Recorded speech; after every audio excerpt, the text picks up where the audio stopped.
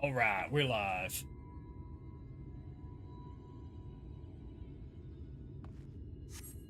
Alright, here we are.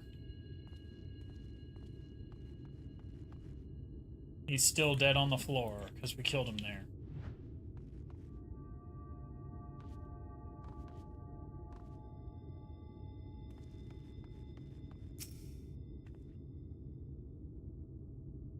Is that Vothri?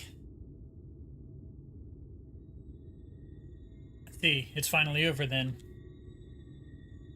Now, night will return to all of Nordbrand, bringing salvation to both of our two worlds. Upon speaking with Reen, several cutscenes will play in sequence. It is recommended that you set aside sufficient time to view these scenes in their entirety.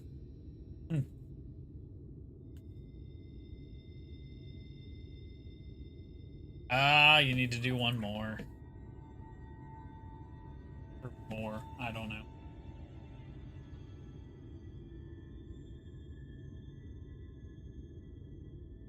Oh well, you can do that on the side while watching this.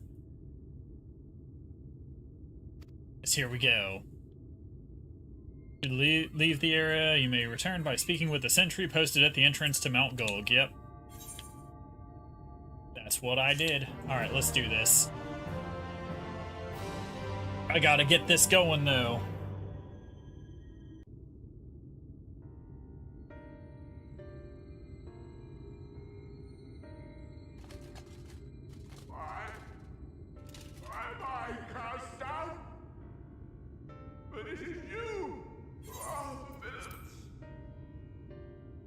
It is weird seeing Vothri's voice come from that.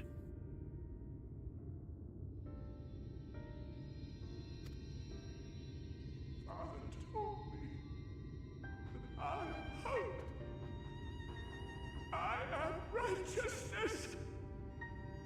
That I am a god. That is why I was born. As man and sin eater both. Yeah, no mercy, he ate the fork. I kept the people safe. They respected me. Worshipped me.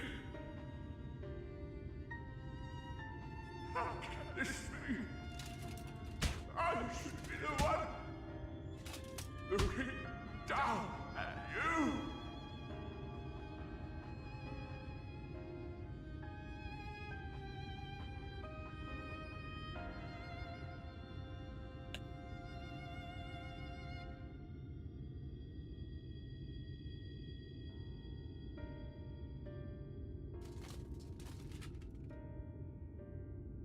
Hands there's. Damn you! I am your god!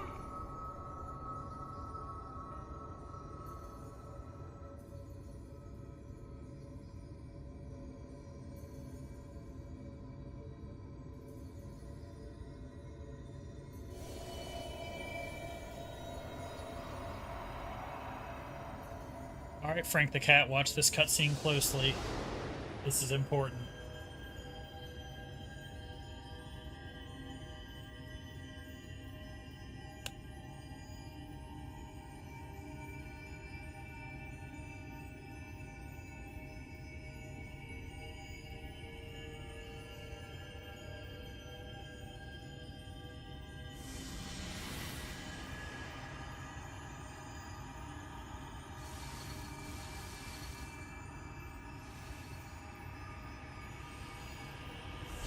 I got the last one!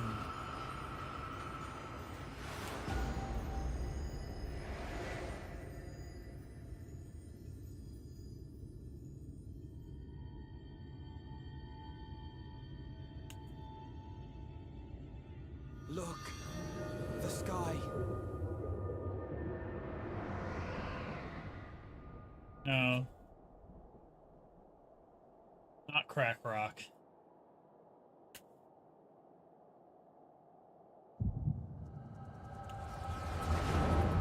You're trying to get the Crack Rock from the job quest.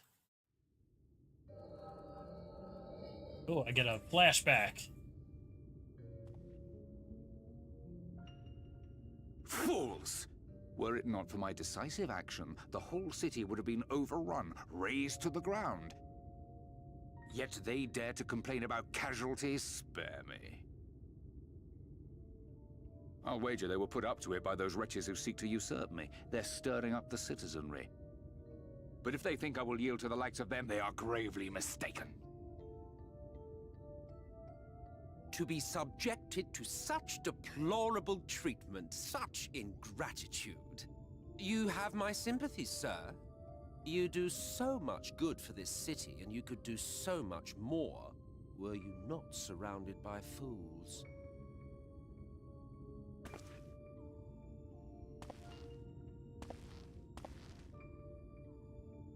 Emmett Silk, in Asian robes. Who are you? You're not supposed to be in here. My apologies for the intrusion, but I come bearing a proposal. One that will ensure the longevity of your reign. That would be Vothry's mom. But give me the word, sir, and I will bring hither That's a about to be light explained. warden. By giving its power to the babe within your lady wife's womb, we shall create a transcendent being, a king to rule over all. And as sire to the king, your authority will never again be in question.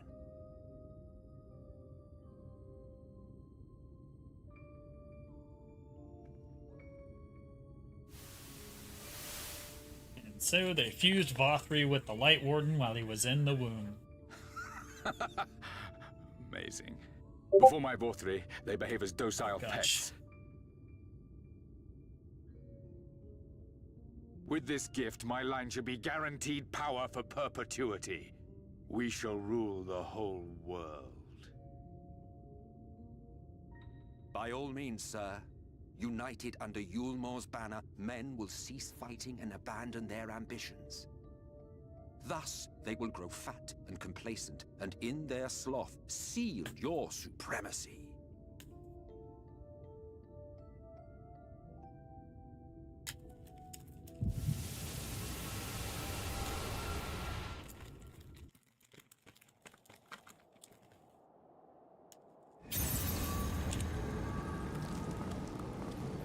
Oh. That's not good. Are you all right? Say something.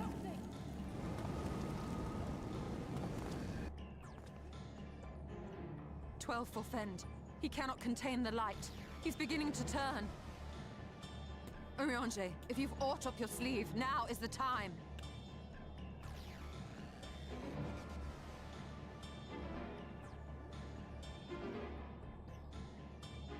It's changing back.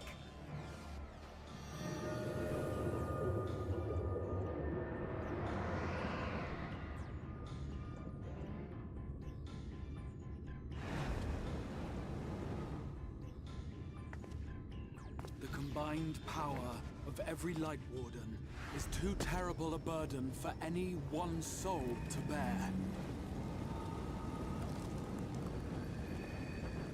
And so I shall relieve you of it.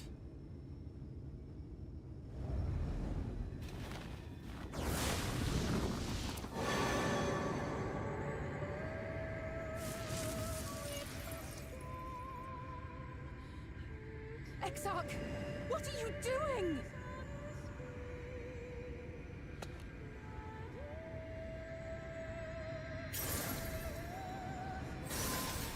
I will channel this profusion of power to the Crystal Tower and use it to travel to other worlds. As I have dreamed of doing ever since I first learned of their existence. Who would choose to remain here in this dying realm when they might go elsewhere and begin anew? Not I. And thus did I use you. No, I don't believe you. It doesn't make sense. Damn you! We won't let you do with him as you please. Do not interfere! Please, I beseech you all, let him go!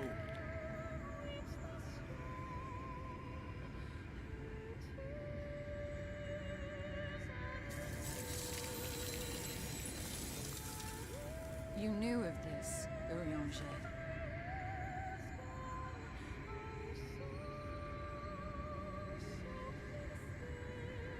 Tis all a fiction.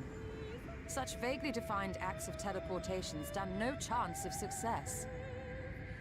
The Exarch will never live to see another world, as he knows only too well. Then, what does he mean to do?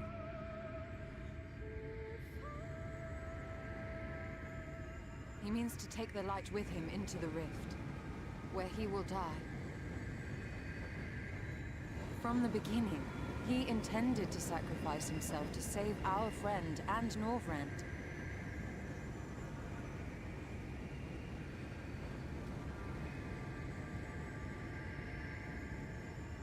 At journey's end, an opportunistic thief makes off with the hero's prize. A paltry way to end a chapter, I concede. Yet your tale will continue, and my role in it will scarcely be remembered. He just didn't want us stopping the Crystal Exarch from sacking himself.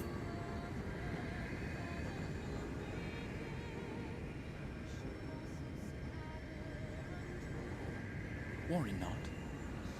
Whatever should become of me, I will be happy and free, safe in the knowledge that I have played my part.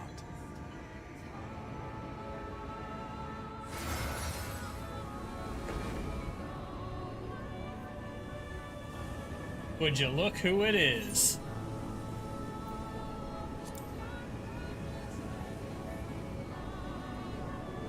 Mr. Grahatia himself.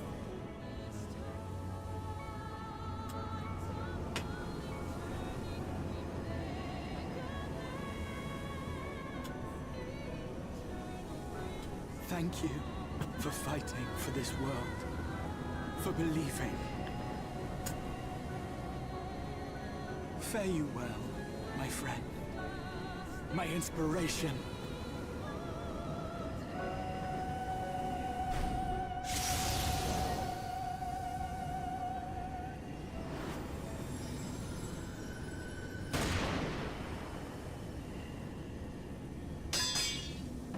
That sounded like a gunshot.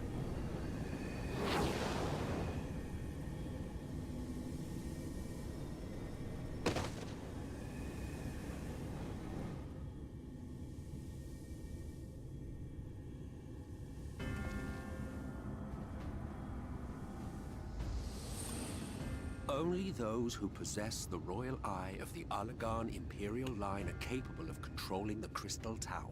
Such individuals do not exist in the First. Therefore, in all likelihood, the Exarch arrived here with the tower. This much I had surmised, yet I could not discern his grand scheme. To think that he went through all this trouble for the sake of a single hero. It's almost admirable in its absurdity. Alas, it is not your grand scheme that will succeed, but ours. You bastard! Stay put. Your friend is still alive, but whether he remains so depends on you.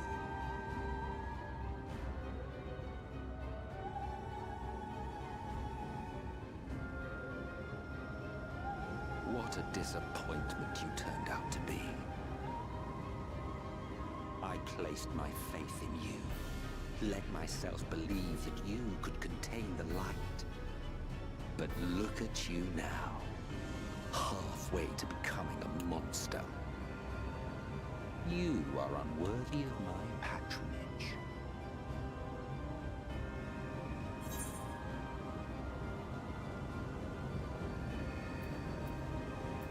It was you who created Bothri, wasn't it? I am an Ascian. My heart's sole desire is to usher in the great rejoining. 100 years ago, I entrusted my comrade Logriff with the task of increasing light's sway over this world. This we sought to do by manipulating heroes. When that failed to achieve the desired result, I created Vorthri. Thanks to your meddling, that too has ended in failure. What was your true purpose in approaching us? By your 12, boy, have I not told you before that everything I said was the truth? You were specimens by which I might gauge man's potential as it stands. I genuinely had an interest in you, genuinely considered taking you on as allies.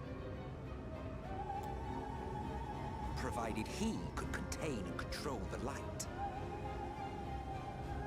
If not, then he, and by extension you, would be of no use to me. 'Twas as simple as that. So, we've been found wanting. How disheartening. But even had we fulfilled your conditions, there was no guarantee that we would cooperate. What then? Then I simply kill you all. At the very least, it would restore the world to the way it was before you went about trouncing Lightwalkers willy-nilly. Suffice it to say, it would be most inconvenient to have all that light taken away. And I would be lying if I were to claim his actions didn't have me worried.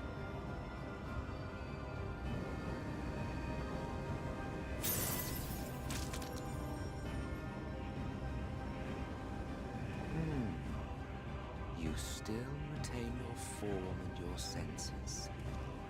But you have all but become a Sin Eater. Whether you will it or no, your mere existence will serve to engulf the world in light. Those in your company will likewise turn into Sin Eaters, and in time you will succumb to your base instincts and hunt innocents to feast on their sweet, sweet ether. Those few with the will left to fight may rise up against you, but before your absolute might, they will quickly know despair. There is no hope. We are finished. Mankind is finished. Ah, the irony. What Vorthri achieved through bliss, you achieved through despair. But I have overstayed my welcome. I shall look forward to seeing you bring the world to its knees, hero.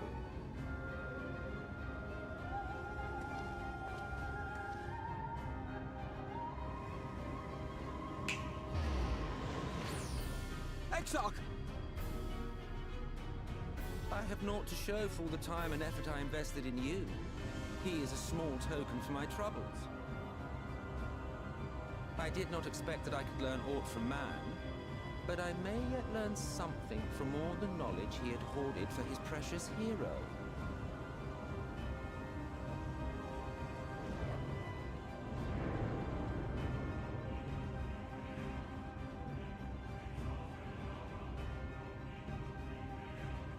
I pity you, I do. Your friends are now your foes. If you do not kill them, they will kill you. When it all becomes too much to bear, seek me out at my abode in the dark depths of the Tempest. There, you may complete your descent into madness with some dignity, far from prying eyes. Yep. Thanos snapped Graha away. Till then, I bid you farewell. Eater.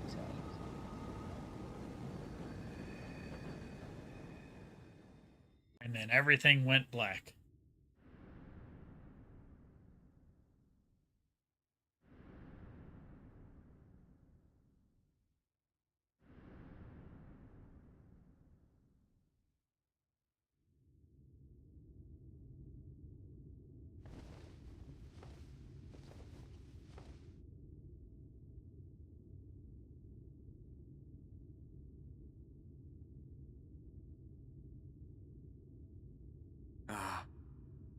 Finally.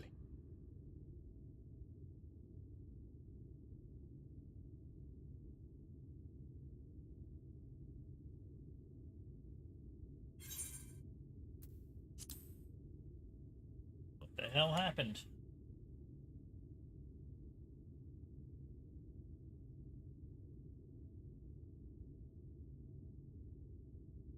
After you collapsed, Emmet's self vanished.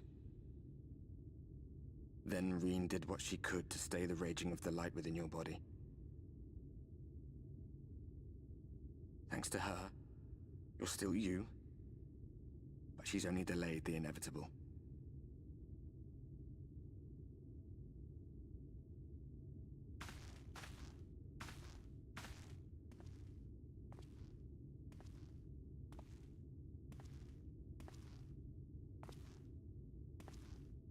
You're not going to like what you see, but you still need to see it.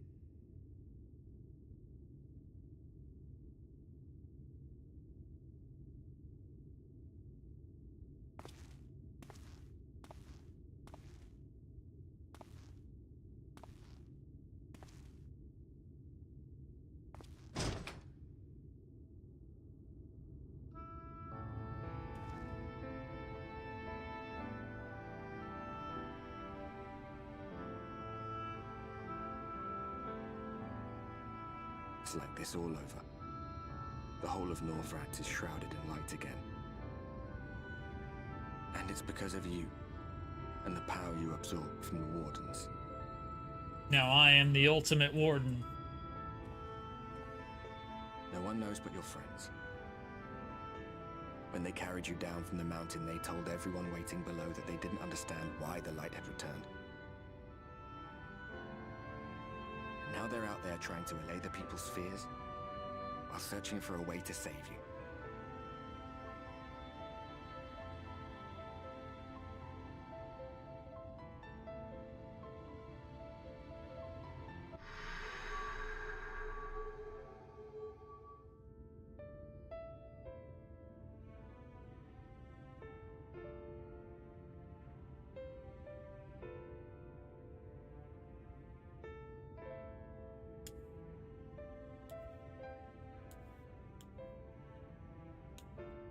If you're well enough to be up, you're well enough to get some fresh air.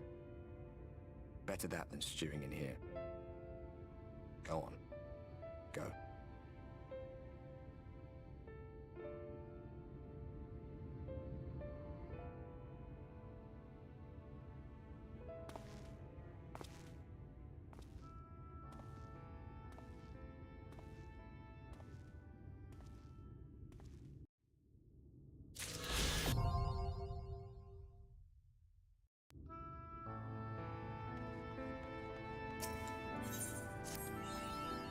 Oh, sir, you're awake.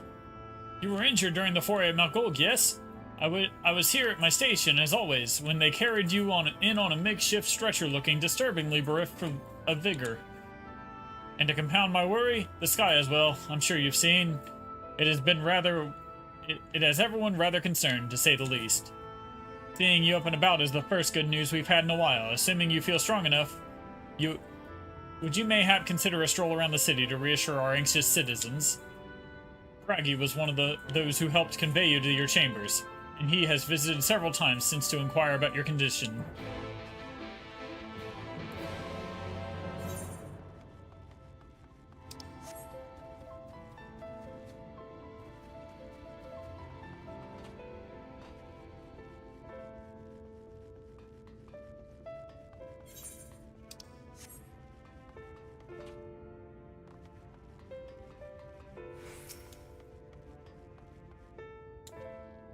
Well, look who's back from the dead. It was a grim sight. Your companions looked fair ready to drop when they brought you in, so I offered a helping hand. Couldn't bear to see them struggle so. And you, my friend, I feared you had one foot in the grave. Cold and lifeless you were, like a corpse that was somehow still breathing. Then they told me some evil bastard went and snatched our poor Exarch away in the midst of the chaos. Wicked White, what is this world coming to? But moaning never solved a thing, did it? Nay, it's times like these that we Crystarium folk stand tall and do what needs to be done. Trade with Yulmore is back on the table. We'd best make use of those resources to fortify the city against the Eaters, or whatever misery the fates deem fit to throw at us next. Speaking of misery, Chesamil was worried sick about you. A healer wringing her hands is not a sight you ever wish to see, let me tell you.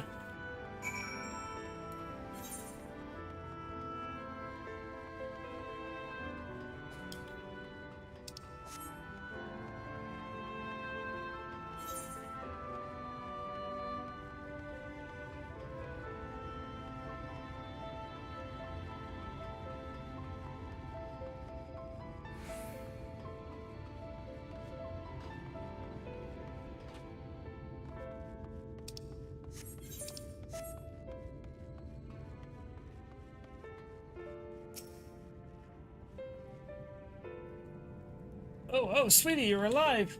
No one's been allowed to see you. Even the Garrick's chirurgeons were forbidden from making visits. Green was kind enough to tell me you were showing symptoms similar to Eater corruption. So I suppose there was little any of us could have done for you in any case. As for your companions, they've been rushing hither and yon, seeking a cure for your condition. I worry to see their faces that grow ever more haggard every time they pass through the Crystarium. I shall let them know you're awake, and when they come to see you, sweetie, please do convince them to rest a bit. They won't be helping anyone if they all collapse from exhaustion. Our own Morin has been little better, I'm afraid. He hasn't left the cabinet, too busy with his nose buried in some dusty tomb or another.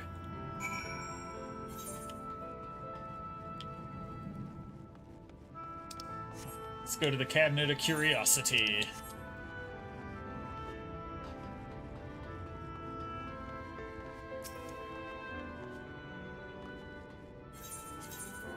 Cabinet of Curiosity.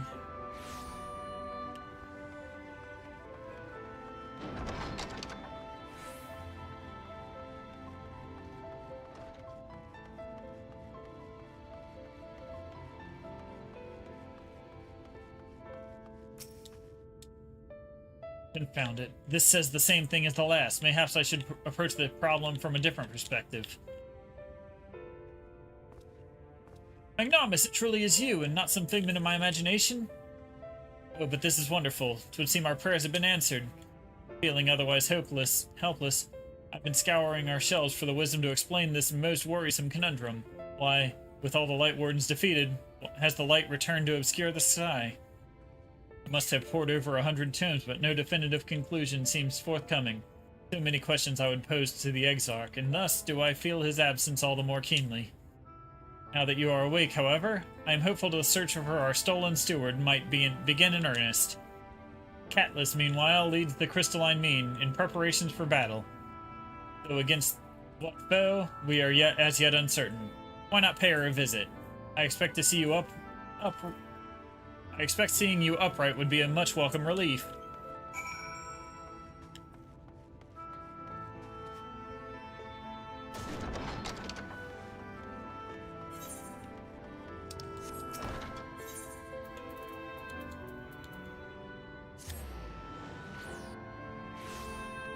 To the Crystalline Mean, as he said. Up to Catelys. Magnomus! Alive and well, I see. You gave us all a proper fight, you know that? Not a day's gone by that I haven't heard folk worrying what's to become of you or the Exarch. Anyway, I'm glad you've recovered enough to stand. You're not planning on striking out it straight away, though, are you? I was hoping to have a better look at your equipment. If we'd be able to provide you with better weapons or sturdier helms, then maybe you would have won the day, and the Exarch would still be here. As such, we're keeping busy consulting each other on new forging techniques and designs and the like. If you could stand still a moment, I'd like to assess the gear you're trying to improve.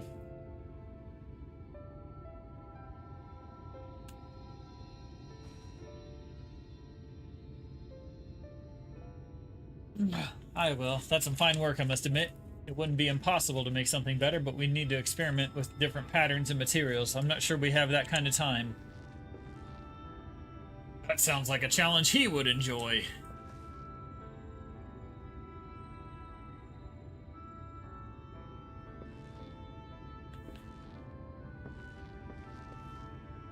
Greetings, Leonard.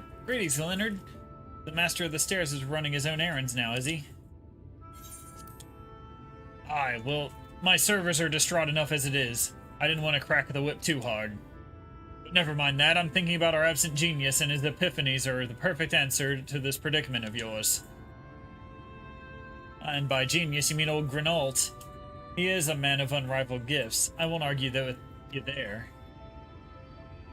But what good does his talent do us if we can't bloody find him? No one's seen hide nor hair of Grinault since he wandered off some years ago. You know what he's like once he latches onto an idea. He's probably cloistered himself in some forgotten cave, completely absorbed in his latest creation. I wouldn't even know where to start looking. It does make things difficult. Still, if that eccentric is someone you're destined to meet, I wager he'll show up soon enough. In my time at the bar, many's the tale I've heard told of strangely fated encounters, even if a few of them might be stretching the truth of just a bit. We'll keep our noses in the grindstone for the time being, but on the off chance you do encounter Grinault, you'd be wise to take advantage of his brilliance rather than wait on our slow and steady progress. This is all talk for when you're fully recovered, of course. I'll let you get back to convalescing, huh? Before you do that, you're actually the reason I came over here in the first place. I don't suggest partaking of my stock until you're properly well, but if you're passing near the stairs, then I have a regular who's eager to see you.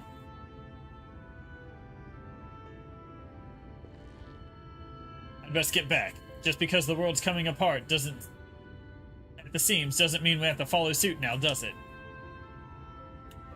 Hear, hear. We can't forget the heart upon which this city was founded, or the Exarch might not have much of a home to return to.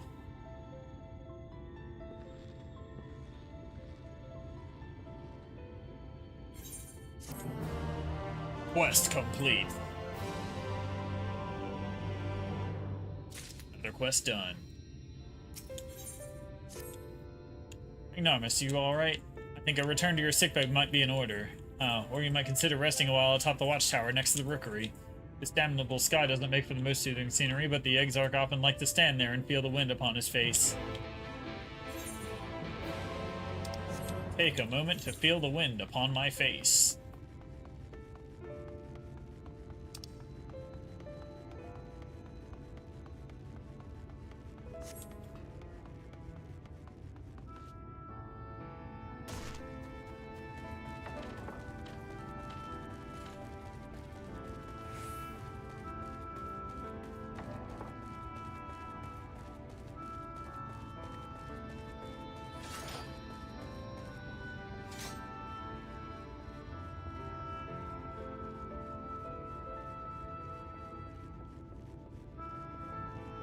Up the stairs we go. More times.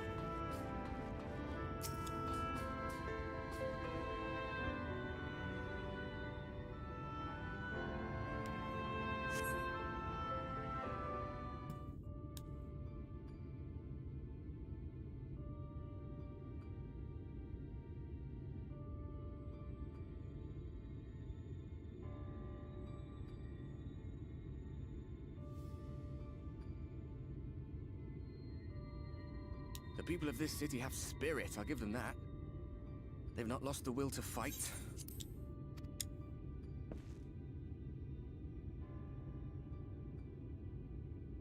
I can imagine how torn you must feel, looking at that sky. Knowing what it means to everyone. And that you're responsible.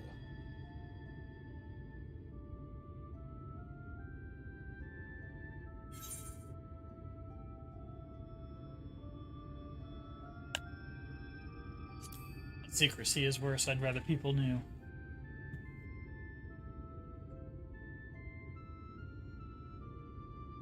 If you're thinking of coming clean, don't. It might make you feel better, but it would make things 100 times worse for them. They're better off not knowing.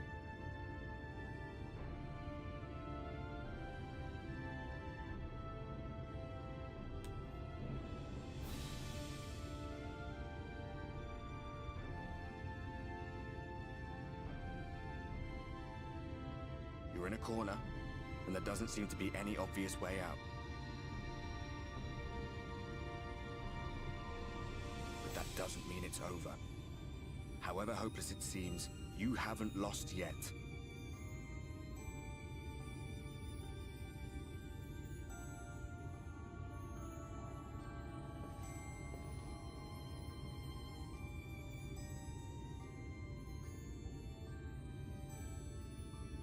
I remember looking up at the sky like this before. Being caught up in a strange kind of calm. It was after we realized we were responsible for the flood. When we resolved to journey to the source by taking our own lives. One last sacrifice. One last fight. One last failure. And then the Oracle appeared and, well, you know the rest. There were times in the years and decades that followed when I wondered if we might not have been better off just letting the rejoining happen.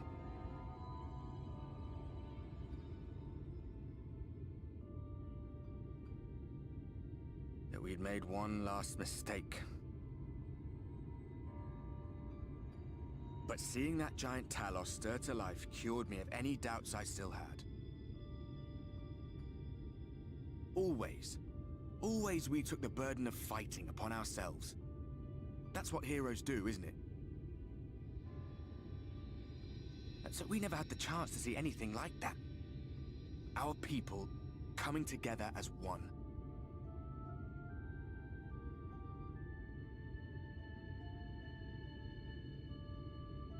To think that their hope still burns so bright.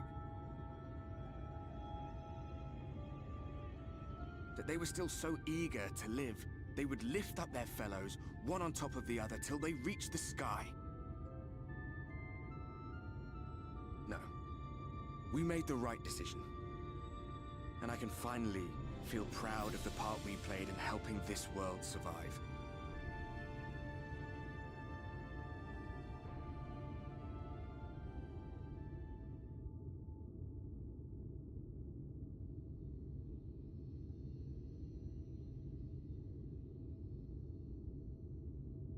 Well, come on then.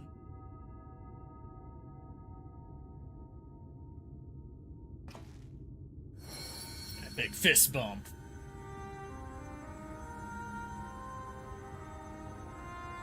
As I thought. What happened between us was no coincidence. My story may be finished, but the fates have gifted me a minor role in yours.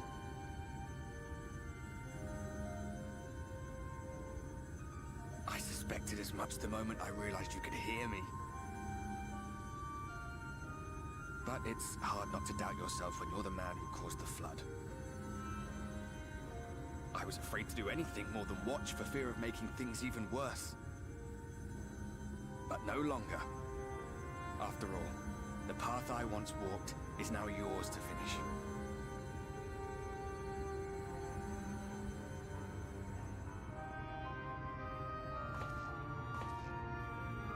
For what it's worth, I cast my lot with yours. If you need a push, I'll be right there behind you. If you lose control, I'll do my best to stop you.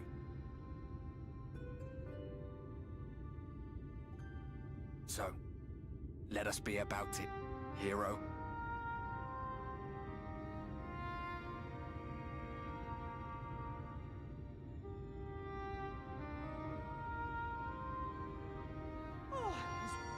You were up here all alone, brooding and fretting and wallowing in your woes. But look at you, grinning at nothing like a pollen-drunk pixie.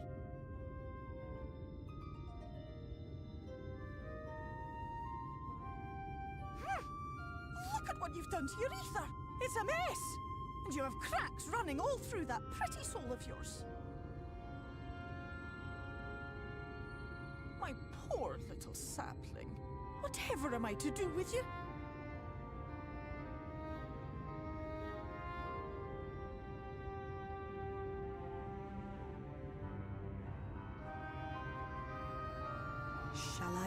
up my throne. You could claim it, cut ties with the mortal world, hide away in the castle.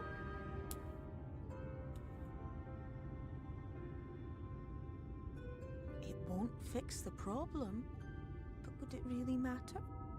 If any pesky heroes come calling with steel and magic, all of Il Meg will rise up in your defense. My crown and scepter are yours, if you want them.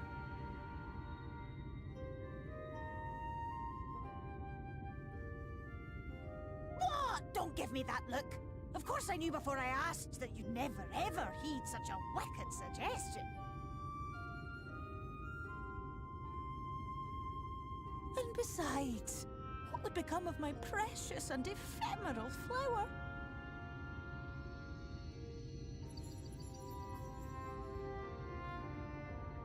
Oh, my dear beloved sapling, you are lost, confused, and have precious little time to gather your wits.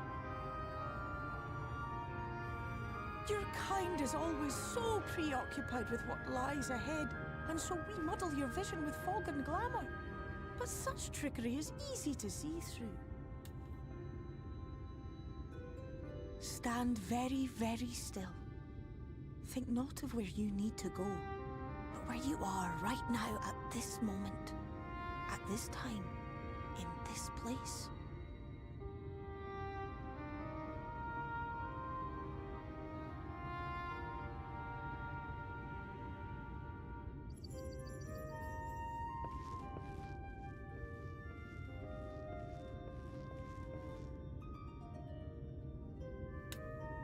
Our cairn of crystal. From shadowed hood he watched you go, his ruby eyes with warmth aglow. See yourself as he saw you, and that shall be the clearest clue.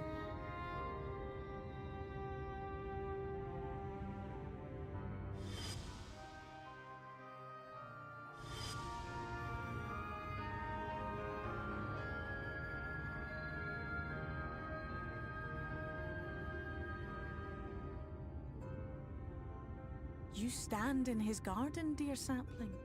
Ask his flowers what they know, and you will surely find an answer. But what will you do with it, I wonder? I'll be watching and waiting. Waiting and watching.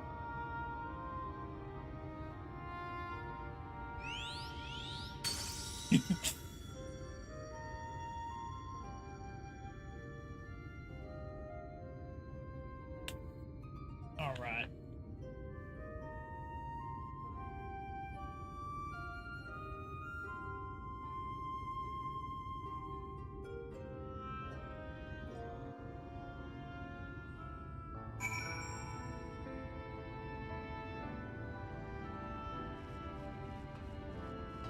Down we go. All right, have to go ask people about the Exarch. Oh, I did not expect you to see you on your feet so soon. Surely you have not come in search of an Amaro. What do you know about the Exarch? What do I know of the Crystal Exarch? I'm happy to share, but I fear there will be no surprising revelations. As any in this city would tell you, he is a man of wisdom and compassion, and many untold secrets. But none can doubt his generosity. When the Crystarium was being constructed, he even allowed folk to plunder the tower for resources. He has imposed no restrictions upon it, but as one. No one except the Exarch is permitted to dwell within the spire. Many seasons past, a comrade of mine was bold enough to ask the reason why. The Exarch merely smiled and said, because one day the Crystal Tower may vanish as suddenly as it arrived.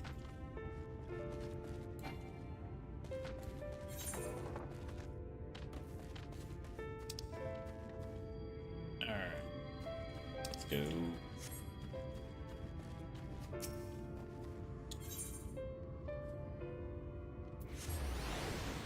The Cabinet of Curiosity. I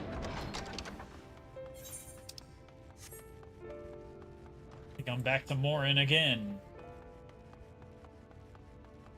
Yes. Oh, there's something else you needed? If you've come for the results of my research into the persistent light, I'm afraid there's little as of yet. Records pertaining to the Exarch? Well, I needed no documentation to relay what little I know of his history. If that is what interests you. Less than a decade has passed since the coming of the Flood, when the Crystal Tower first flashed into existence. Its summoner, the Exarch himself, became known to the refugees as in Lakeland soon thereafter.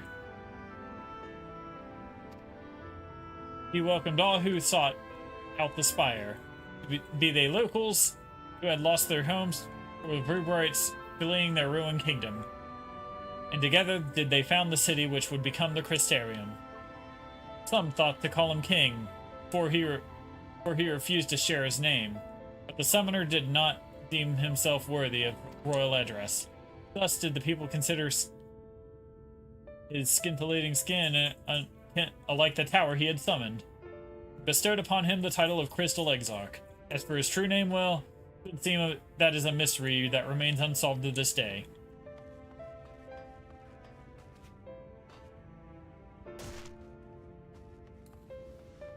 What do you eat? You crave food. And tiny potatoes. I was thinking if you can hang on till the end of stream, we could run out for dinner real quick afterwards. We can go by motorcycle if you want.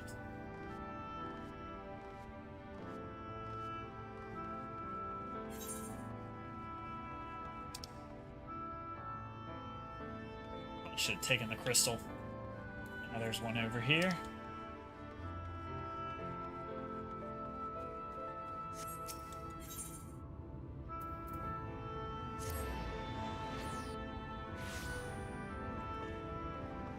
We'll find out. As soon as I beat Shadowbringers, I'm hoping. Ignomus, it's good to see you awake and alert, my friend. What's this about? You're not writing the Exarch's memoirs, are you? I'm not sure how much I can tell you, considering we avoid asking too many questions, unspoken rule and all that. If anyone has fresh insights to share, then it'd be Captain Lena, I'd say. She lost her parents into an eater attack not long after she was born, and the Exarch saw to her upbringing. Outward appearances aside, those two are like grandfather and granddaughter. I imagine the news of his predicament hit her doubly hard. Not that our proud captain would ever let it show. If you decide to talk to Lena, she'll be at her usual spot at the Ascensor Gate. Alright, let's go.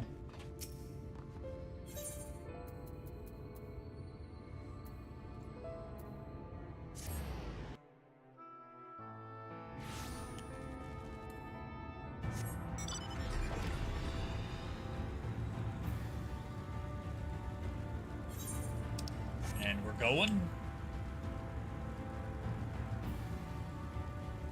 With Lena. Next quest is done.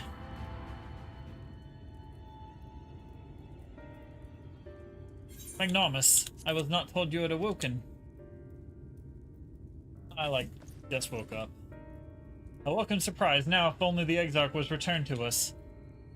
He was taken by this rival of yours, was he not? Your companions mentioned that they had an idea where to find him, and so I bristled when they asked for patience. I did not understand their hesitation until I saw you had fallen. Only then did I realize that I had no business rushing ahead. Even so, the delay has been no less agonizing. In the moments before he left to join you in Calucia, the Exarch entrusted me with a key. It opens a door in the ocular, to a chamber known as the Umbilicus. This room is the heart of the tower, into which only the Exarch himself is permitted to enter.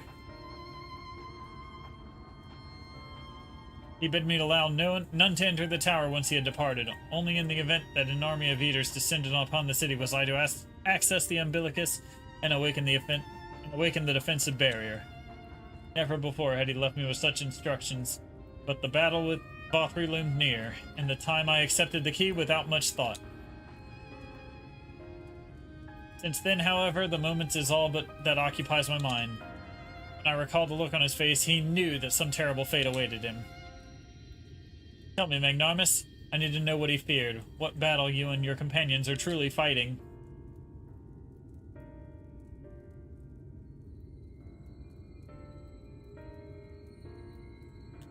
Forgive me, I trust in the Exarch, and I should not be voicing these doubts when he is not here to respond to them personally. But you have come to me with a question of your own, have you not? I see. I'm not the only one who burns for answers. The time has come to open the tower's heart. Though we do not face an invasion of eaters, I suspect the city will be in far more danger if you do not gain the knowledge you seek. Alright, next one.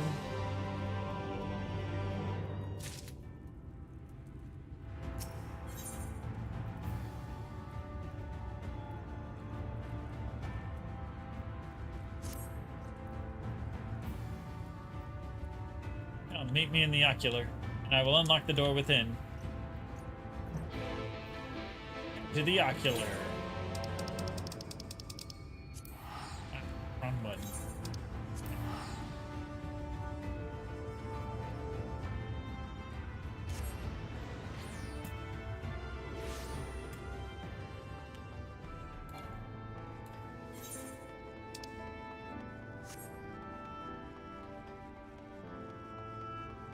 Go, go, go!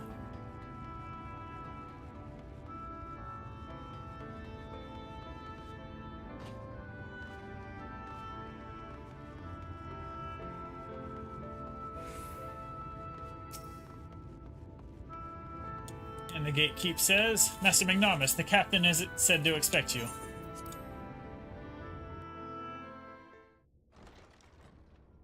Alright.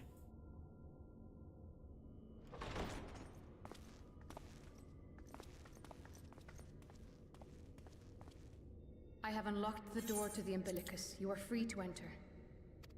Once you have what you require, I'll see it sealed once more. Until then, I will remain without.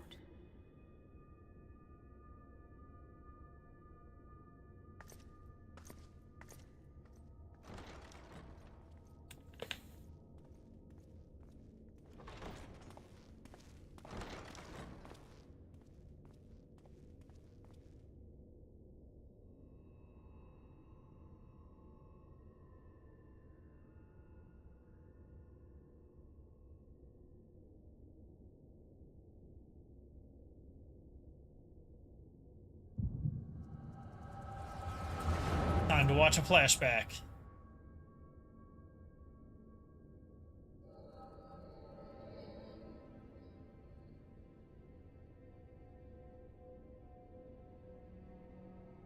A moment to collect my thoughts, I prithee. Thy true name is Grahatia, then. By thy claims, thou too art a native of the Source, though from an age beyond our own, when the 8th umbral calamity hath visited devastation upon our star. Thou hast, by subtle means, reached across the boundaries of time and space to unsow the seeds of catastrophe, ere its creeping vines drag our champion unto an early grave. In essence, yes. A difficult story to swallow, I am sure.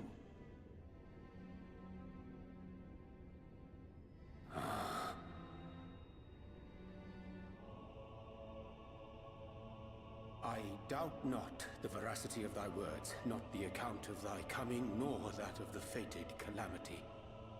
Yet my mind straineth still to apprehend the enormity of this tale.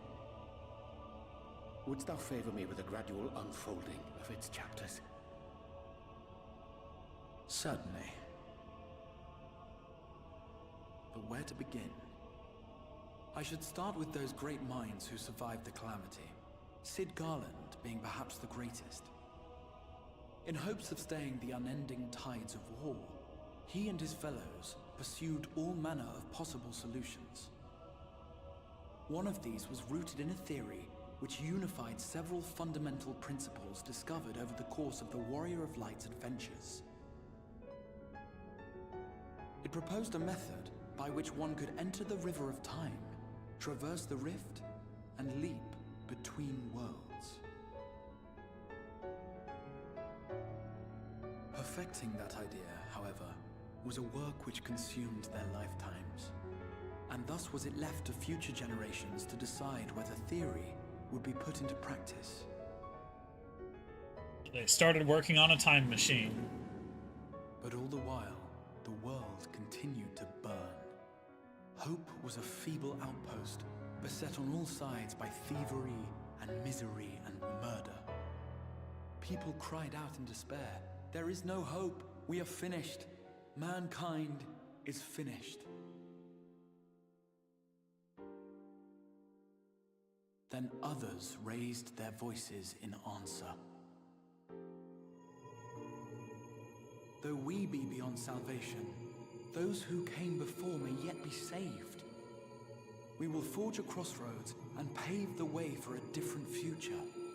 By the wisdom of our forebears, we will prevent this calamity from ever having come to pass.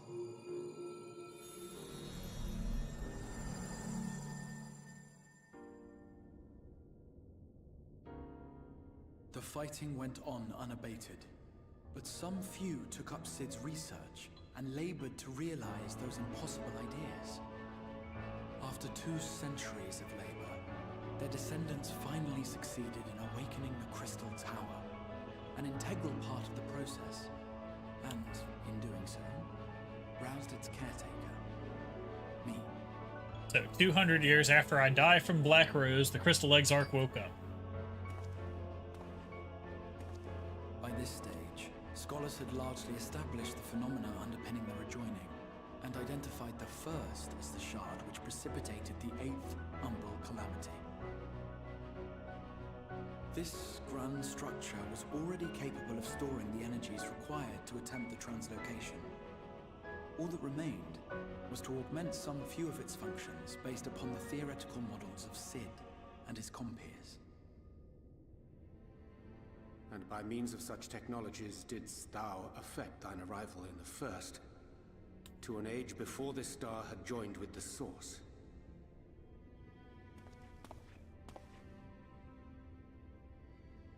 Some while before, as it turned out. 'Tis all but impossible to predict how time will flow between one world and the next, and we missed our mark by almost an entire century. But this only worked in our favor. The Sin Eaters could not be defeated without the blessing of light, and summoning the only man who might stand a chance against them would require decades of preparation.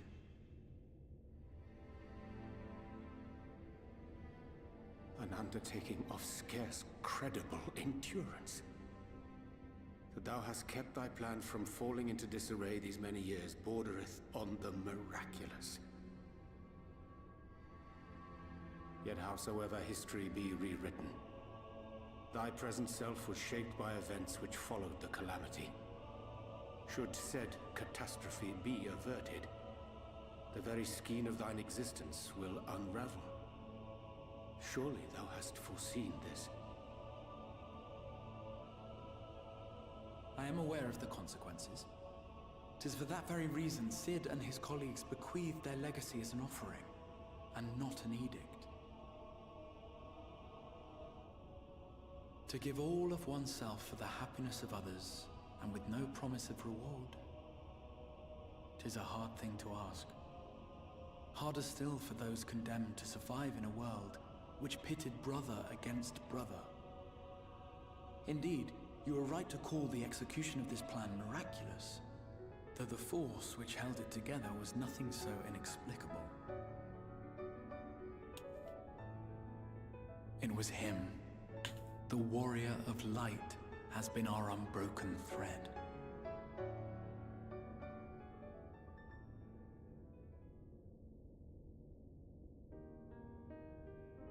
Where others would stumble and fall, he would rise above. Where others would break and run, he would carry on. The warrior of light's tale is one of unyielding bravery. To tell it was to feel courage. To hear it was to feel hope. It was a breath of inspiration in an age of suffocating shadow. In the histories of a fallen nation was our hero hailed as its greatest ally. In the time-worn pages of a noble's memoirs were his deeds joyously retold.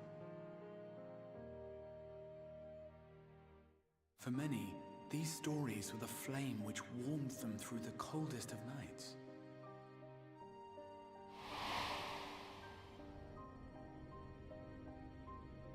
And so it should come as little surprise that the plan found no shortage of volunteers, concerning as it did the Warrior of Light himself.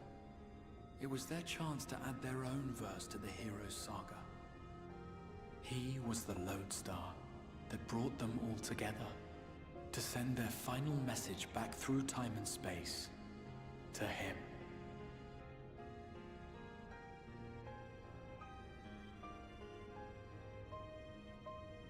The light of your legacy was our torch in the darkness. Burn bright again and live.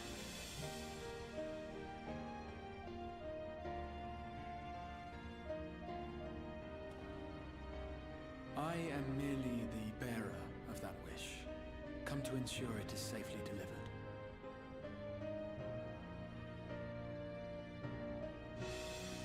Wherefore sharest thou this burden with me and no other? What wouldst thou have me say? That you will be my accomplice? 'Twas you yourself who convinced me of your suitability when you spoke of how you learned of the Flood and of your part in arranging Minfilia's journey to the First. Your actions showed uncommon resolve. 'Twas clear you were committed to the cause of saving this world. I knew I could trust you to choose the right path forward, even if that choice came with a heavy price.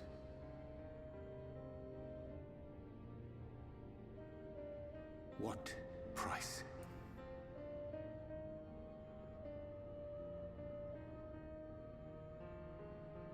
When all is said and done, and the last of the Light Wardens lies slain, I will absorb their corrupted ether, and then I will die. Knowing what I know of your companions, not to mention your champion, they will try to stop me. But in saving one, they would save none.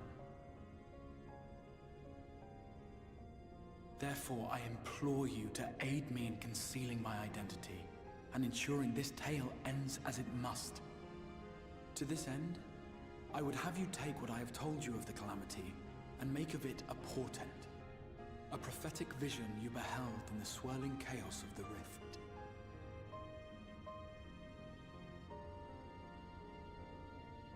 Is this truly thy wish?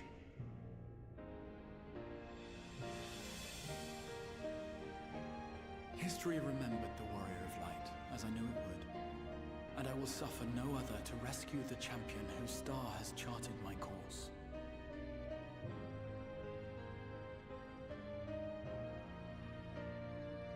I will see this tale to a happy end, my friend. There has been enough tragedy.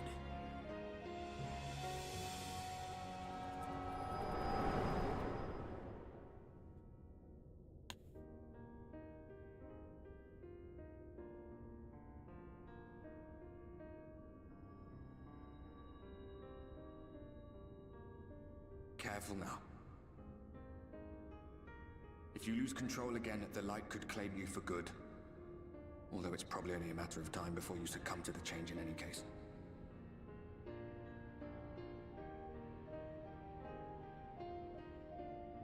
What do you mean to do?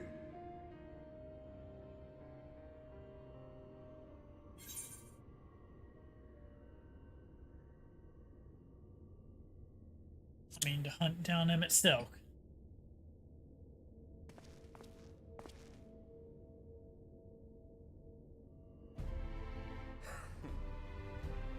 We should be on our way. Dacian mentioned the Tempest, did he not? That's the stormy seas around Calusia to you. His lair must be down there somewhere, hidden beneath the waves.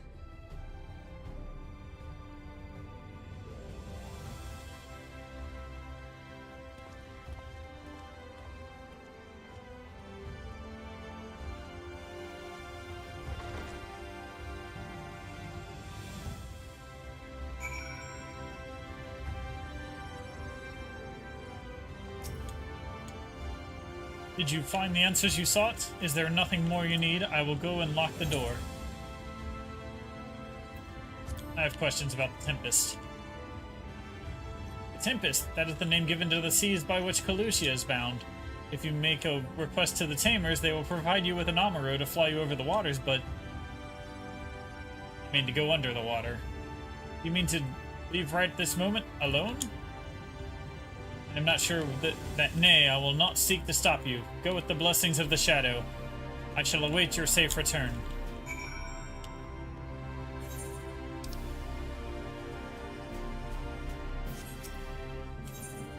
The Amaro launch.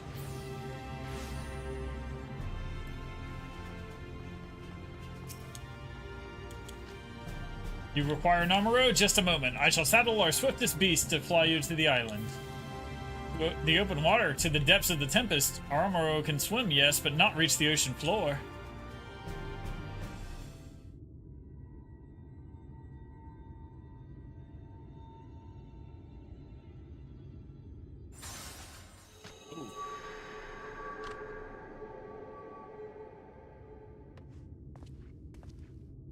Ah, we have found thee.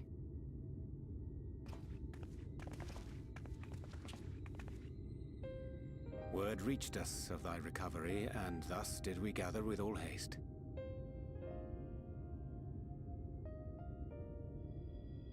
Ah. By thy looks, I gather thou hast gleaned that which I came to tell thee.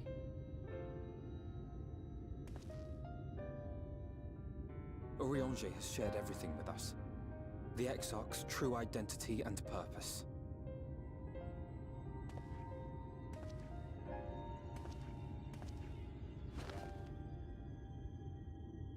I offer no excuses. When I agreed to aid the Exarch with his plans, 'twas in full acceptance of the condemnation I would face when my duplicity was laid bare. Yet it is not rancor, but resolve that I sense in thee. Thou art fully intent upon walking thy path to its end, art thou not? If thou canst forgive my deception, or, failing that, set aside thy displeasure for a time, I do beg leave to follow thee. What strength and wisdom I possess are thine to command.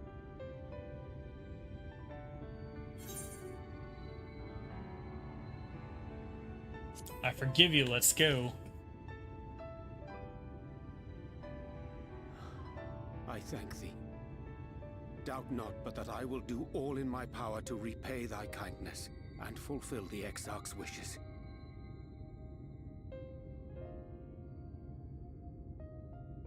I'm sorry, but I don't think this is a good idea.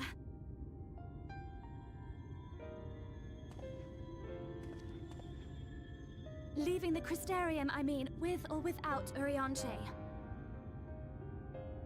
What I did for you won't last forever. There's no telling when the light will break free again. Please, you must stay here, at least for a little while longer. We will find a way to cure this, I promise you. How can you make promises? We don't even know where to start. Alize, please. You know Reen was only trying to help. Of course I know! I know only too well!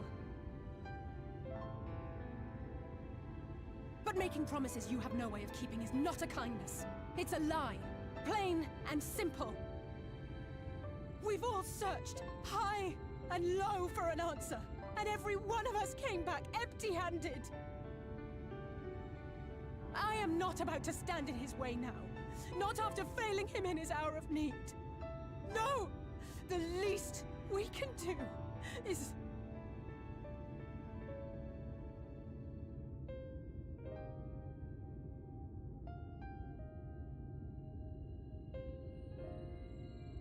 We will go with you as well. There is naught to be gained by standing still. Indeed, we have exhausted every other avenue. Lead, and we shall follow.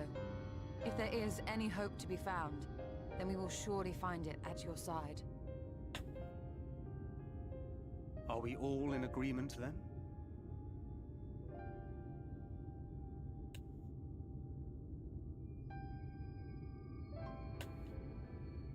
Is there aught we can do to help?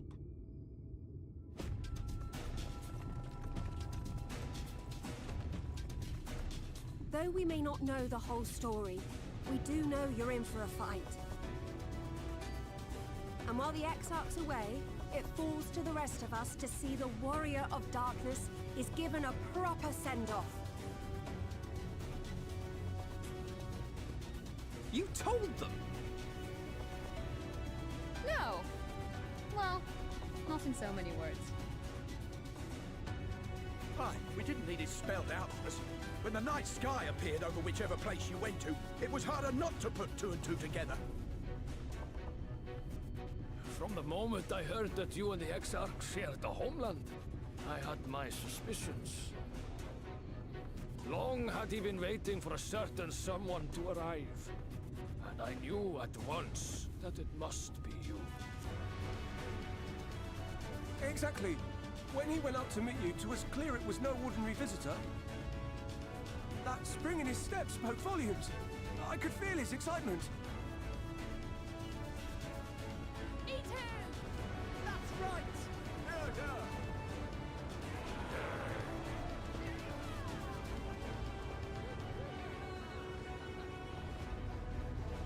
We do not fully understand where you or the Exarch hail from, or why you've all done so much to protect us.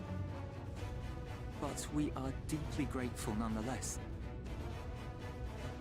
So, if there is anything at all we might do to aid your journey... Loud noises! What would you have of us?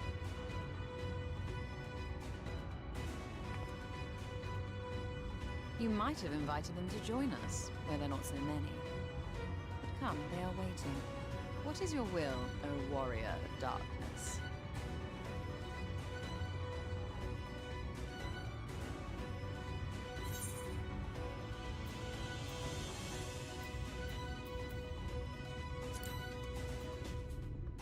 Defend the Crystarium until we return.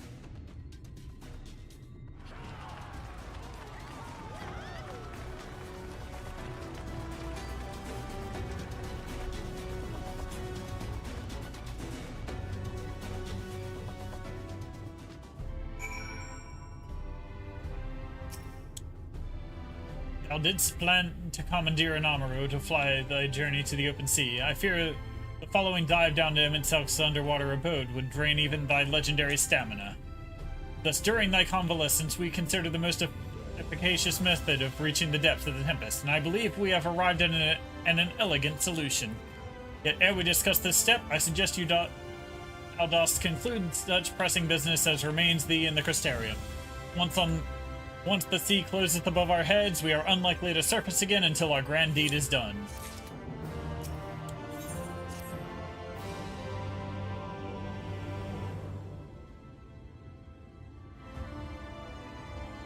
Thine affairs are in order, then I shall unfold thee to my proposal. Our destination is the ocean floor, yet our goal is not simply to arrive there. Nay, we must needs have a mean to breathe and fight freely. Thus would I petition the aid of one of the Fae, a being with whom I have yet to meet face to face.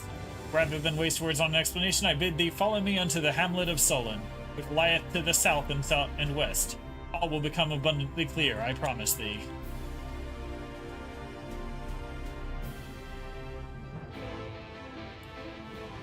So, Frank, did you finish your job quest?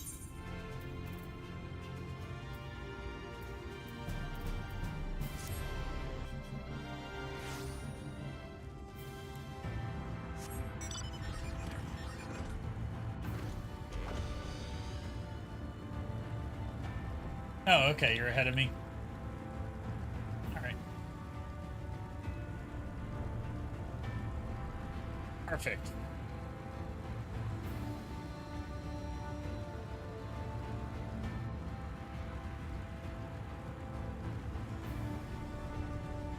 You can halt right where you are till I catch up.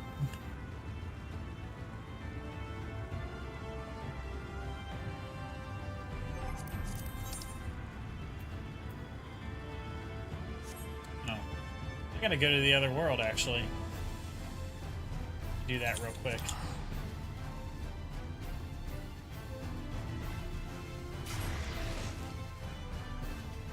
This. Do this.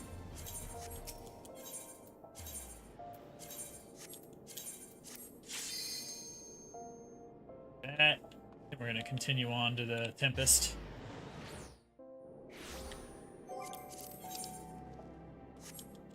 You're already in the Tempest, okay.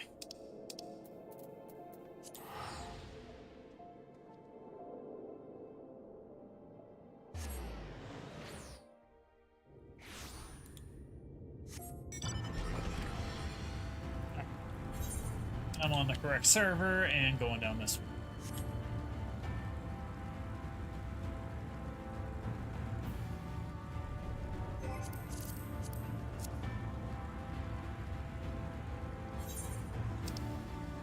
Yeah, that's a good idea. Go ahead and grab the Ether Current.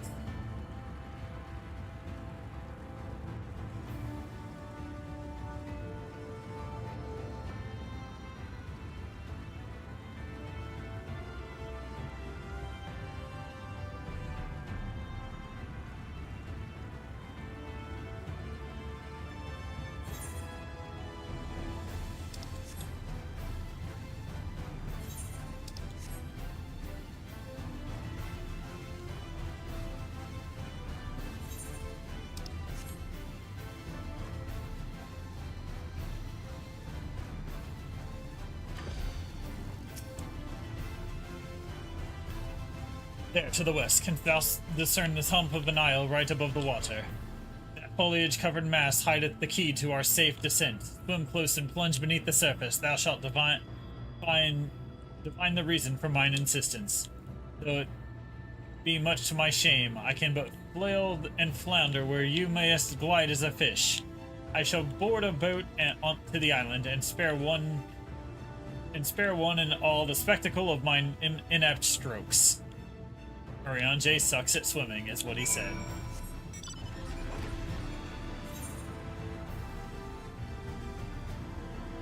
I'm going to this island.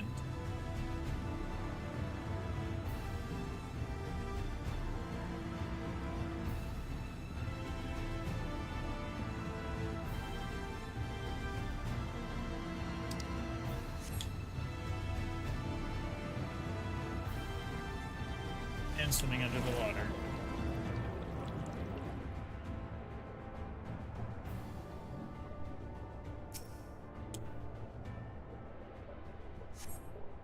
Two curved slabs of rock seem squeezed together here, giving the impression of giant stone eyelids. The island's alive, I tells ya.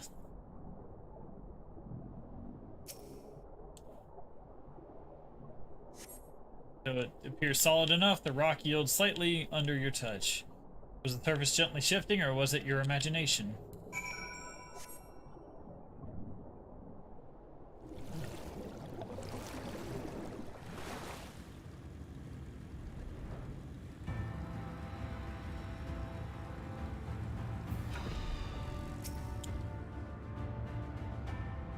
What hast thou discerned?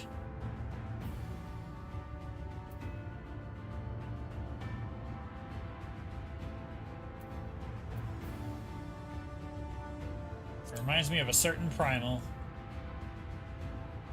Most perceptive. According to the lore of the Pixies, we are even now, purchased on the back of an ancient Fey entity. Its name is Bismarck. Aye, the self-same title by which we know the great feathered whale prepared by the Vanu Vanu of the Source. I would enlist its aid to bear us under the deep, and thence banish the water with an airy sphere, alike in form of domes which do shelter the handles and hamlets beneath the ruby sea. Within its compass we may move unencumbered, and defend ourselves when the hour of battle cometh, as it most surely shall. Now, I must needs ask for silence whilst I make my supplication.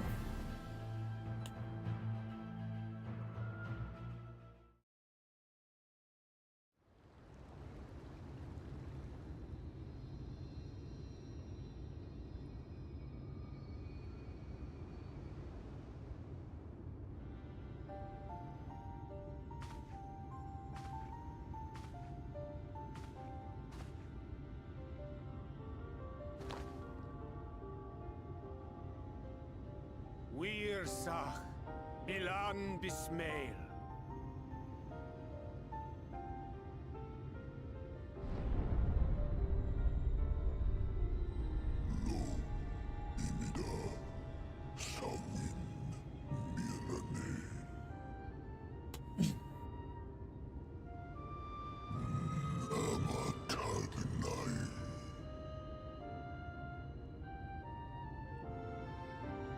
Fallen si lor wislan, ada si alinal.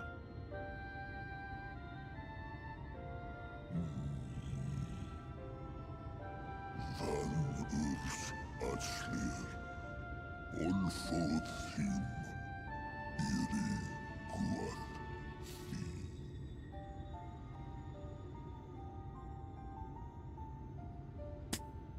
Oh dear. I don't need to speak Fey to know that didn't go well. Hoping to end at 9 if we can get through this fast enough. We need Feol.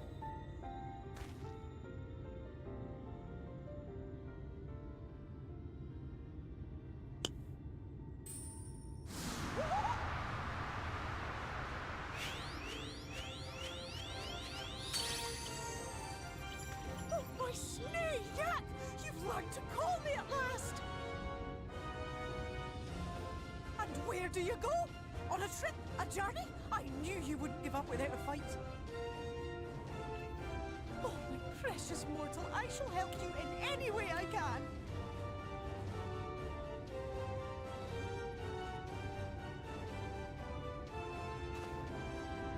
Yes, Bismail win picked. Van dromi drom Jacob. Van reed rithje.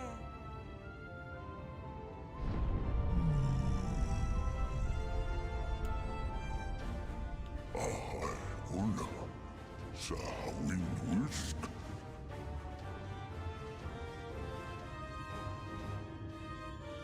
Isnu im, Sur Yerlo.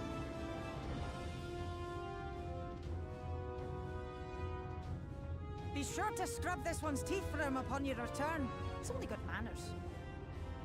It will be done, Your Majesty. Our deepest thanks for your timely intervention. An agreement is reached and your departure is at hand. You wingless ones best hold on tight. May the blessings of the Fae keep you safe, Inba.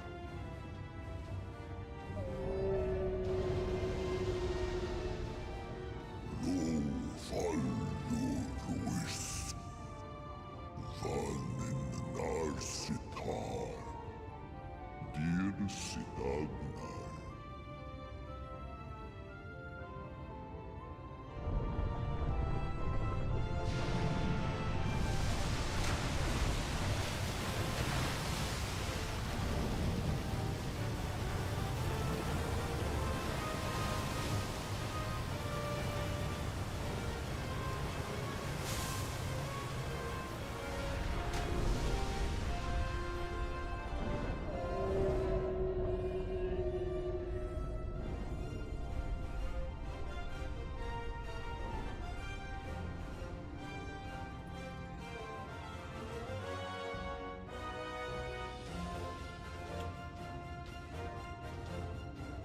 Right.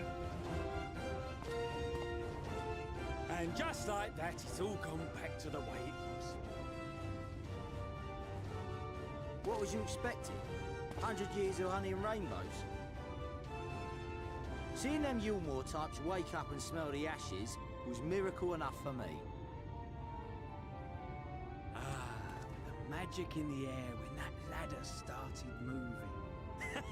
And when that great hulking Talos rose up. Gods. I could live 1,000 years and never behold anything so amazing.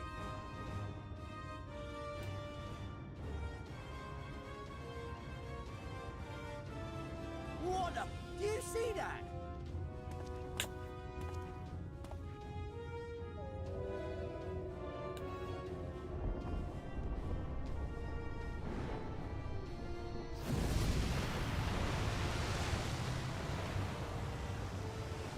That's a monster!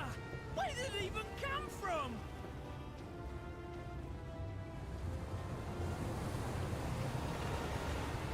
Whoa, yeah! It's not stopping! Run! Run!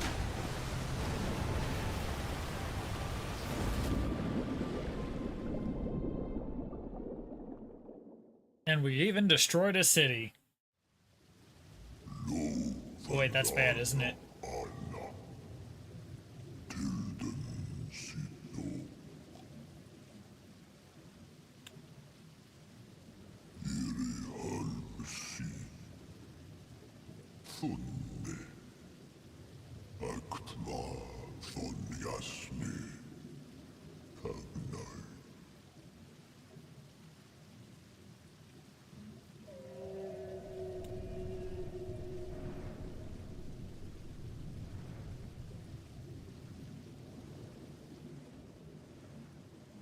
Oh, he just dumped us on the ground down here.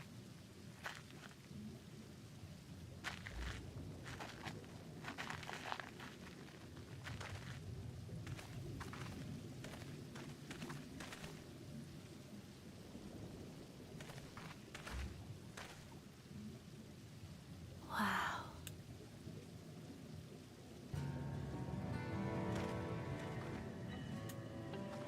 The final zone of Shadowbringers.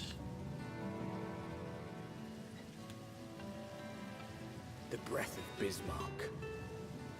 See how it swells to form a dome beneath the waves? The waters recede. The tempest's floor is laid bare. In defiance of the blinding sky, this place holds fast to its gloom. The last refuge of he who denies the light with every fiber of his being.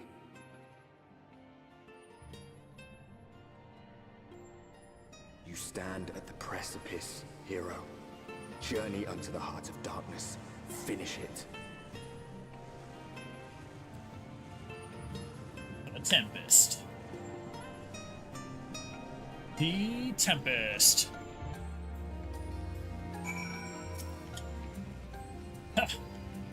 Full glad am I that Bismarck was true to his word.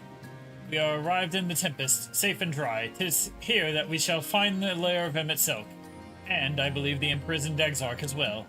For Nassian alone, it is of course a trifling matter to flee unto the rift, yet I suspect such travel is nigh impossible with a mortal in one's custody. Nay, he could not soon risk his prize when the Exarch's very body serves as the key to the Crystal Tower and its powers of temporal transportation. Thus am I all but certain that this underwater realm harboreth our friend and enemy both. We have but to find them.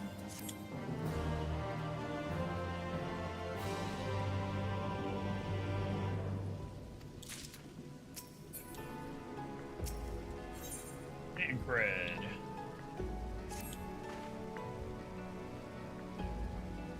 Now, as for where we should be looking, I'd rather doubt Emet-Selch will be sitting around out in the open. I propose we follow the slope down towards the deeper trenches, and keep an eye out for the rock formations large enough to house a stronghold. Let's be off then. But watch your footing. The ground is still wet and like to be slippery.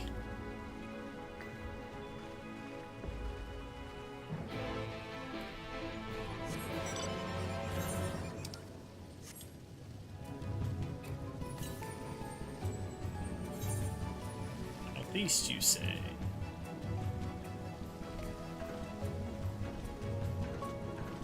There it is.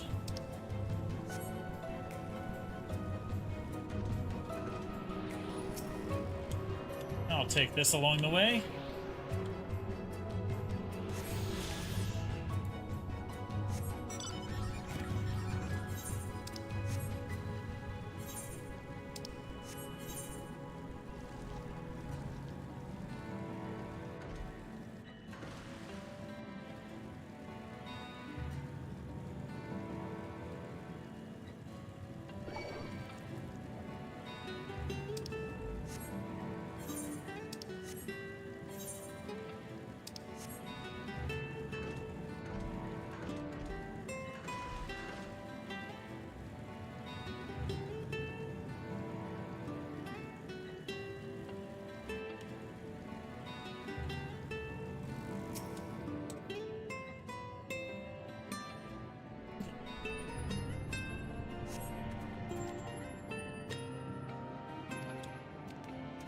Oh, he gasped and ran away.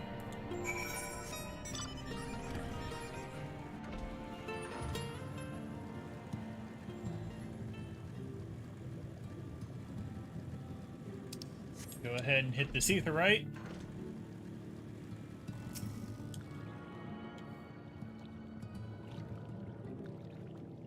Chase the local.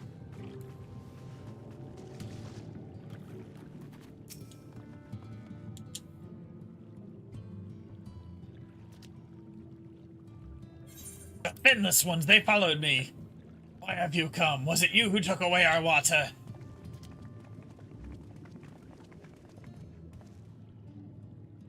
Ah, so this is where the Ondu make their home. I had wondered. Pray forgive us any inconvenience we have caused. We are not aware your people lived here in the Tempest. We need this great dome of air that we might conduct a most urgent search, and thus beg you for your understanding. Chieftain, what are we to do?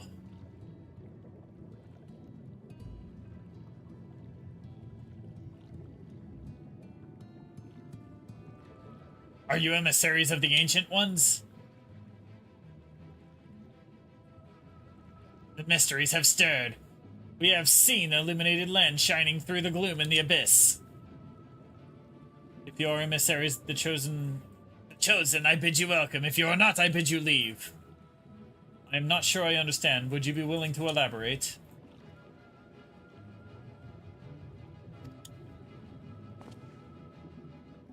It would seem not. I suggest we withdraw for the moment.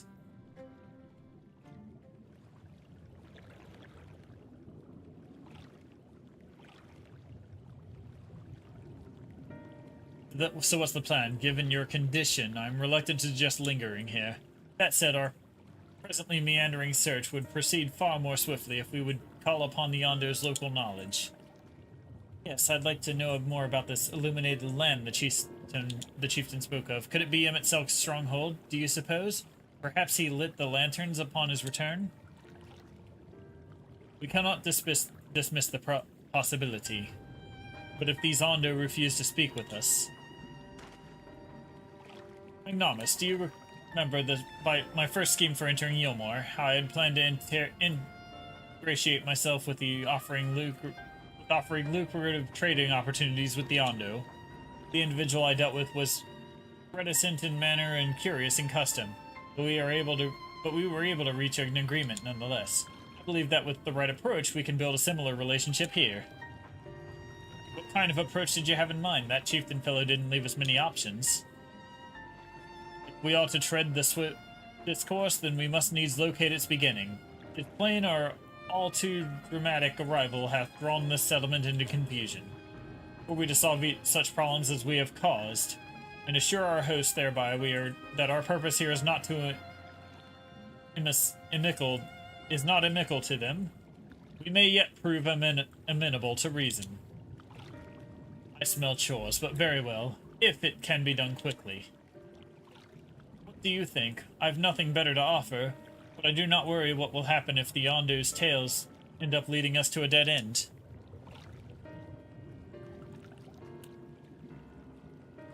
I cannot say for certain, but I sense this tribe has a deeper connection to the Asians than first meets the eye.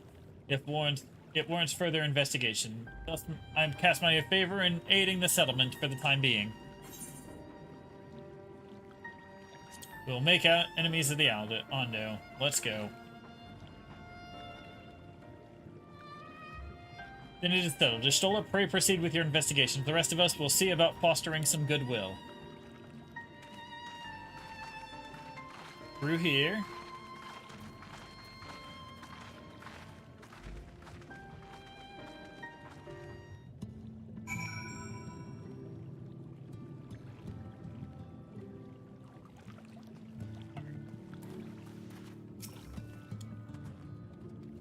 Ignomus, you won't believe who I just bumped into. This is Pasha One, the very fellow I did business with prior to our ill-fated stay in Yulmore. I waited and you did not come. Then Mistel came, but his visits did not continue. I'm truly sorry, Pasha One. Things did not proceed as planned. Is there aught we can do for you by the way of an apology? Were the dry return, cave to the north is home to a giant crabs. We do not fear the crab, for we are swifter swimmers. But now there is no water. We run and they scuttle close behind, snipping and snipping with their claws. There are too many of them. Too many! I believe this can be I can be of assistance there. And what of you, Magnanimous? If you have not found a task, you are most welcome to join me. Indeed. I should appreciate the company. Were the dry to return. Has a rather ominous ring to it.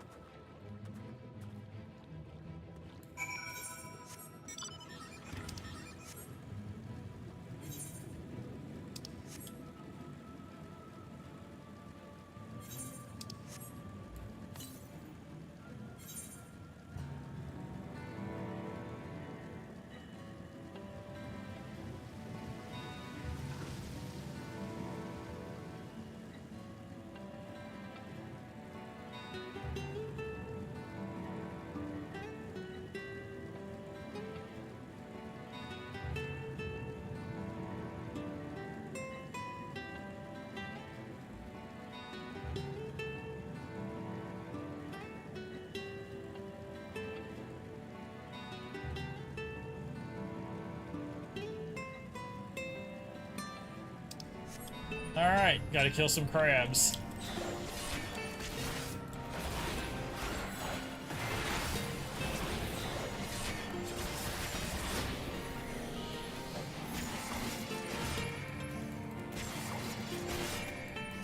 Kill 3 crabs.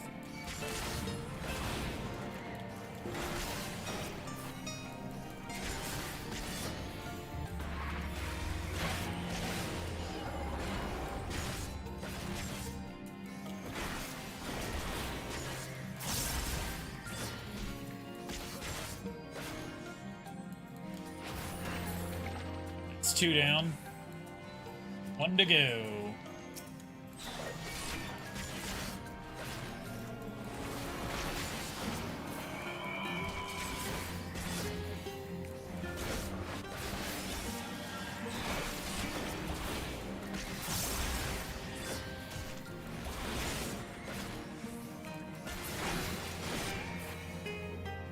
Alright, done. Back to the Ondo cups.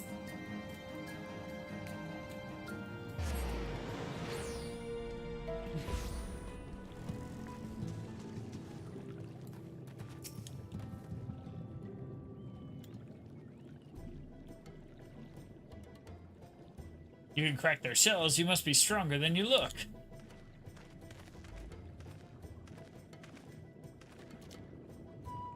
I see you've reached your quota first again.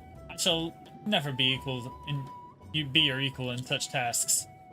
Still, I would say we have reduced the local crab population to a far less threatening number. My thanks to both of you. You must have a reward. Nay, Poshelman. This was to be a part of my apology to you, remember? Besides, which the lack of water is our doing, for which we must also make amends. Might I convince you to tell us something about your village instead? I would very much like to learn more of you and your people. Very well. Before the flood came, it is said that our ancestral home was found in the seas to the south. It was utterly destroyed by the light. Only those who were out hunting survived. They swam aimless and lost until they spied buildings here on the ocean floor. Strange buildings they were, and long had they stood underwater, yet somehow they had been spared the scars of time and current. These structures provide shelter for my people, protection from the tempest's turbulent waters, and the predators which hunted within them. Their very existence seemed a miracle. Their first settlers squandered their good fortune.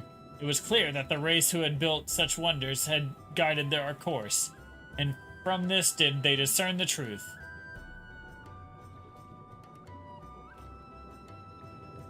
That the ancients had chosen us to serve as caretakers of their eternal sanctuary until such time as they returned. Thus, if it is judged that your coming and this great vanishing of water was by the ancients' design, you will find warm welcome here. Truly astonishing history, yet I cannot help but wonder, how will the significance or otherwise of our arrival be decided? The ancients have blessed us with a protection and prosperity. If your presence serves us to bring us the same, There'll be no doubt in the matter. More chores. Then it would seem our earlier decision was the correct one. We thank you for the lesson, Pashon. We will continue on to do all we can to assist your people. Should you desire our help with any other trouble, pray do not hesitate to ask.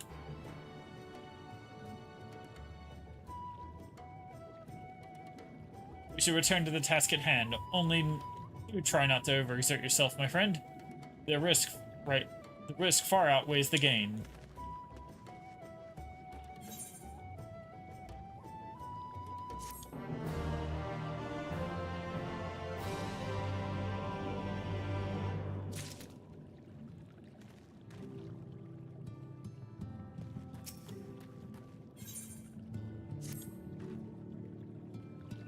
Ah, Magnanimous, have you learned aught of note?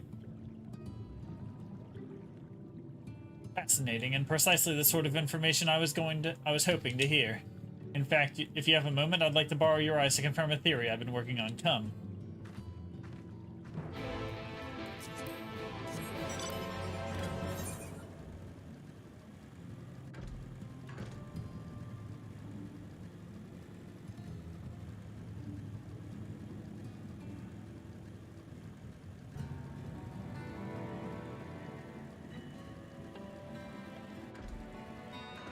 Someone's out running around over here.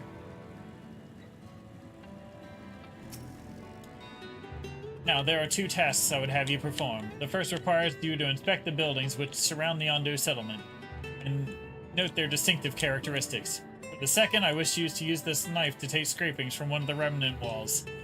Pray, be as thorough as you can. I shall be waiting here for the results of your investigations.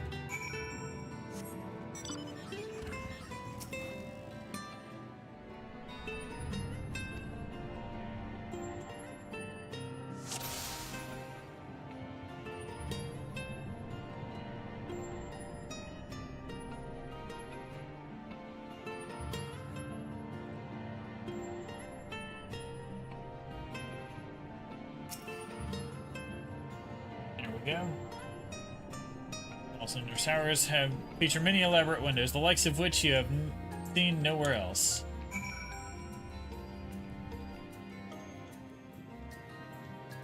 Right. First step completed. Second step.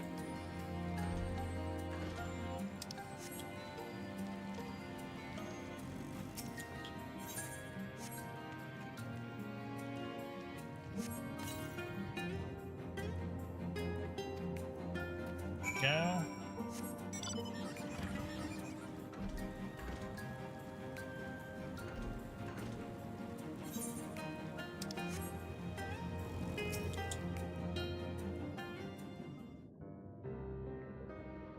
And what have you discovered?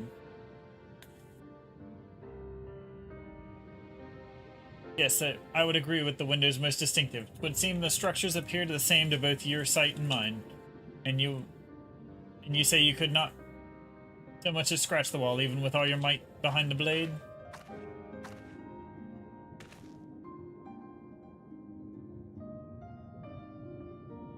Magnanimous, everywhere I turn in this place, my gaze is drawn by a particular materials for which I do not have a name.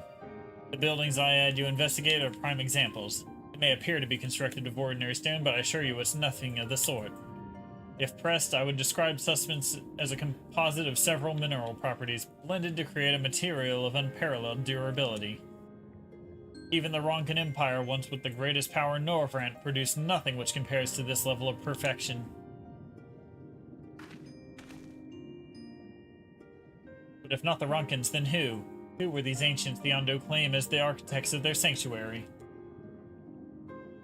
I suspect our answer lies with the reason Emmett Selk withdrew here to the Tempest.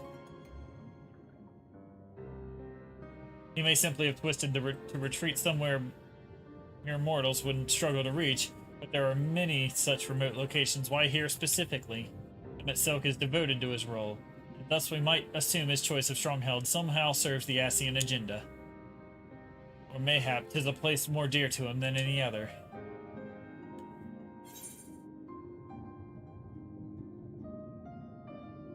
Are you saying this was built by ancient Asians?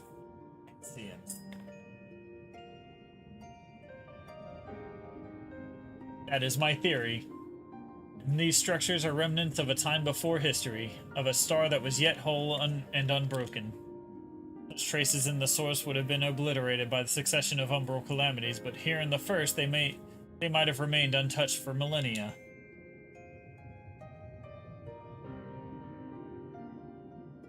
A copy of the mural in the Katana Ravel.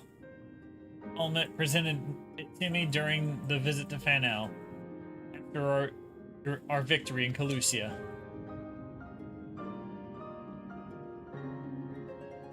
Here in the first scene, by Emmett Silk's own words, it depicts a city of eons past and the disaster which befell it. The design is much simplified, of course, but do see the similarities between its towers and those you have just inspected.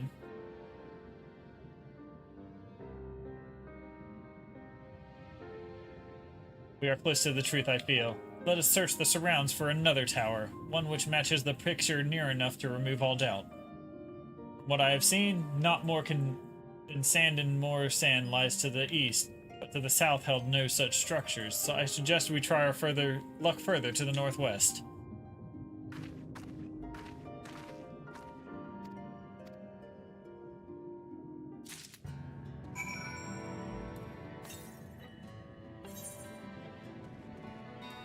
First, ether current real quick.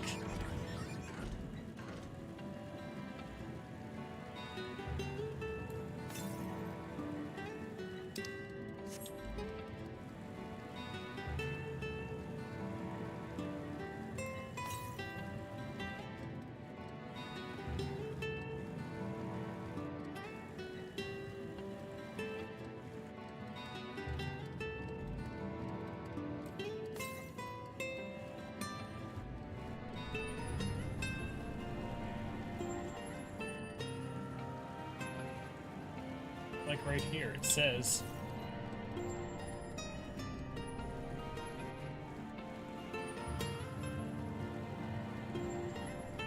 must be in a cave underground. Alright. No more. Now, let's see.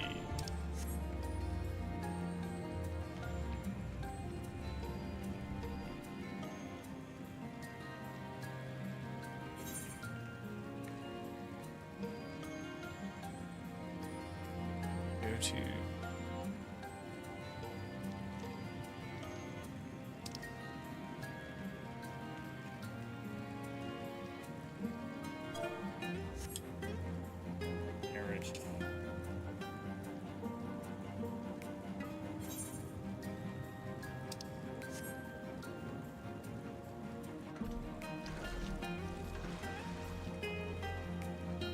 You just found this 2 seconds ago?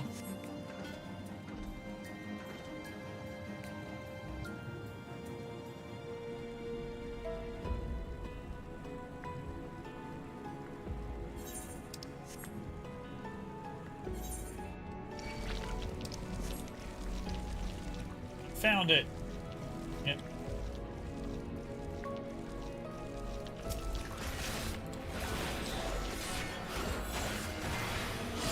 Just gotta kill this guy.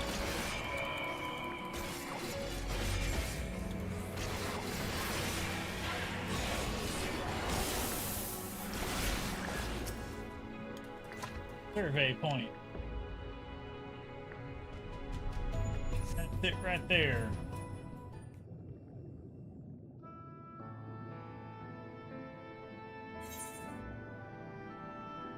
It's the building that was right there on the picture. This is the mural writ large. But I cannot guess at its purpose. It must have been an imposing sight. How much of the tower's height lies hidden beneath the ground, I wonder. Centuries of our history have settled upon such ruins. Countless layers of dust and sediment. An entire civilization, its existence forgotten by all except a handful of Asians. Yet it did exist. They lived here, in this city.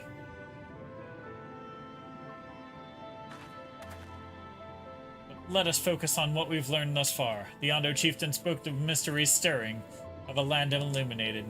Judging by his words, he believed this phenomenon related to the Ancients' return. Thus we can surmise that what the Ondo saw shining in the abyss was, in all likelihood, yet another remnant of this age-old civilization. And who else would light the lanterns, as Reen put it, than him himself? It is almost as certain he is here.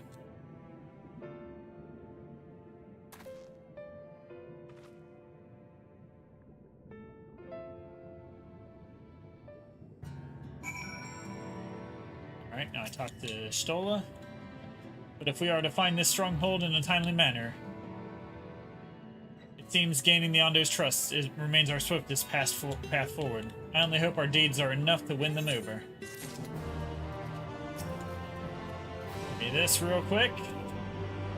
Yoink!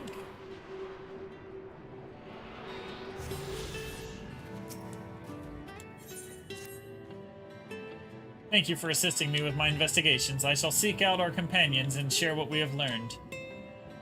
Much as I would like to tell you to sit down and leave the rest to us, your condition demands that we make all reasonable haste. If you are not too weary, it may be useful to speak to Pa Shawan again, and ask if there is aught else he is willing to divulge. Alright, back to the Ondo Cups.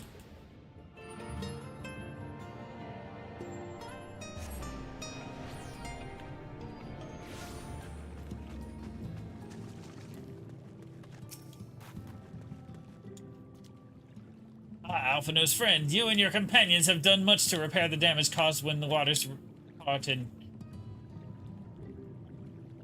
Aye, anything else you can do? Have you been to the Walls of the Forgotten? The remnants to the northwest? Yes, you visited them unbidden? Could it be that your footsteps were guided by the Ancients? I believe it may be so. Listen then, I will tell you of our plans to bring the light to the walls. We might answer the shining call of the illuminated land. We have requested a finless craftsman to shape for us a sacred lamp. He is odd for a land dweller, choosing as he does to live in the ocean, but his skill is beyond question. It is concerning, however, that we have heard nothing of his progress. If you were to visit this artisan and return with our long-awaited light, then any doubt as to your purpose would be laid to rest. His name is Granault. You will find his workshop in a metal structure to the south. Alright, to the south we go.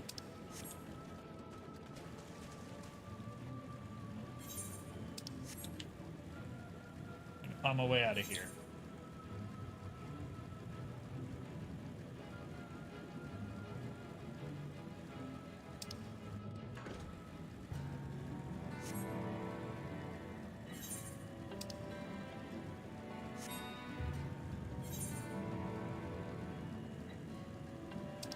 Alright, I'm gonna make it.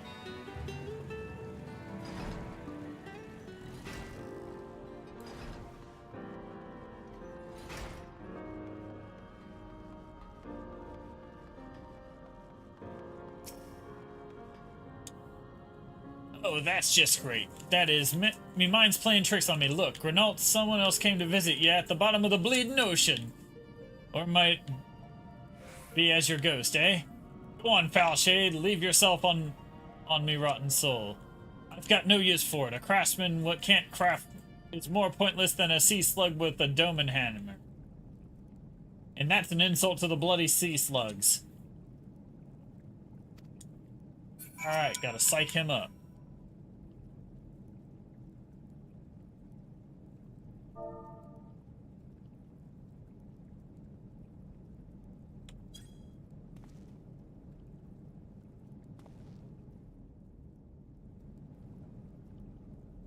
You wouldn't be trying to raise me spirits now, would you? Not that you'd expect...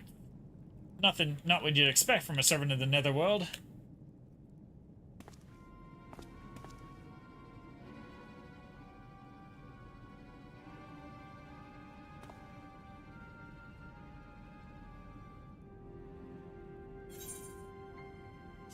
Are you Granault, then?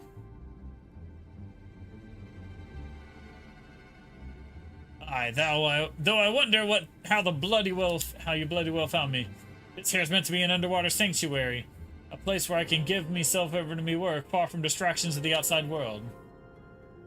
And yet here you stand. And what's so damn important that you'd dive all the way down to the bottom of the bleeding tempest to bother me? Ah, the Ondo's lamp. Gods curse me if you had I've not so much as made a start.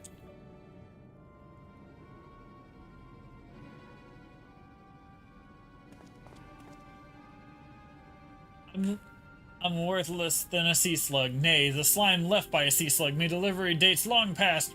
My workbench is untouched. And I call myself a bleeding artisan. You've heard their beliefs, eh, have you? Bringing light to them ruins will be an act of deep religious and cultural significance. And it was my privilege as a craftsman to task with providing a ritual instrument worthy of the occasion, but I just can't bloody well.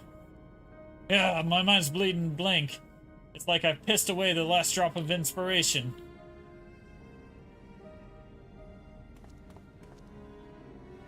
Tell me, you've got something to show me. Some editors will give me a right good kick up the arse.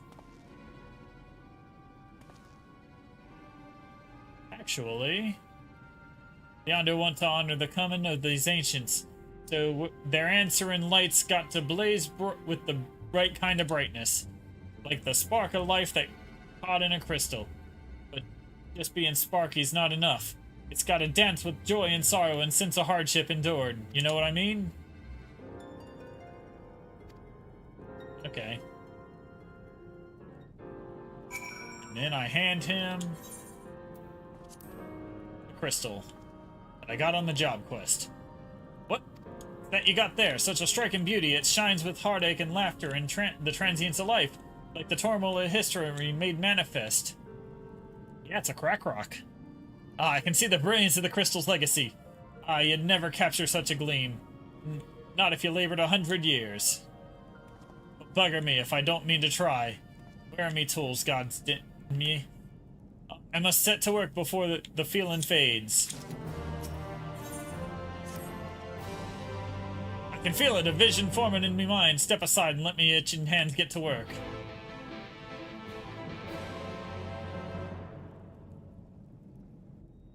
Alright, just gonna craft the thing.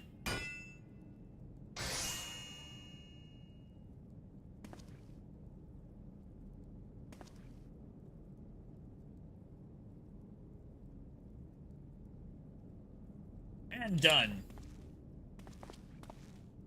I've taken the wonders of that crystal showed me and channeled them into a new shape that befits the Ondo's spiritual character.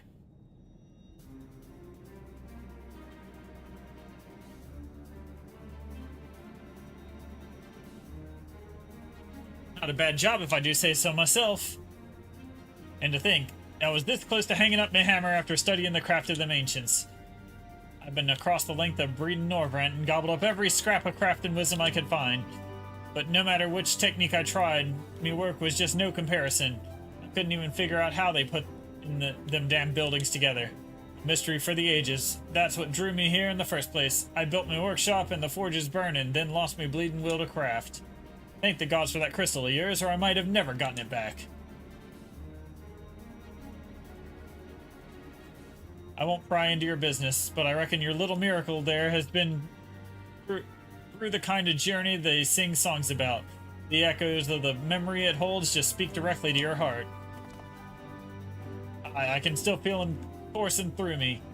The inspiration's not fading away. It's welling up stronger and stronger. Give me the chance and I reckon I can weave the Crystal Saga and other things as well. But bugger me, I'd almost forgotten the Ondo's commission. If you could drag that lamp over to the tall Oth for me, I'll stay here dreaming up new armaments for you to try.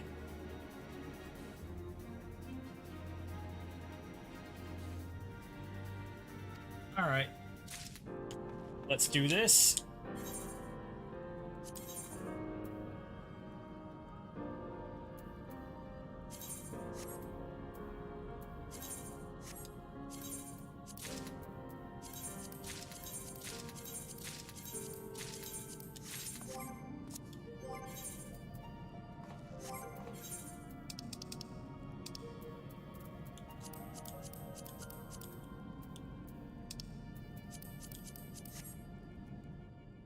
I got the Dark Knight gear.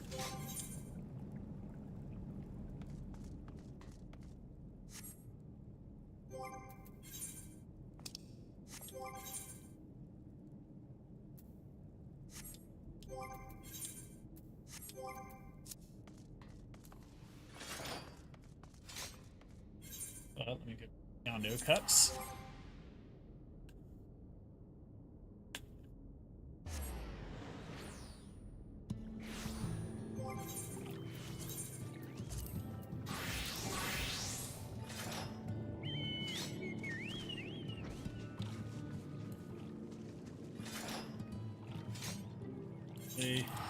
Do one thing real quick.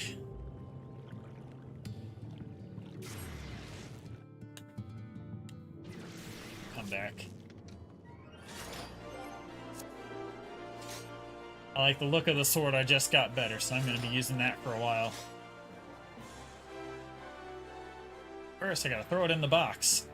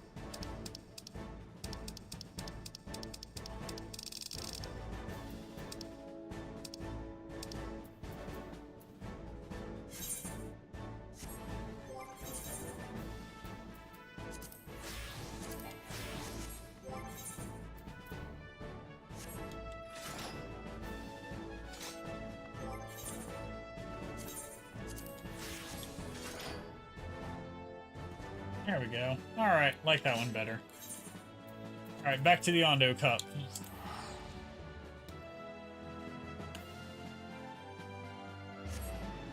Good. Alright.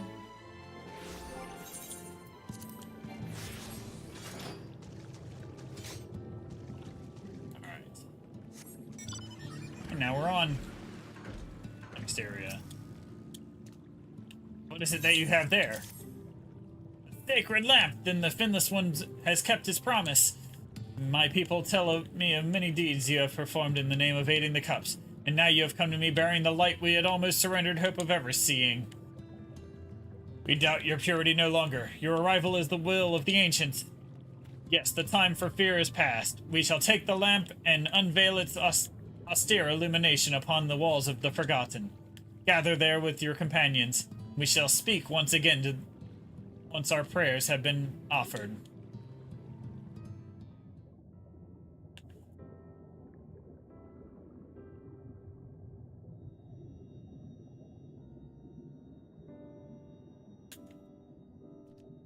O stewards of the Ondo, we offer up our light in answer.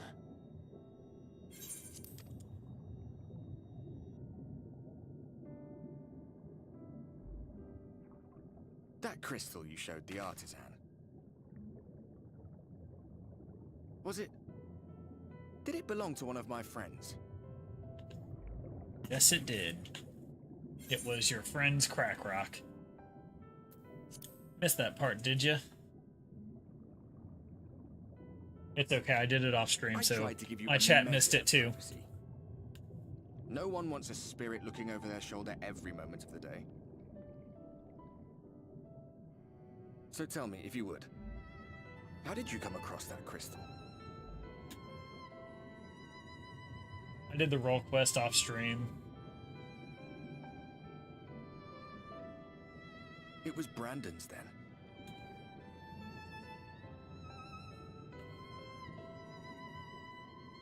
Strange that I should learn such things now, after they're long gone. They were fine friends, every one of them. I didn't expect death to teach me so much. About them, about Seto, about you, about the hope that hides at the heart of this world. I've never been one for idle chit-chat, but if by some miracle I could see them all again, I doubt I would ever stop talking. I'm grateful I got to bend your ear at least. And just for that, I reckon I'll stick with you. To the very end. Thanks, Ghost Bro. Apologies, we were a little late to the gathering.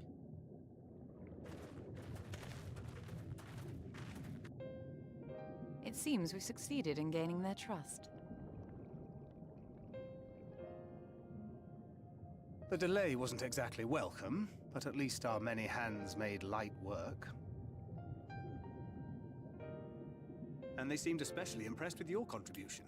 Our hero indeed.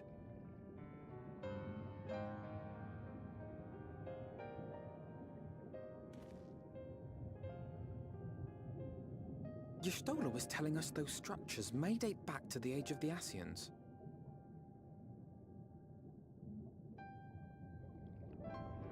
An Ascian homeland. Despite his many protestations, I never quite believed Emmett Selk was telling the truth. Nor I. But there is no denying the evidence before our eyes. Clearly this was once a great city. A home they would see restored, no matter how many tens of thousands of years it takes. It's a hollow dream when you think about it. Even if they manage to rejoin all the worlds, they'll never bring back the ones who were lost. But would I have done any different?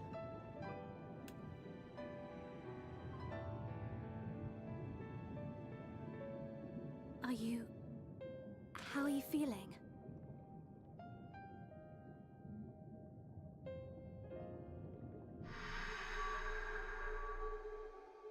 Not great.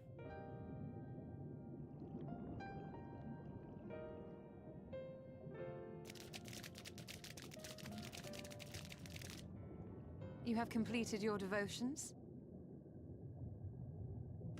Yes. To the honored ancients have we offered up our prayers and our gratitude. You too have our thanks. Might we trouble thee then to tell us more of the illuminated land of which thou didst lately speak?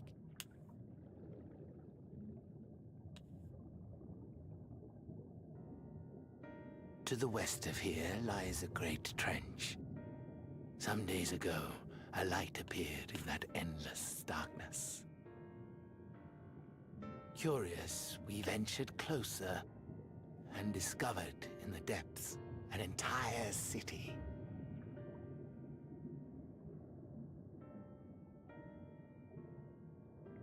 The buildings we spied were akin to our own everlasting abodes.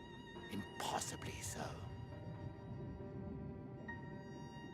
We understood at once the ancients had risen. There could be no doubt. Taken with terror, we retreated to the cups, and I decreed that none should enter the trench until such time as we received a sign.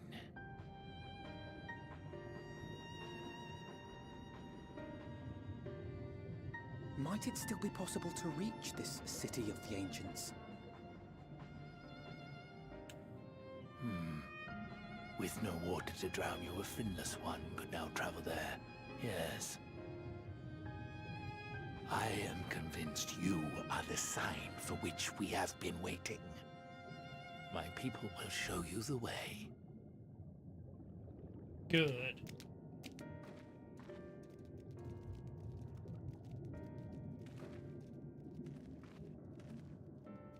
Shall we?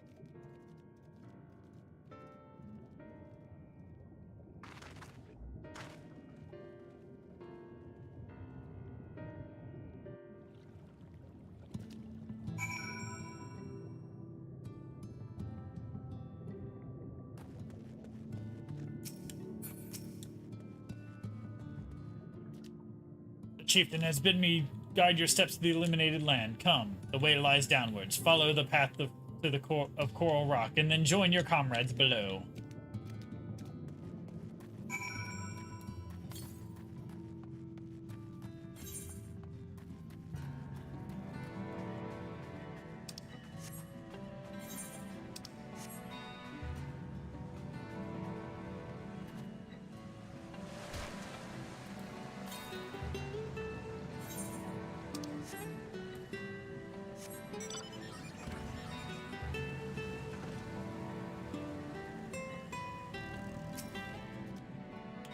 All gathered, yes? Then I shall describe the path you must take. Enter the cavern beyond and follow the wall down and down and down. Once at the bottom, find a passage to the northwest, then continue west and west and west. The way is not simple. Keep your friends within shouting distance and do not stray into the deep. Just before the journey's end, you will find the Caliban Gap and the barrier we placed at its mouth. The obstacle will fade should you raise a hand towards it. We have made it so. Most succinct explanation. We thank you for your guidance. Right, deeper into the depths. Right, deeper into the depths we go. Oh. Alright.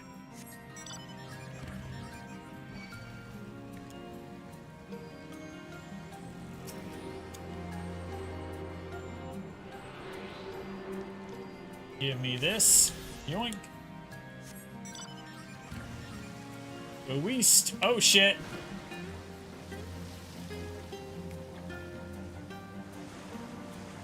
Well, that was where I'm supposed to go anyway. No, that did nothing. Our guide bade us travel to the cavern floor and thence to the west. Yet 'twould seem these twisting tunnels defy such simple instruction. Rather than rely on our direction alone, I suggest we scout with care. Relay a path ahead to those who come behind.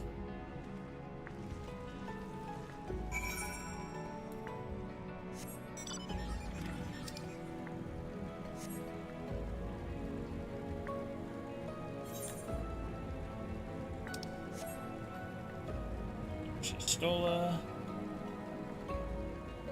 Exit her.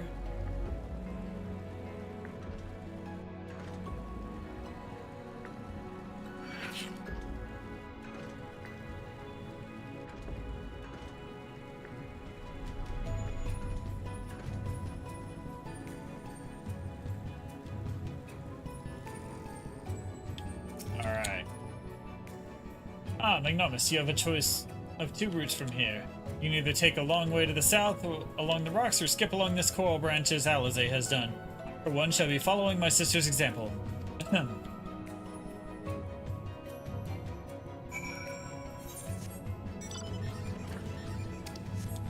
Skipping along it, I plan to drive a motorcycle along it. The only way.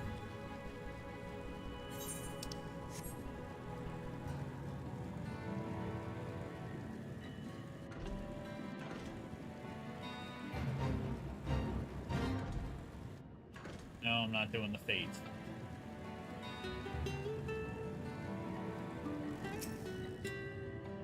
There you are, come on. I think I found the tunnel we were looking for.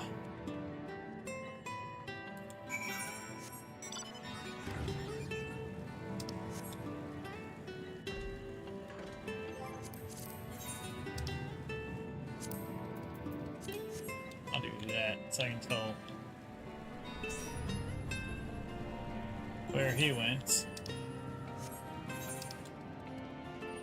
Ah, he's already there.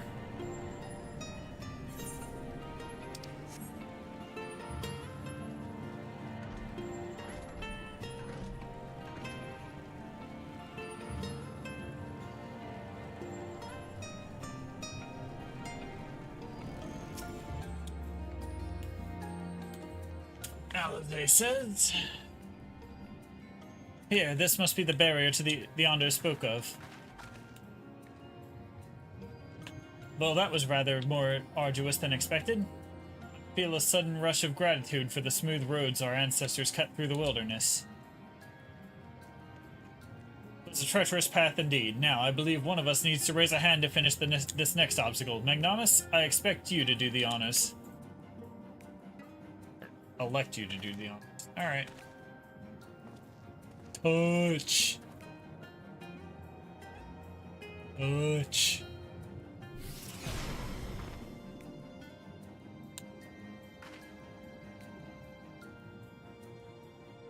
Just like that, I suppose we should head in.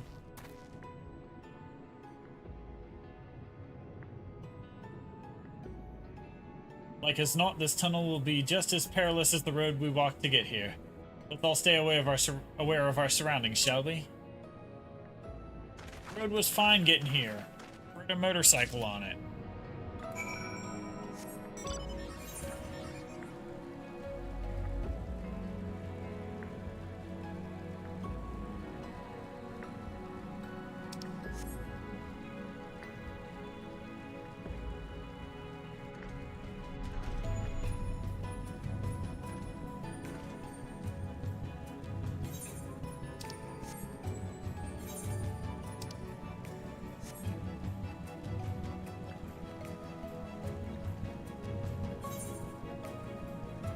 We're almost there.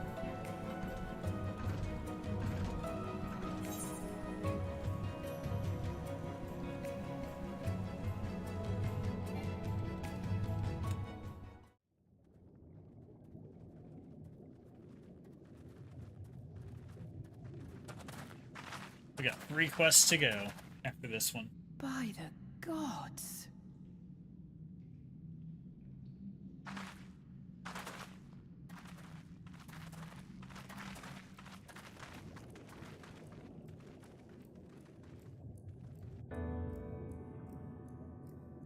Might as well be. We're at the bottom of the ocean, aren't we?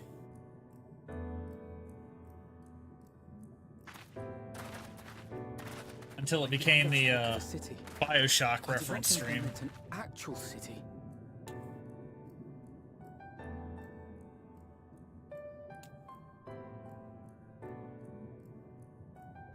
Then we are seeing the same view.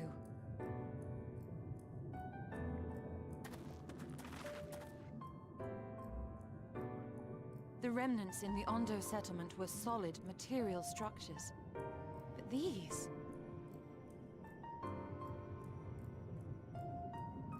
everything here pulses with ether. 'Tis an enchantment on a monumental scale.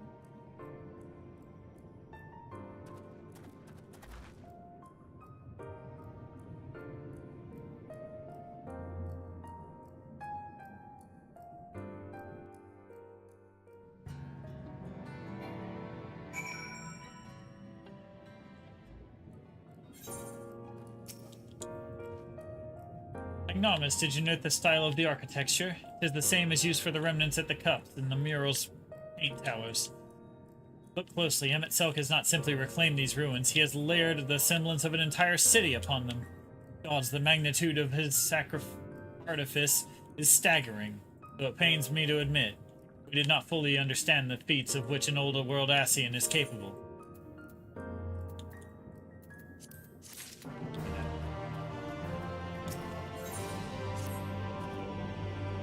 It's intimidating, yes, but we have to start somewhere. Why don't we have a closer look at the tower to the southeast?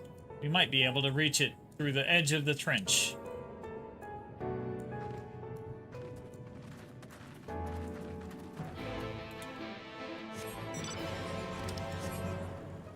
Through to the city.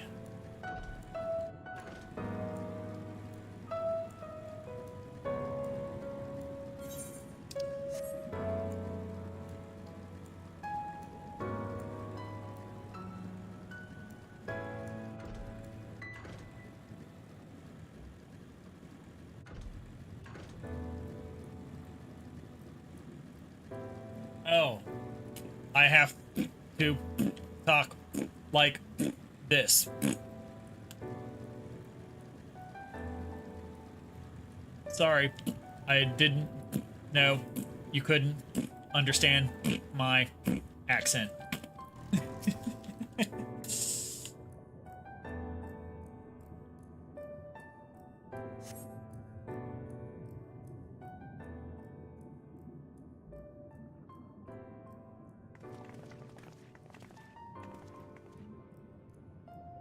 Look at the size of these doors. Now I know how pixies must feel.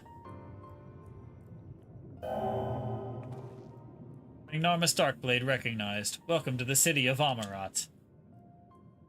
Will you be riding the lift? Did the building just welcome you? Mayhap it is not so passing strange. Did Emmett Silk not invite Magnarmus to visit his abode? 'Tis plain thy coming was expected.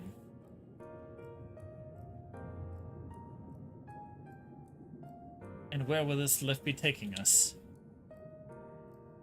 The lift services every level of Akora Heights, but is presently configured to convey passengers directly to the ground floor. Well, there you have it. In the absence of some few hundred yalms of rope, we have little choice but to accept the offer. With emphasis on we, I am not about to let you walk into that place alone.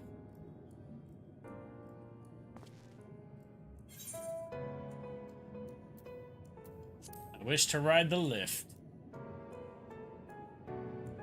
As you wish. The lift will arrive shortly.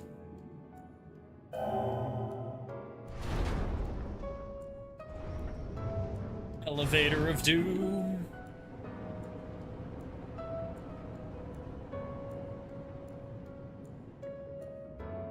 Next stop, ground floor. Facilities include the Bureau of the Administrator, the Bureau of the Architect, and the Capitol.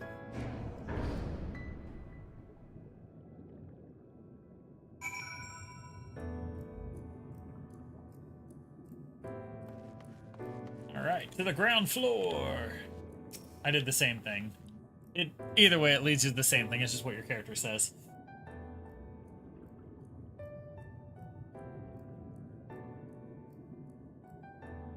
It's only at this distance you start to realize how big the buildings truly are.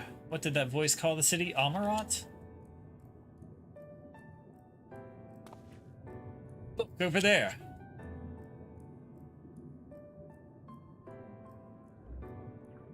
Is that a person? Oh no, my mistake. That's a giant. Doesn't seem to have noticed us yet. Giant or no, resident of this place may have much and more to tell us. I say we must take the first move. Alphino, you can't just,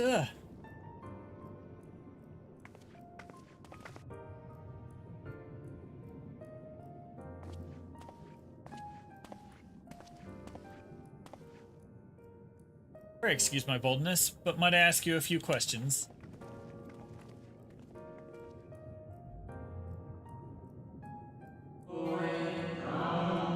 Oh, what adorable costumes. Are you the children of on an excursion? This district has much to teach you. Oh, odd. That sounded like no language I've ever heard, and yet I understood every word. Just as he understood us.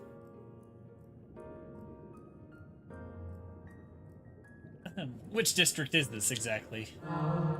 You must be lost, poor things. You stand in the Polilarete district, wherein lie the institutions most vital to the management of our star.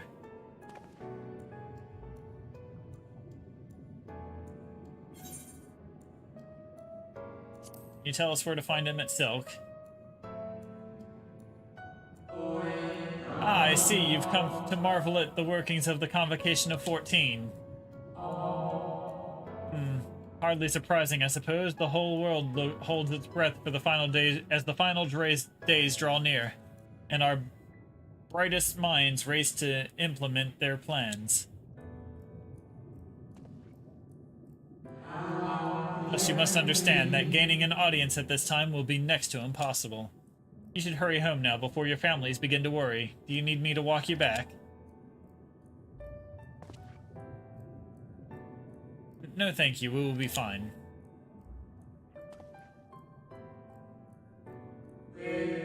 But very well. Take care, little ones.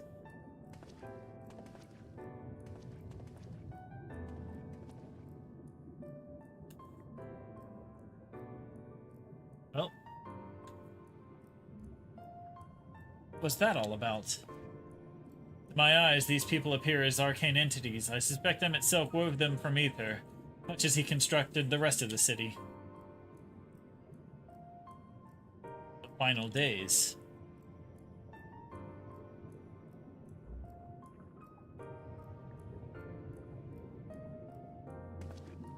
Such words well befit the oblivion described to us by our Ascian foe. A catastrophe of unprecedented scale which did set in motion the summoning of Zodiark, and thence Heidelin herself. But that happened centuries and centuries ago, didn't it? That man spoke as if they were rushing to avert a disaster here and now.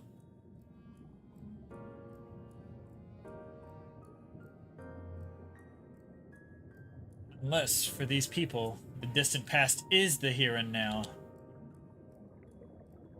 I believe thou hast the right of it, Master Alphino. The ethereal Amarat and its residents appear to be phantoms of a different age. Emmett Silk hath resurrected a memory, a moment in time from before the star was sundered.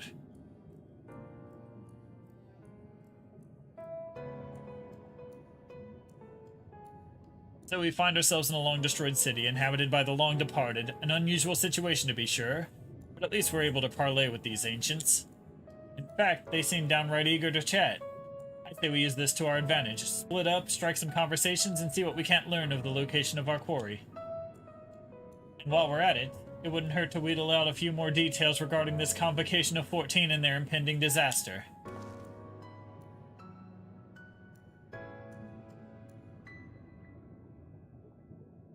To mingling, then. Let's meet back here when our jaws start aching.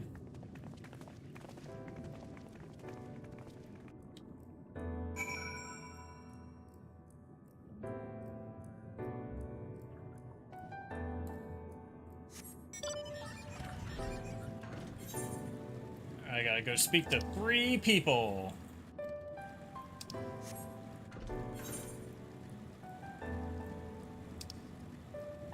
Alright, first one will be this way.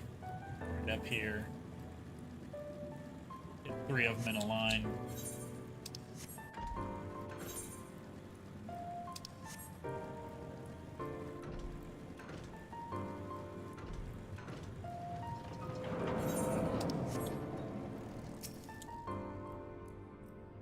Would seem the hall is a most precious visitor this day. And what, pray tell, shall be the subject of our discussion, young one?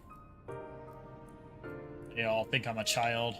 The convocation and their handling of the coming peril. It is only natural that you should have questions. So we begin with the members themselves. As we all know, the 14 are the wisest and most puissant among us. They are the stewards of order, responsible for decisions which keep the star turning season after season. Be it the speaker, La Habrea, or the emissary, Elidibus, each seat is occupied by an elected sage of surpassing intellect. Logriff, Mitron, Emmett Silk, their individual titles have, as a gesture of respect, a matter of tradition, become synonymous with their incumbents. Thus, it is with great credulity that I greet this recent rumor that a seat in the convocation is soon to be left vacant. If proven true, 'twould be an unprecedented development, and testament to the immense pressure under which our saviors are toiling. In any event, I for one am confident they shall deliver our star unto salvation.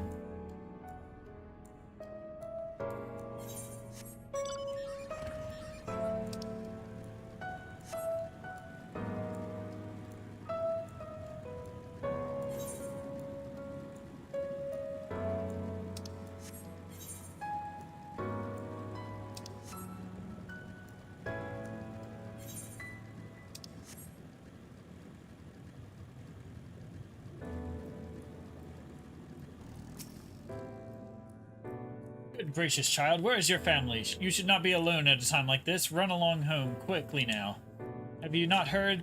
Though yet confined to the lands of across the sea, a terrible phenomenon afflicts our star. They're calling it the final days. It is said that it starts suddenly, a cacophonous keening from beneath the earth. The sound distorts all living things within earshot and wrests from us control of our creation magics. Once that happens, all is lost. Fear, pain, despair, every dread impulse is siphoned from our minds and given substance. An eternal fall of fiery rain, an incessant spawn of nightmarish beasts. None can point to the source of the phenomenon. It's as if the star itself has fallen ill. As if a force inimical to life now festers and spreads. It's only a matter of time until Amarat too resounds to that discordant squall. You should stay with your loved ones, child. Stay with them. I don't know. Final days are upon us. I don't know.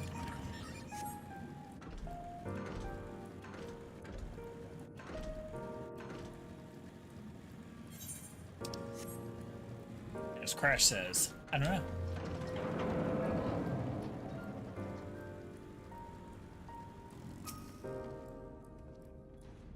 An audience within itself. I'm afraid you have the wrong office, little one. And besides, he will be far too busy to field the questions of curious children.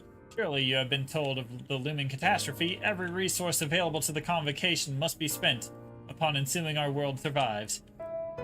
They have yet to make an official announcement, but it is said the 14 are moving forward with a plan of scarce credible proportions, one which promises to grant will to the very star itself. They will invoke our mightiest spells of creation to birth an entity of all-encompassing magnificence, and they will rewrite the laws of existence. It's a huge undertaking, and it must be completed ere the corruption spreads this far. Thus I say to you again, do not hold out hope for an audience.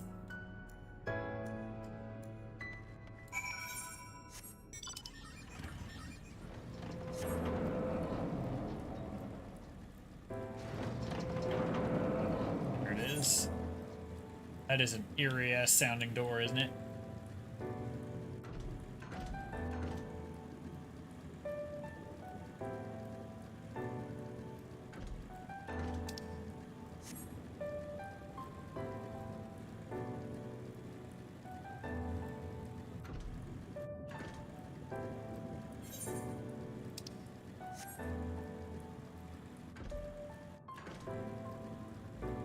Right, I've gathered information in Amarat.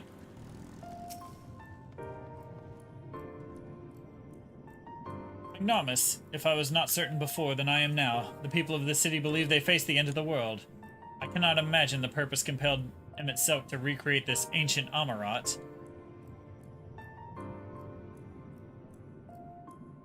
And yet I fancy I hear his words echoing echoing throughout the ocean trench. He would have his story known.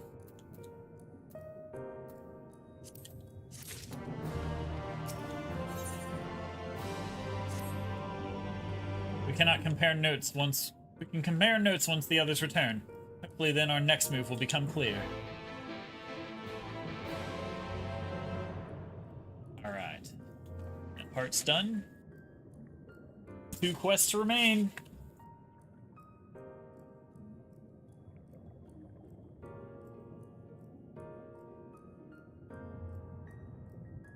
It would seem our conversations were much alike. A looming disaster, creation magics running rampant, and the Convocation's efforts to bring salvation out of chaos. I suppose there was talk of little else in the time when these events came to pass. Rianche, if I may, what are your thoughts on the ancient's art of creation? A fascinating discipline indeed. Aught the mind can conceive may be rendered in reality. All that is required is a clear concept upon which to focus one's will. It is not dissimilar to the primal rites taught by the Ascians, wherein ritual ceremony breatheth life into figments of myth and legend. I see, we arrived at the same conclusion then. The people who lived in the age before the Sundering were blessed with the vast reserves of mana. No matter how draining these creation magics must be, it seems they paid the cost with not more than a fraction of the ether which coursed through their own bodies. If we were to attempt the same, such spells would soon deplete our energies, and then seek to draw the balance from elsewhere, from a hoard of crystals mayhap, or from the very land itself.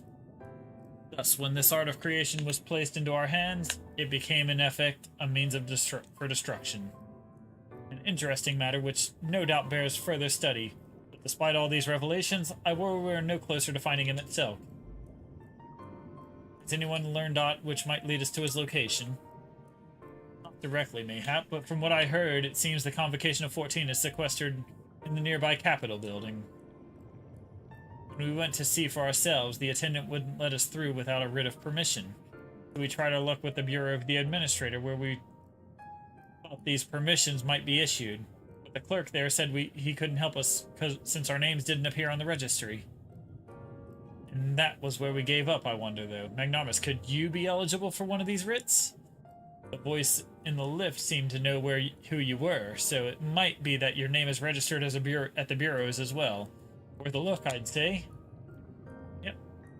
Meanwhile, I'll head back to the capital and search for a less official point of entry, just in case.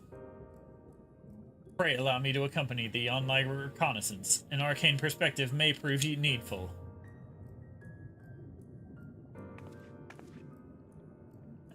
I think I'd like to speak with more than of these ancients. Maybe they know something that could help cure Magnarmus's conditions. Would you mind coming with me? Of course, I don't mind. Let us just lead the way.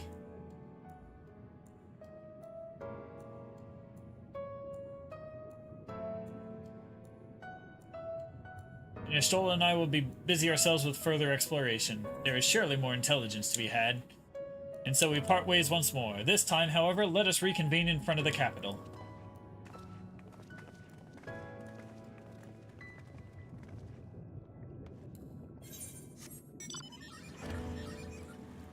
Alright.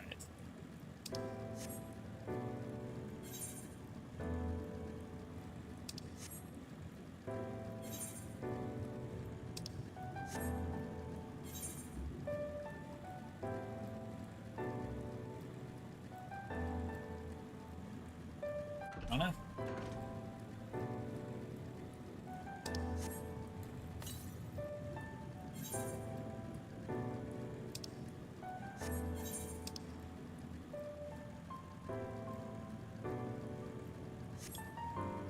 Looks like I'm finally getting the crystal.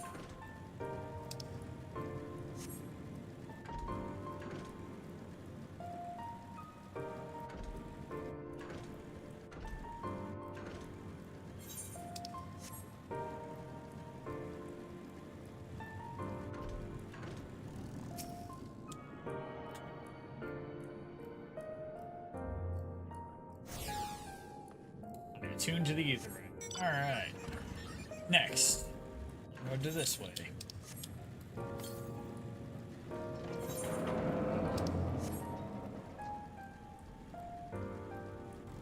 Welcome to the DMV. A visitor's rate? Yes, I can assist you. Full name, please. Magnarmus Darkblade. Please wait near the counter while I confirm your details.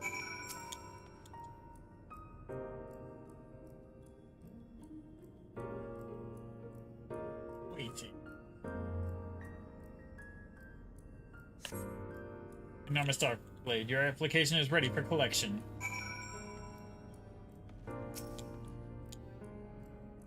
As your residency was approved by Emmett Selk himself, further forms of identification will not be required. Here are your application documents. Submit them at the Bureau of the Secretariat, and the clerk will issue a visitor's writ for the capital. Ah, okay.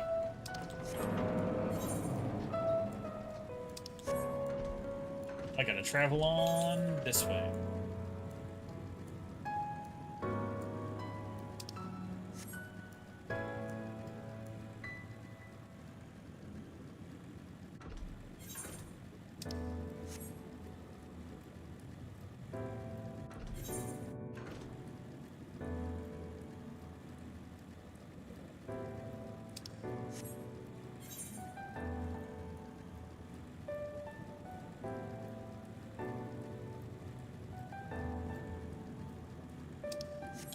Wrapping around the city.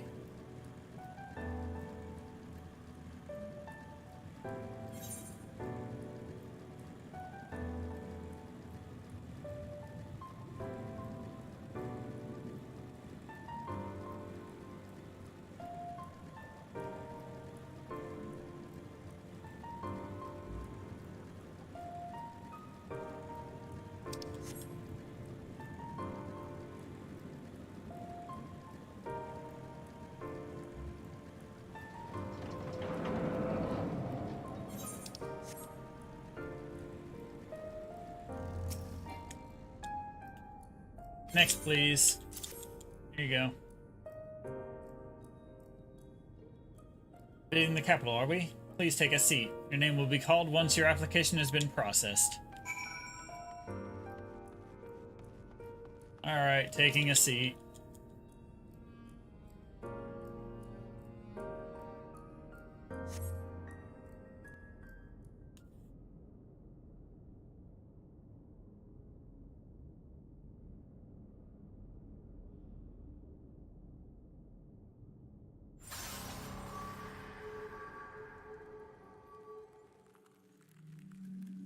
Eyes in the DMV. May I?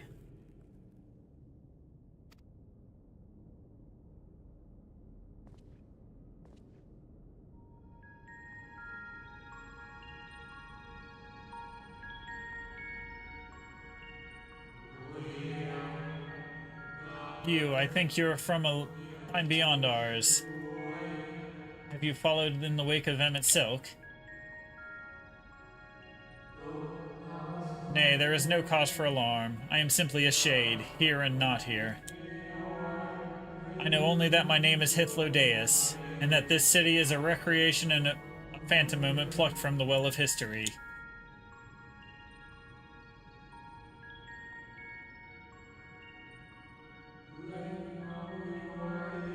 These others seem unaware of their pale existence. I wonder if Emmett Silk's mind was distracted when it came to my reconstitution. A stray thought would have been enough. Hythlodaeus will realize the truth, for example. We were close friends once, you see. Yet, in spite of my perception, I play the same role as all the rest. A bit part. Meant to bring color and noise to this well-crafted stage. Too much scrutiny, and we shall burst like fragile bubbles we are. Thus I tell you again, my presence is not to concern you. I only wish to share your company whilst we wait.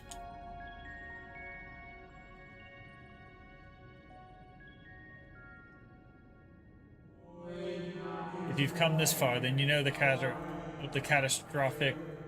catastrophe which awaits us on our morrow.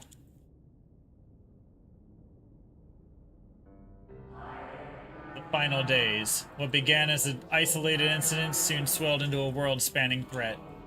The Convocation of 14, well, it was 13 at the time, endeavored to create a will for our star. They would repair the fundamental laws of order and halt the spread of destruction. But creation on such a scale required an immense source of power. Those of us who still lived, nearly half offered their lives in the name of salvation.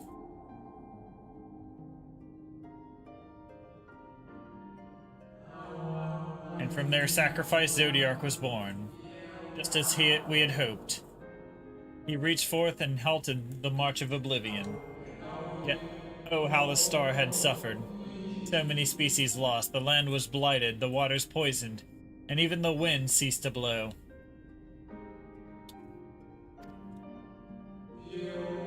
Once more did our people give themselves to Zodiark. Another half of our race sacrificed to cleanse the world, to ensure that trees and grasses and myriad tiny lives would sprout and grow and flourish.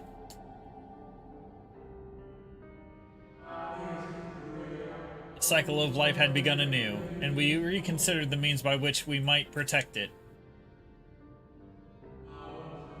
Convocation decided thus: we would nurture our world until it was bursting with vitality. Then, when the time was right, we would offer some portion of its living energy to Zodiark. In return, he would restore to us those brethren whose souls had fed his strength. And together we would resume our role as stewards. There were, however, those who disagreed with this plan.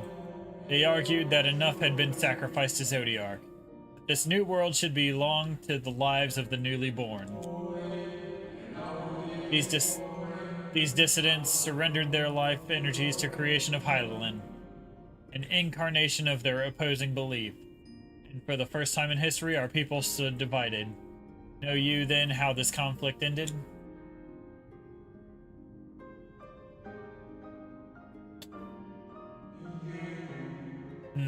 thought you might.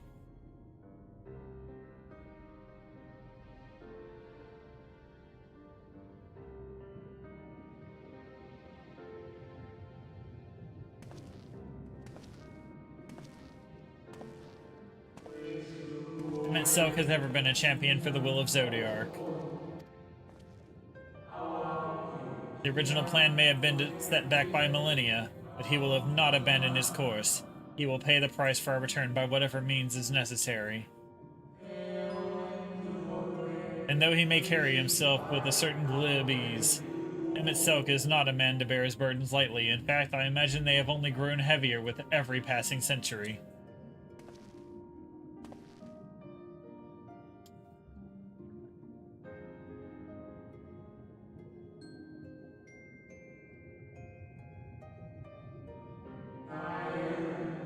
It is truly a terrible weight he has chosen to carry.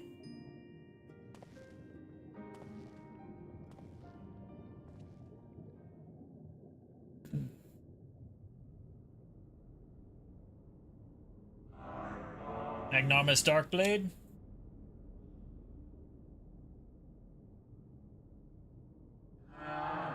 It seems your turn has come. Pray do not let me keep you.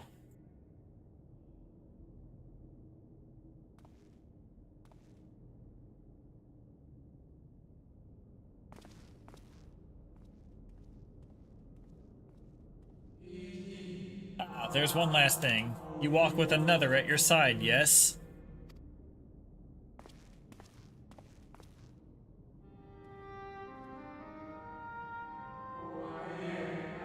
Nay, I see no definite form, just the faintest suggestion of a second soul.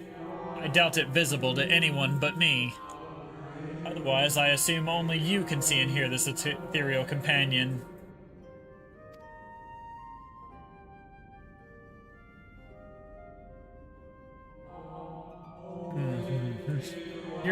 Your connection is hardly a coincidence. In our time, the two of you were one.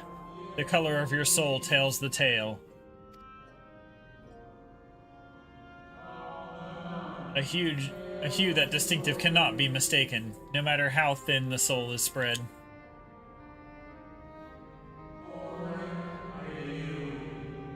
This is just the kind of fate I might expect for one such as he.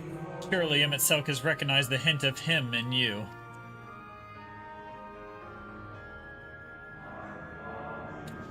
Magnarmus Darkblade. Fare you well, my new old friend. May you find what it is you seek.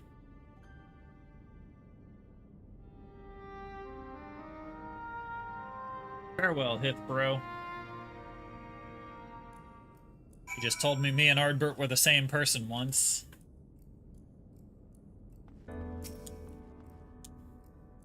Your visitor's writ as requested. When you wish to gain admittance to the capital, simply present the document to the attendant within. Alright, I'm going to teleport this way.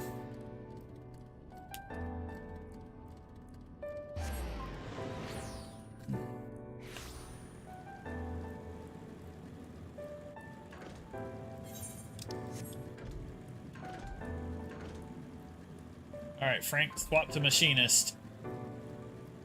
Coming up on the dungeon.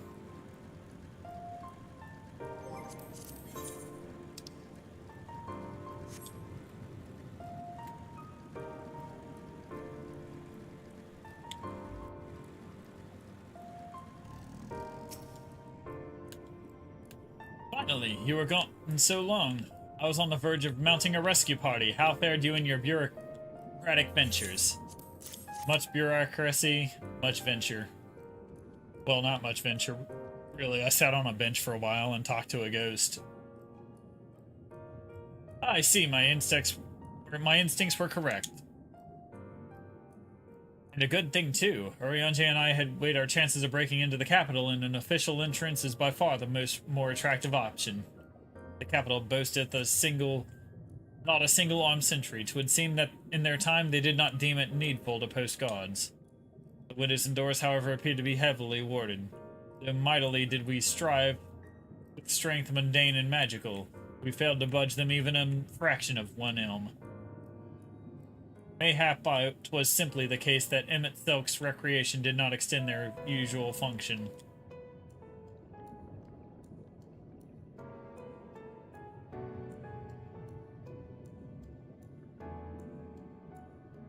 Genai. Anyway.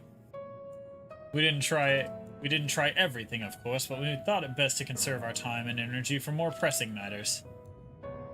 Speaking of which, Rian and I were asking about a cure for you. The problem is, these ancients didn't exist beyond Amarat's today. They will only happily tell their own tales. But whenever we attempted to explain our situation, the conversation quickly became muddled.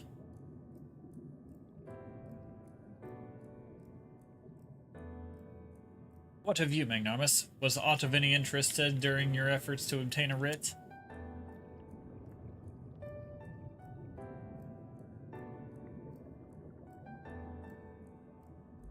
A great sacrifice of life in exchange for their brethren's resurrection? And you say all the Ascension scheming has been leading to this? All this time, but if they still mean to enact this plan, then things won't end with the rejoining. I thought we knew their intentions in full. Restore the world to its former glory, and in turn empower Zodiark to reclaim his throne and the will of the star.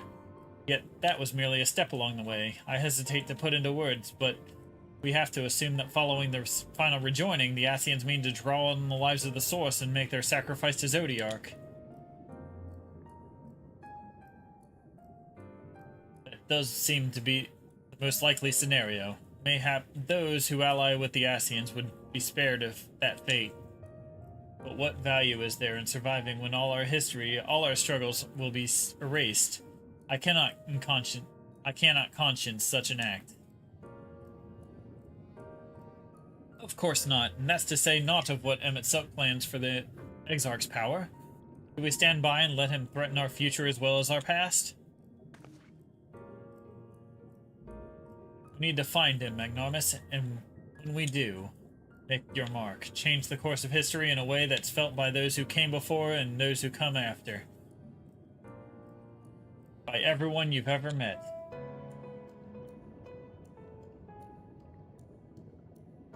Change things so that even my other self dying somewhere in that future calamity will smile and say, I knew you would win.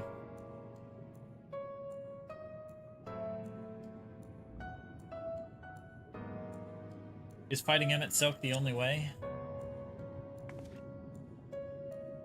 He created an entire city. It will take everything we have to defeat him, even if we can.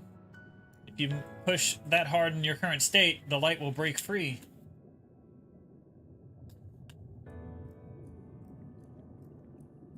The decision to press on lies with you, just as it lies with each and every one of us.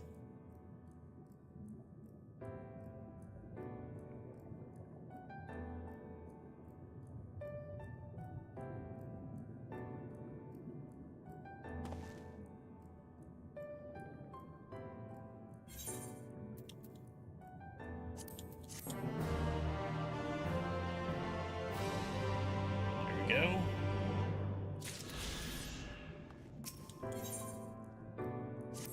That. You remember that talk we had atop the tower in Mordsug? I'm still of the same mind now as I was then. I don't abandon you, you don't abandon me. And together we make a difference in this fight.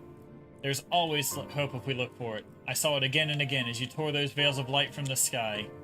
If we keep taking that next step forward, there's a chance we will find a way to save you. No matter how long it takes or how much it hurts, you can count on me. Keep on walking. Alright, we're on the last quest. Authry spoke of the disaster we would bring upon our own heads, the ceaseless conflict. Imagine how he would sneer to see what's to become of the first, not to mention your perilous predicament. And yet you can deny the fire your deeds have ignited in people's hearts. You achieve what my logic and ideals never could. Uniting desperate peoples under the banner of hope and common purpose. Without you, that giant Talos would never have raised its head. I have borne witness to many such miracles at your side, and would do so again. This is but another obstacle in the road. So come, let us travel it. Drag me through wonder and danger, as you are wont to do. and I shall endeavor not to slow you down.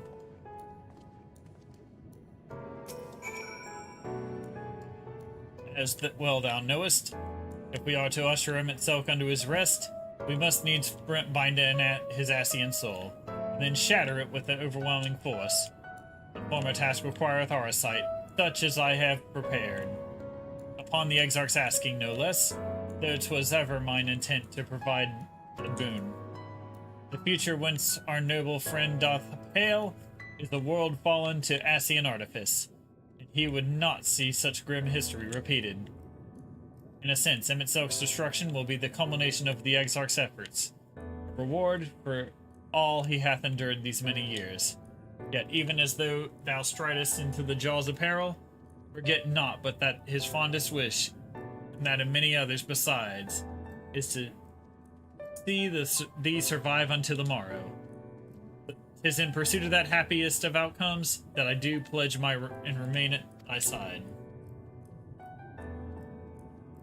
Alright, archaic English guy, gone. Who's next? Ishtola. Our time in the first has been a never-ending succession of trials, and arduous as our path in the source ever was. Yet through all our journeys together, though that deep and foreboding wood, you have helped me stay true to my convictions. Thus I would return the favor. Do as your heart decrees, without hesitation or regret. And that is all I will say on the matter. And then Thancred. Well, this has put everyone in a solemn mood, hasn't it? Honestly, not even sure if this will be the end of it. But I suppose we should speak our minds when we have the opportunity. You taught me that much in Amarang. So forgive me this moment of sentiment, Magnanimous. By dragging me into this sorry mess, you've given me the chance to think and act as I should have, for Reen's sake. Words cannot express how much this has changed my life, or how grateful I am for your support. But I shall express my gratitude through action instead. No matter where you decide to go, I will be there, guarding your back. Last thing with Reen.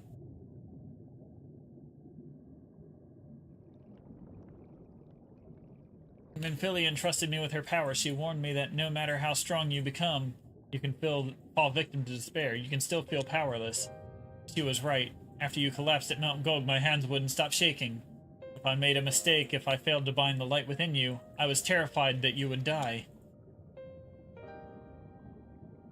Even now, you could be moments from turning, and I wouldn't know how to save you. You, Thancred, the others, you've all been there when I needed help. When Philia surrendered her life to me, her legacy. You should be ready to do the same. I should be ready to do the same for you, and I want to. I do, but I'm not good enough. She told me to follow your example, and I've tried. I've really tried.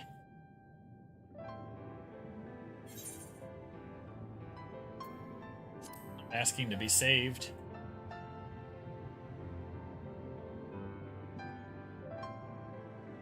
But the light, how can you go on?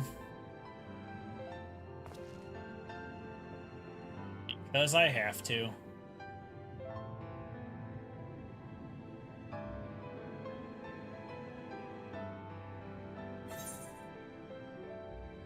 Must all keep looking forward.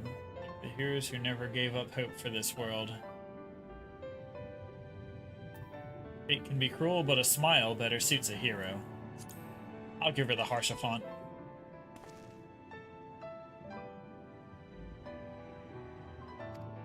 I'm not sure Actually, never mind. I think I'll understand better if I try it for myself.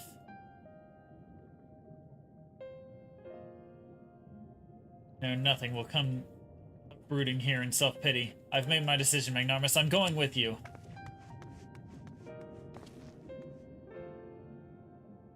Alright, let's go. Speak with the capital attendant.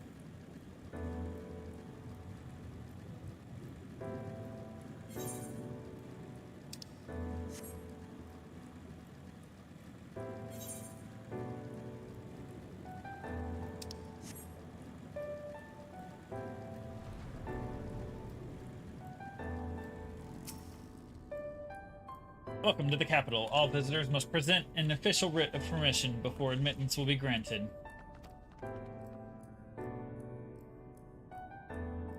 Your documents appear to be in order. You may proceed into the capital, but any guests you may choose to bring with you must remain in your vicinity at all times.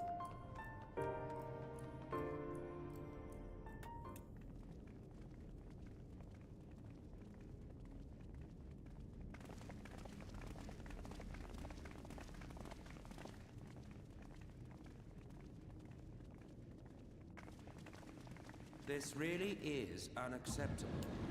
I gave you very specific instructions. Emmett Sulk.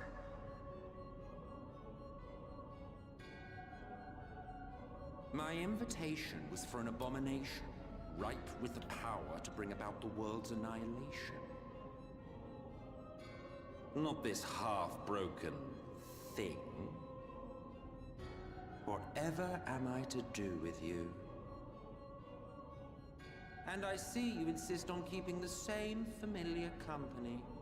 Are you so lost without them? It is not he who is lost without the familiar. Not content with remaking an entire city, you aim to fill it with the reconstituted souls of the dead. I may have gotten a little carried away in my attention to detail, added a few unnecessary flourishes. Well, there's no point trying to hide it. Yes. Once the rejoining of worlds is complete, Zodiac will regain his full strength and shatter his prison. Then we shall offer up the Source's remaining inhabitants in sacrifice, that we might resurrect our brethren who died to bring Zodiac into existence.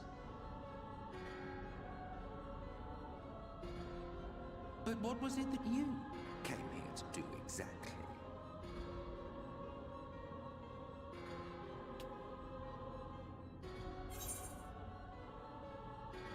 I'm here to stop you.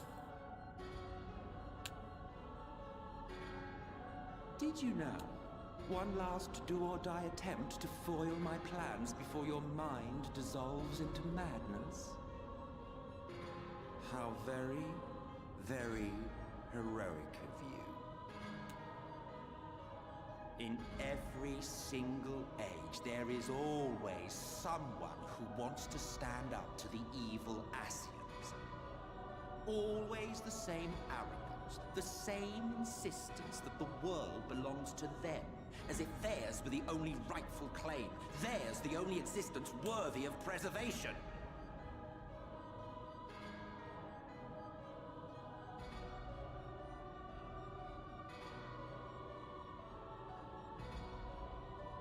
Even now, after everything, you refuse to see reason. You think it unfair that you are subject to suffering? That your lives will be sacrificed for the ancients? Look at me!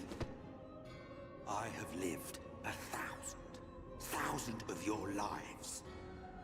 I have broken bread with you, fought with you, grown ill, grown old, sired children, and yes, welcomed death's sweet embrace. For eons have I measured your worth and found you wanting. Too weak and feeble-minded to serve as stewards of any star.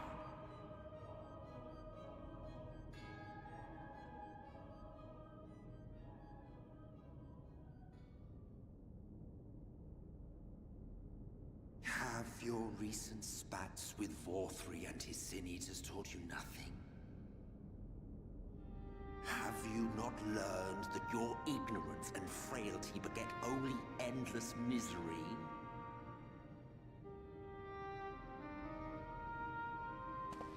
How long do you mean to perpetuate this farce? How much more must I endure your bumbling interference? Let us imagine that the laws of reality are again undone and the world faces true annihilation. Do you honestly believe that half your number would sacrifice themselves to save the other? Of course they wouldn't! And if you had witnessed history unfold as I have, you would reach the same conclusion.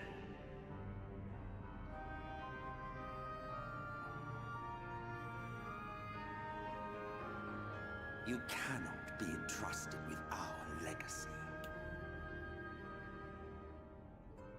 Dream will end when this quest bring back ends. our brethren, our friends, our loved ones. The world belongs to us, and us alone.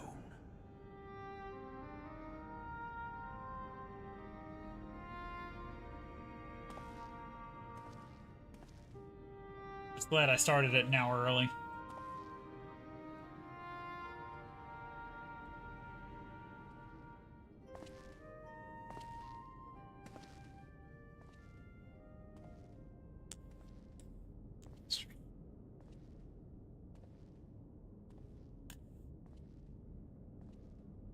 Emmett Selk!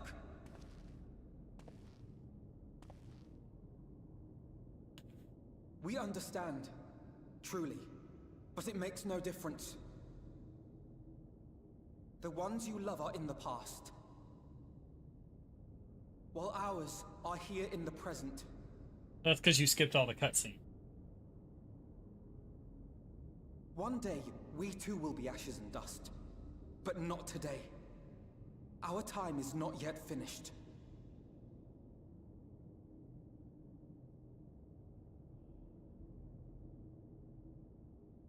We share your conviction, and that is why we will not abandon our course.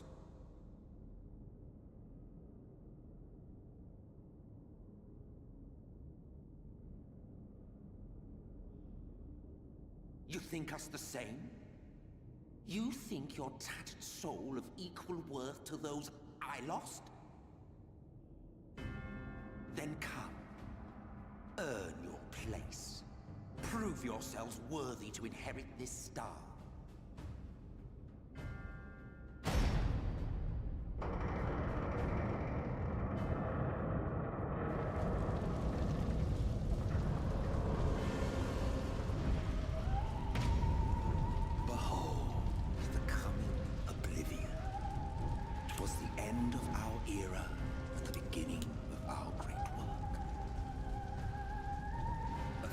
Backdrop for your final judgment.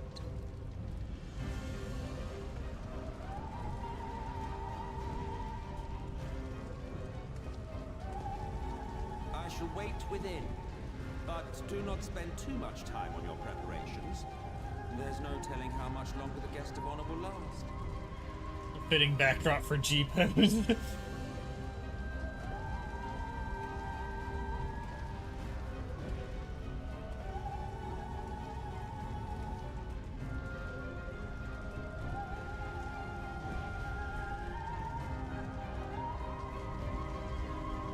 New album cover.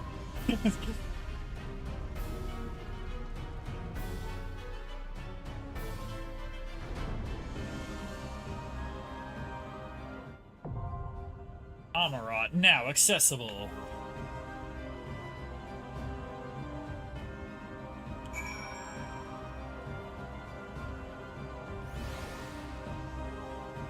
All right, one person. Where's the other person?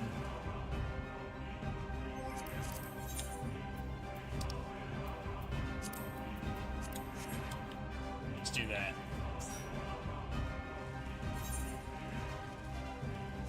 She's way outside, okay. Anyway.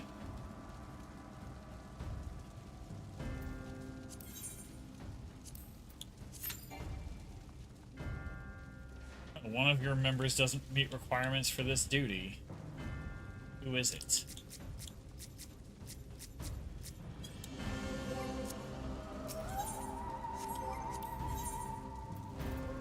Alright. Item level's 410. I got 482.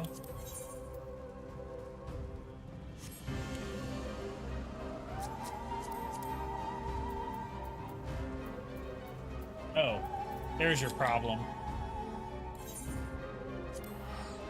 Follow me. Yes, it's you. Follow the teleport.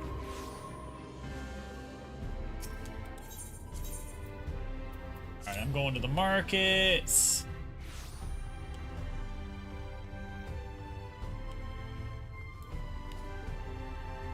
You need the gear from up here. Oh wait, wrong way. That way.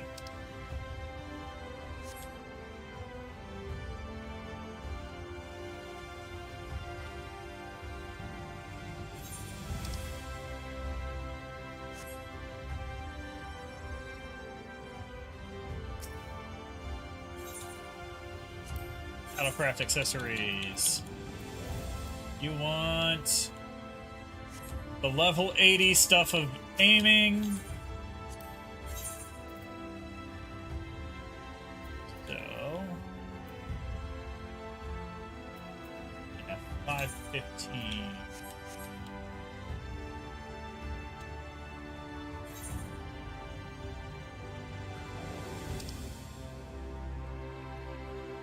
You ran the wrong way, Kenji.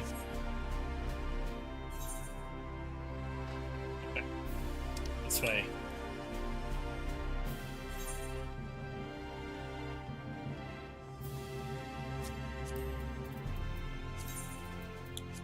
Follow the Dorito.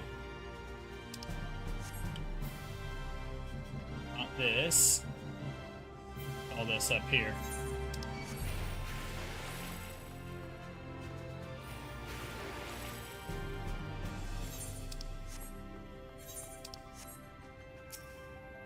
Alright. So make sure when buying the Battlecraft accessories that you're getting the level 80 stuff of aiming. Should be item level 515.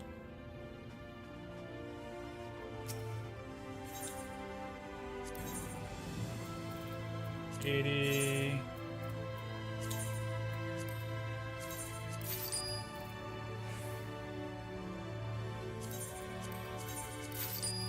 Jacket. Gloves. Pants. Boots.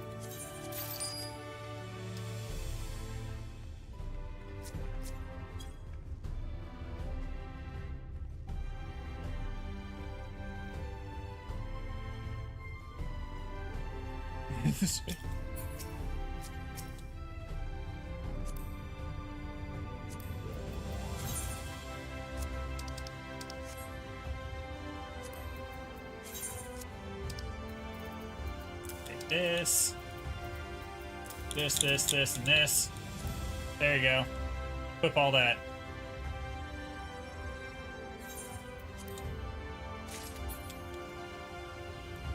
And arms merchant.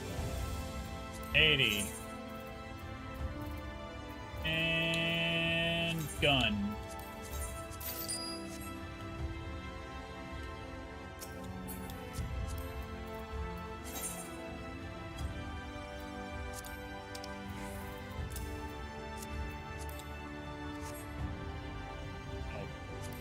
Cancel. Trade again. Done. Trade. Yes. Done. Alright.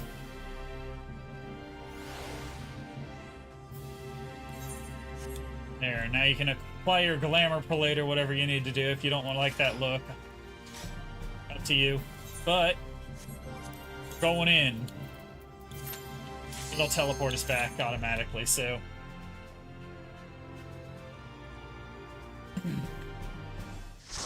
There we go. Quickly armored you up. Speed run armoring you. Let's go in.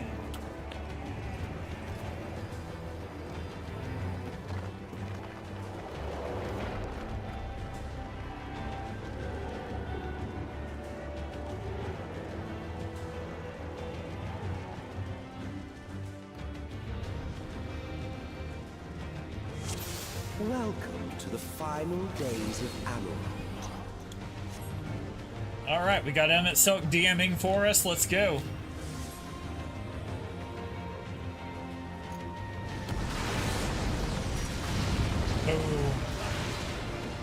The fabric of our star What's up, began to bitches? fray, and the unchecked energies of creation begat malformed beasts.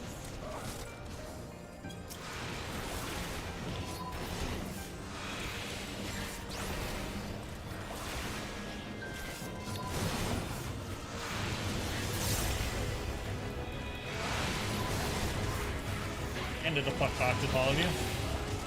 Alright, good move with the flamethrower there.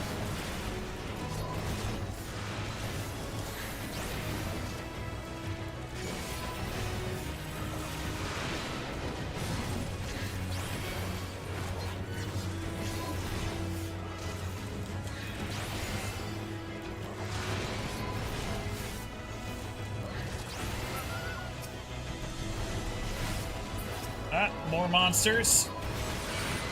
Alright. Everyone target the bomb first.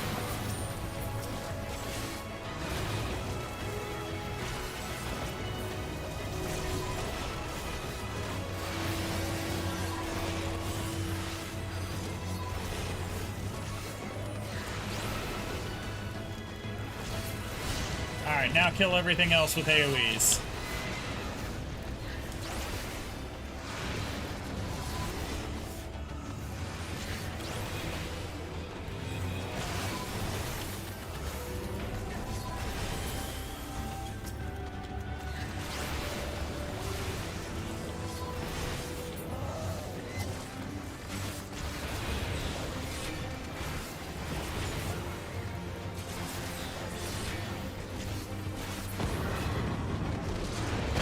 Alright, going in.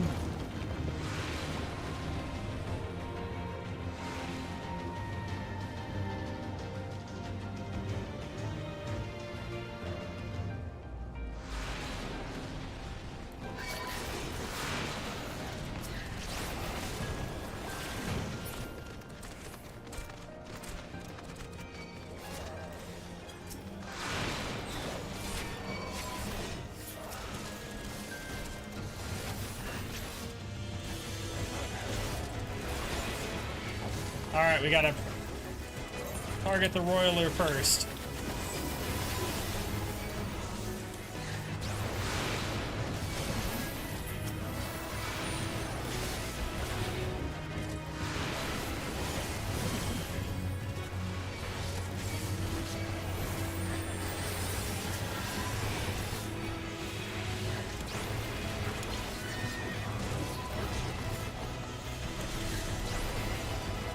There we go.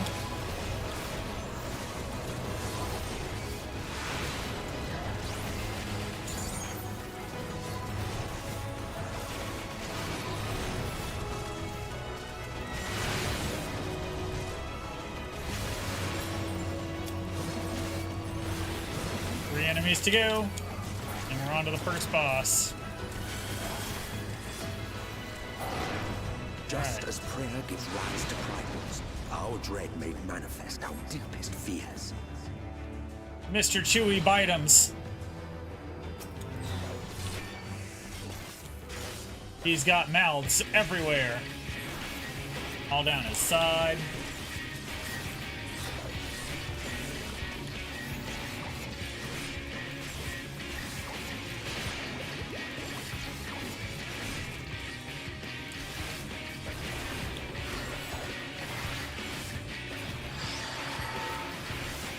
Alright, don't put them all the way in the corner because they're going to drop meteors, I think, that we'll have to stand behind.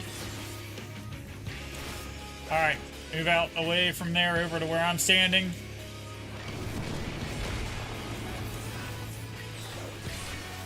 Alright.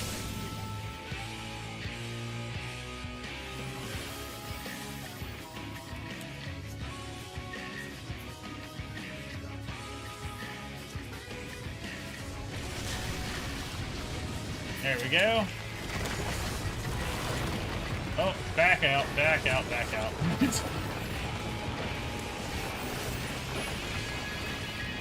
That wall comes in. Building falls down.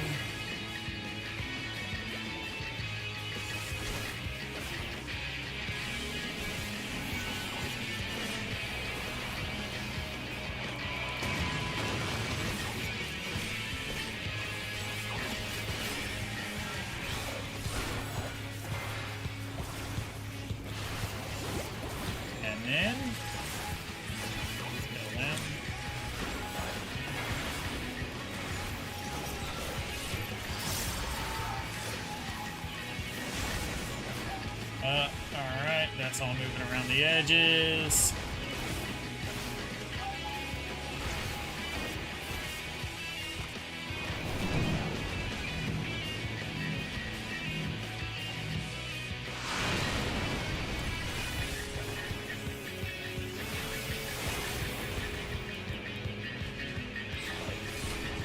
Yeah, I'm getting out of that. Alright, he's doing the final sky again. Her boulder kind of far from him to hide behind.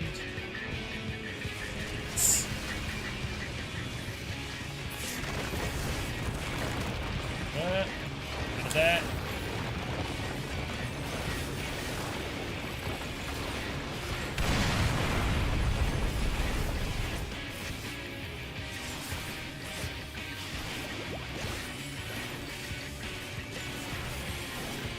Alright, let's hit him with some of these again.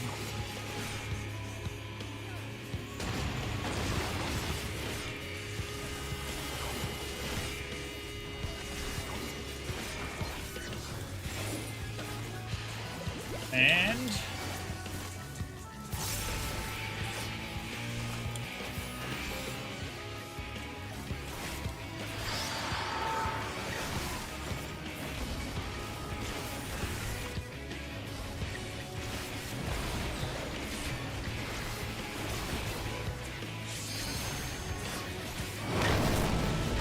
oh shit.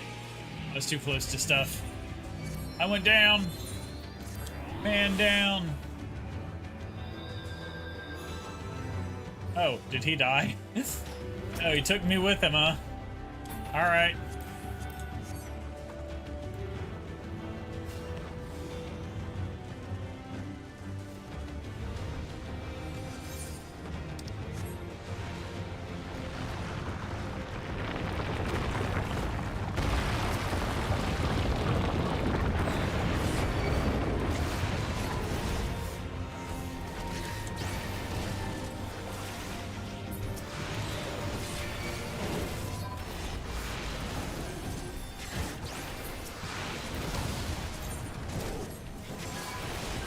Just try to keep the Roiler in the Brute Phoenix.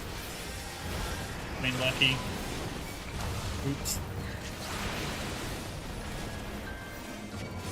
Made mistake. Anyway.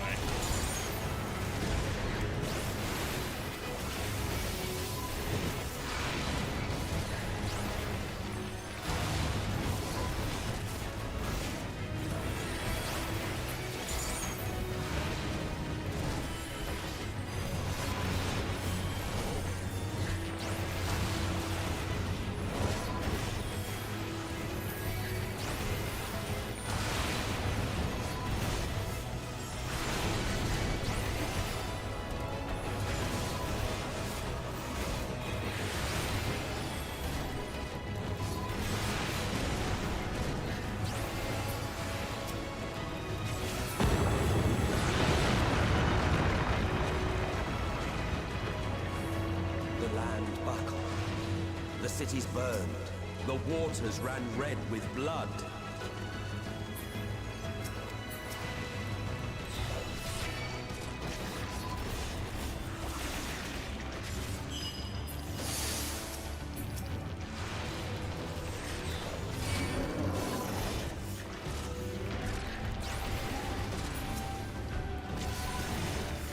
Alright.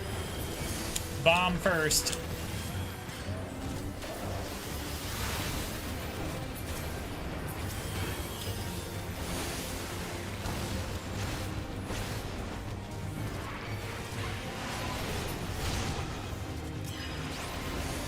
And there we go.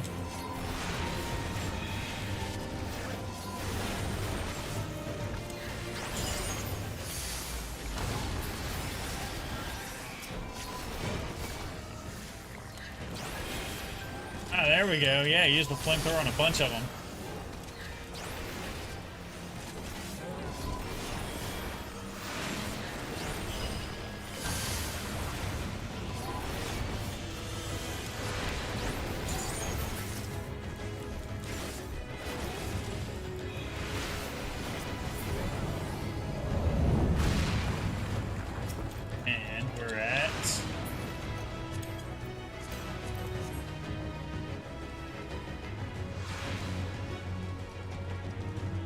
Second boss.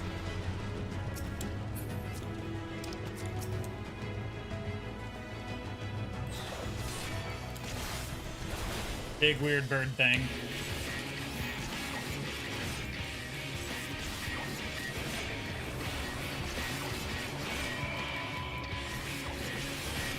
Open up with some burst damage.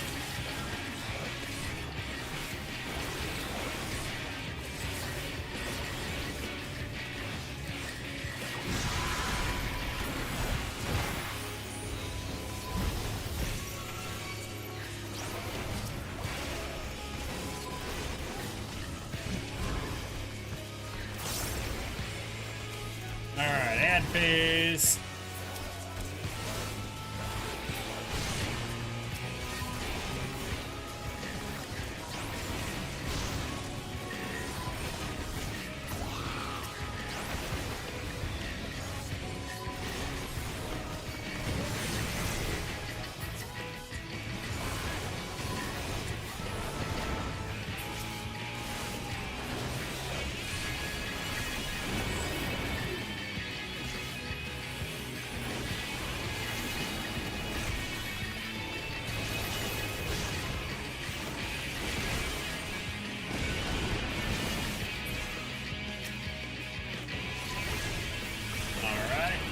Last few. Oh, never mind. There's more.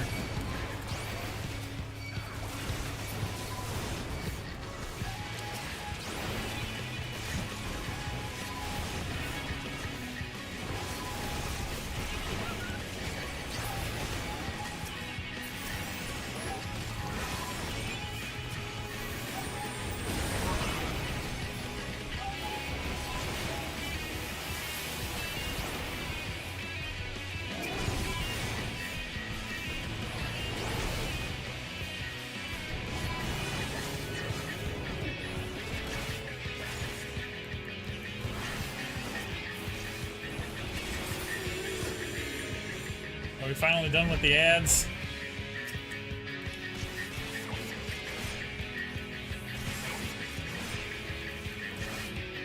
Oh, this DPS check. Hit him really hard. As hard as you can.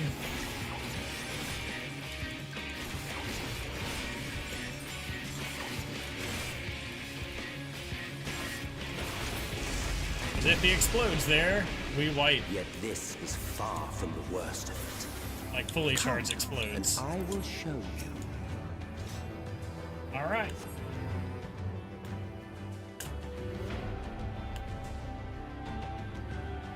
Ooh, isn't this Just pretty? a little further. And you will see the end of a world.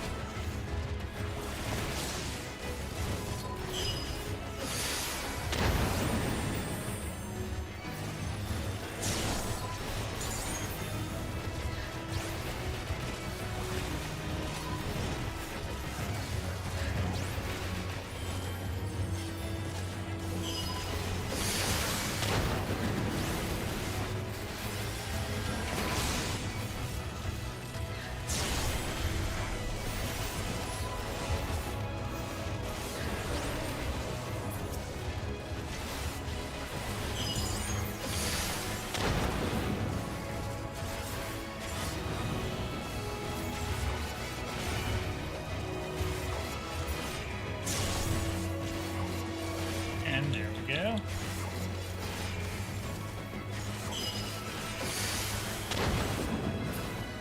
The star was fading. We saw we had to weave its laws anew. Last group.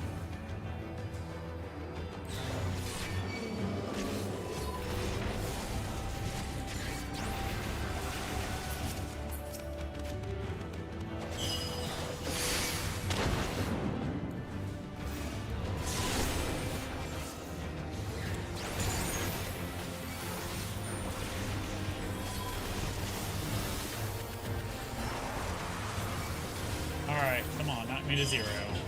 Oh, shit. Oh, that was wasted.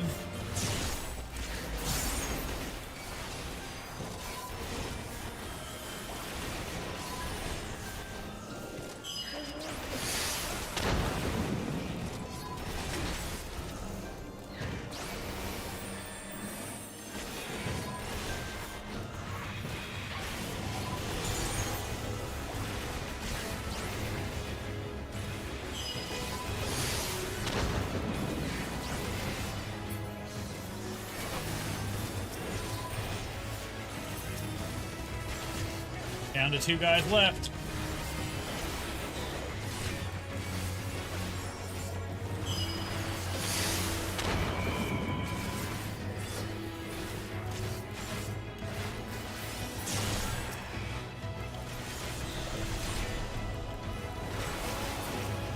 But between us and our goal loomed a final misbegotten fiend.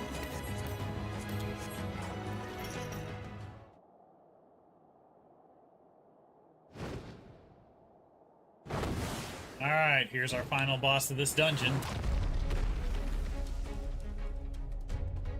Final beast. Burial.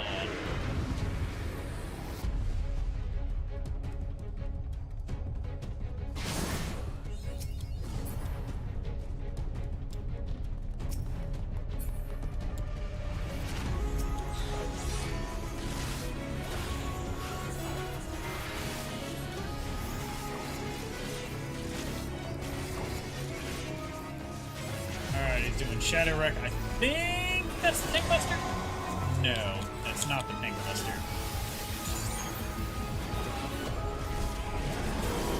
Alright, move off to the sides or get lasered to death. You can choose. And... lasered to death is what he went with. Alright, get away!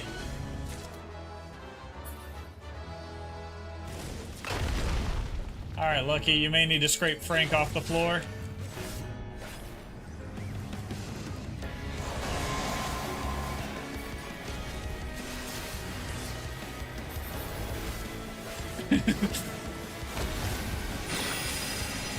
Alright, move forward about 3 feet.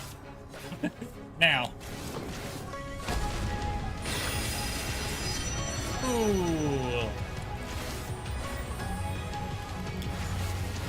I think Kenji here is allergic to lasers.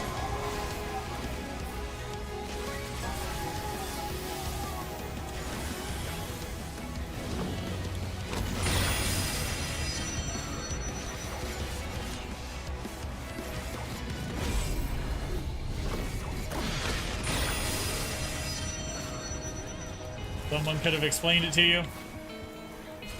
Yes, it's don't stand in the lasers.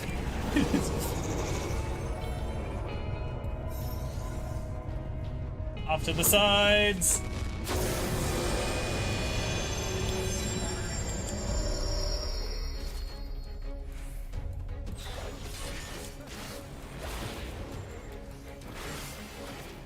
Oh, he's doing that.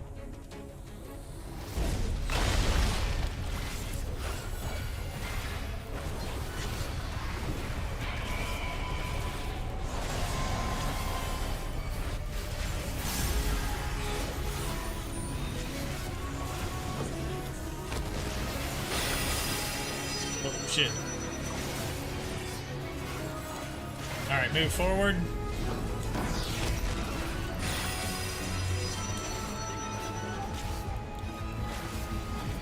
Alright. Alright, this is gonna be raid wide.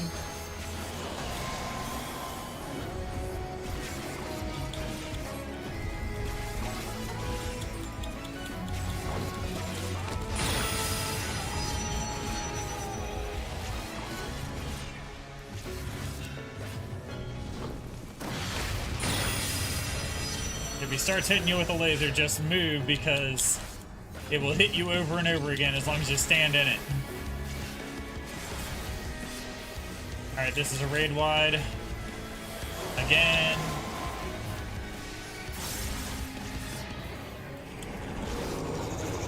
Alright, doing this again. Genji's in a good spot. Oh no. We lost Lucky.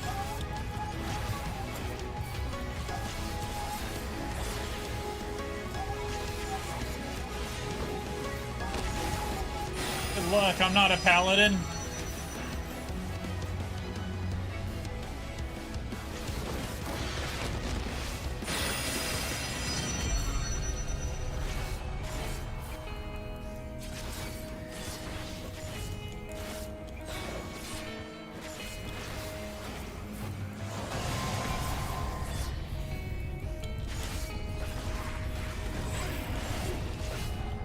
I'm going to die.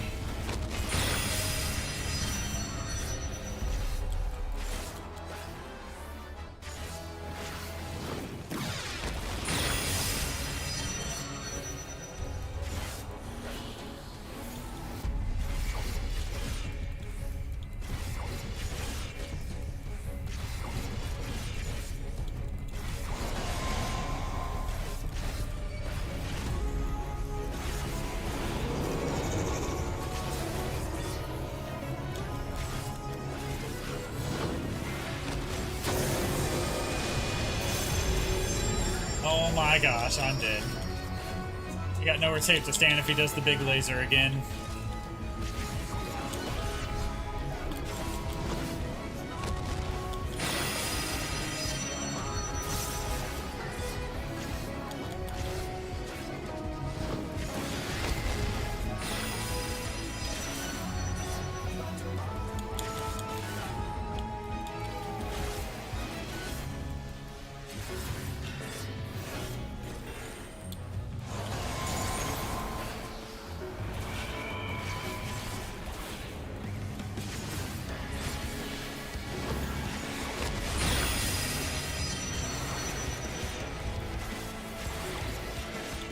Yes.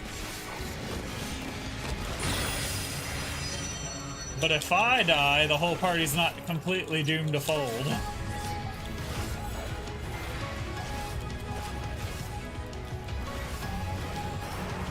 Do it. I can heal myself once. Uh-oh. I'm doomed.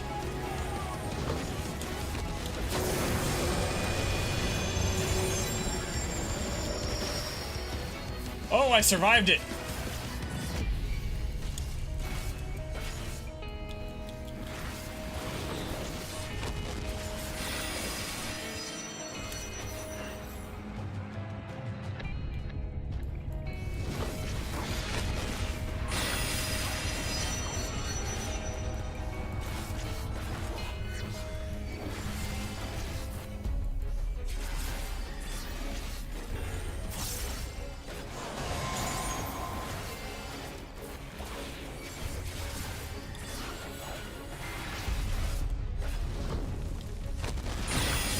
Out of self-heal, basically.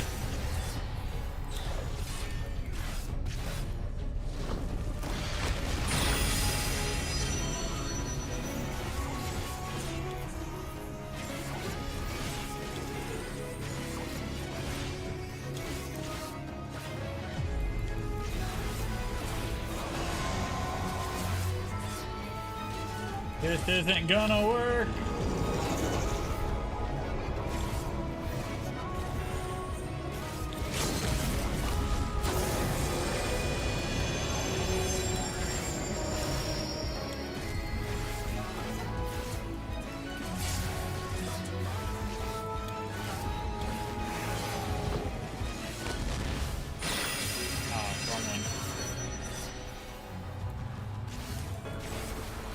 I'm so close, but so far. Nope. Oh.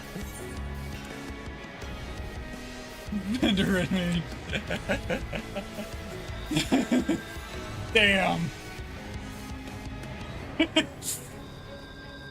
Almost did it.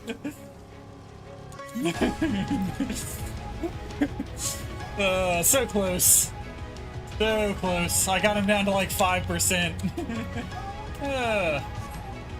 Alright.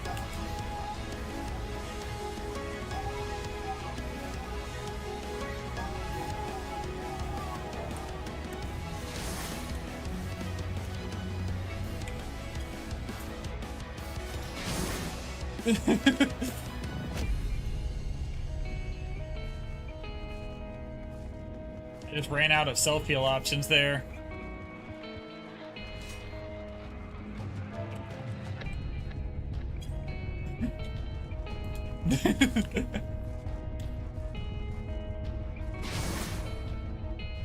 All right.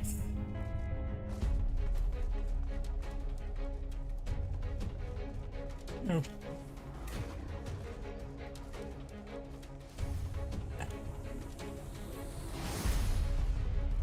All right. So close. Blame the borders. This isn't Helldivers.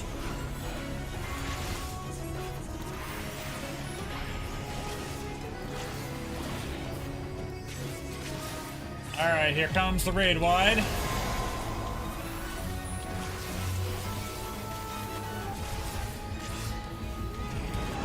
Alright, big laser.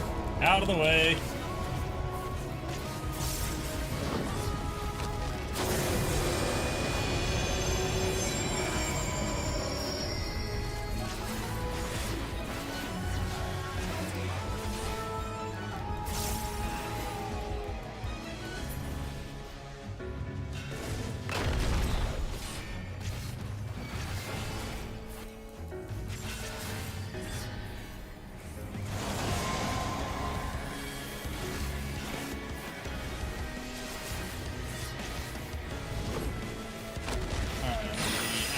Way first.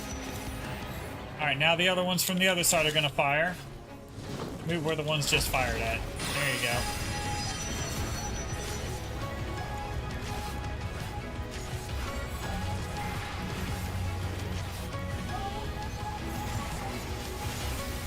Alright, Shadow Wreck, that's the raid wide again.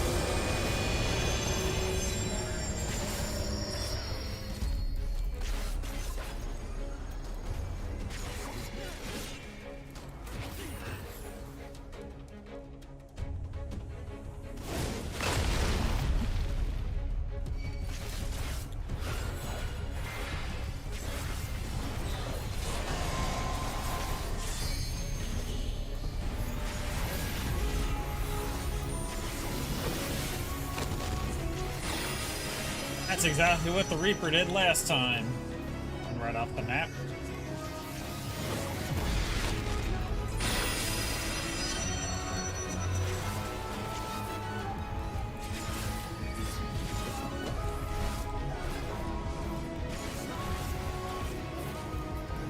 Alright, here comes the big one.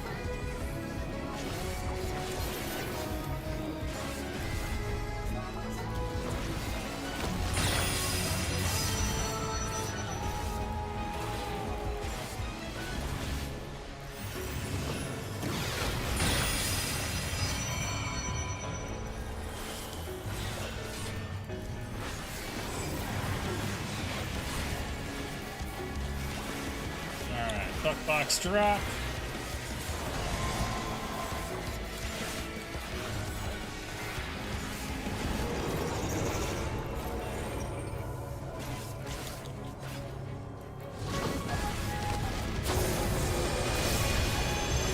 Alright, that one's bad to stand on now. There's only one good one left.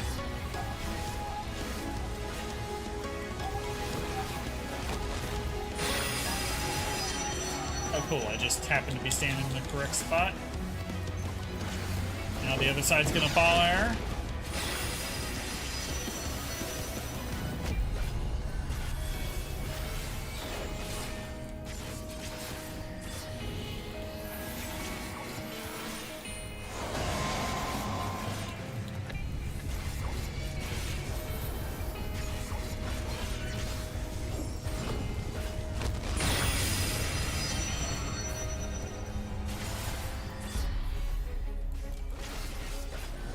We got him now. We still got him now. Alright, someone LB him.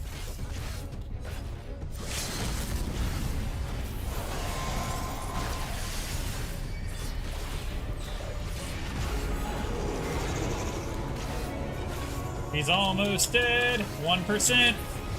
We made it.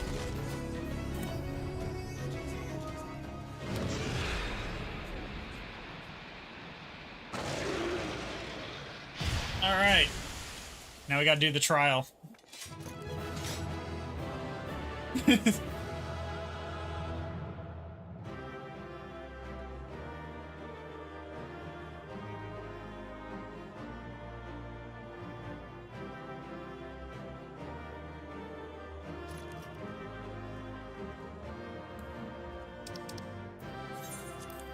Alright. I can only calm the Reaper. I'll just pass on that.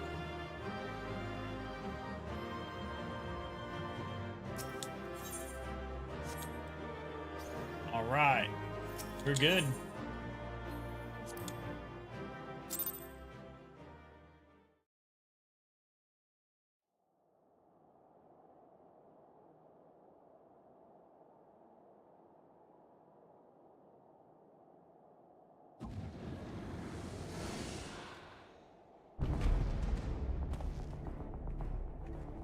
Well, well, you prevailed. Damn right we did.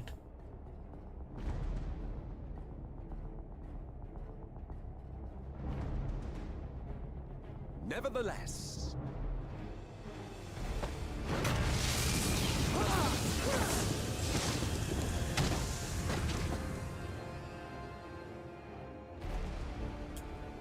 your performance was underwhelming, and I remain unconvinced of your worthiness.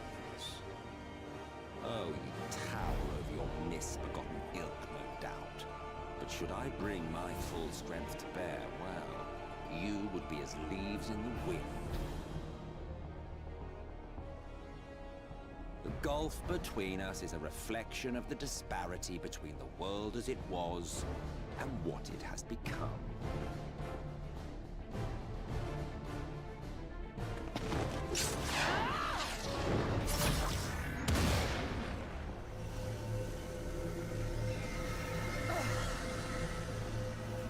Our worlds may not live up to your lofty standards, but they are our worlds, our homes, full of life and love and hope. And we won't stand by and let you destroy them!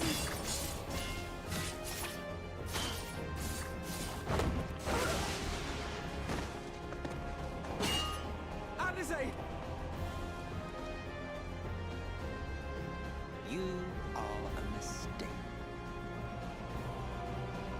For we who have known perfection, the shattered source and these shards are ghastly mockeries of the true world. The ephemeral lives you exalt are pale imitations, utterly devoid of meaning.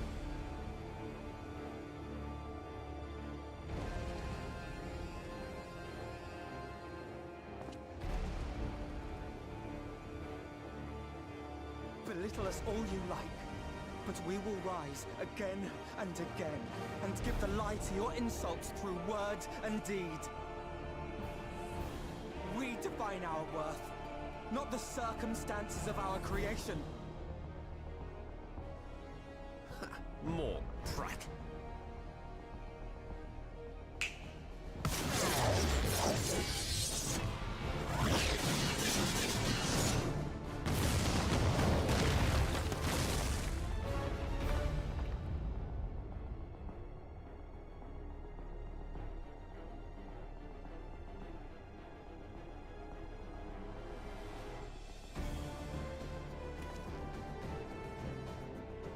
fool.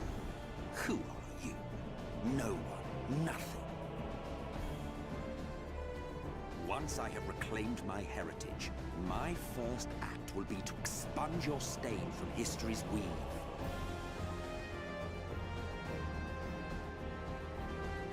My world will have no need for heroes.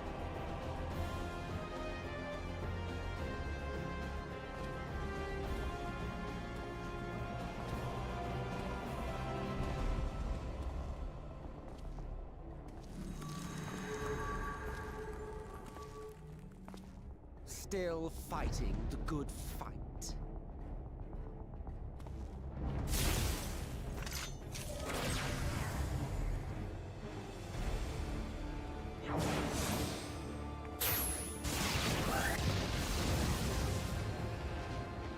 It is true that all we hold dear is fated to fade away. But that is no reason for us to forsake it. To take what steps we may, and thus mark the road for those who would follow.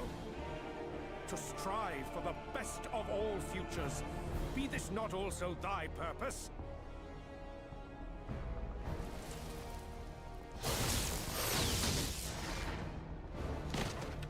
Cat girl down.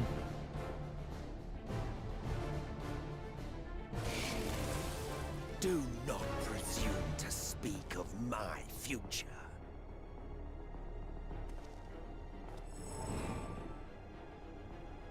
And you?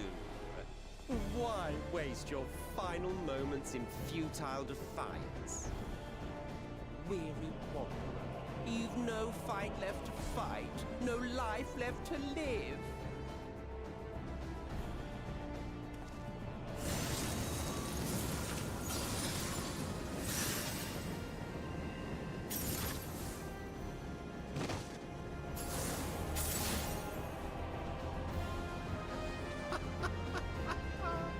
You see, the light will not be denied. Surrender to your fate, and let the transformation take you. Rise up in madness and fury. Devour the vermin infesting the land which is rightfully ours.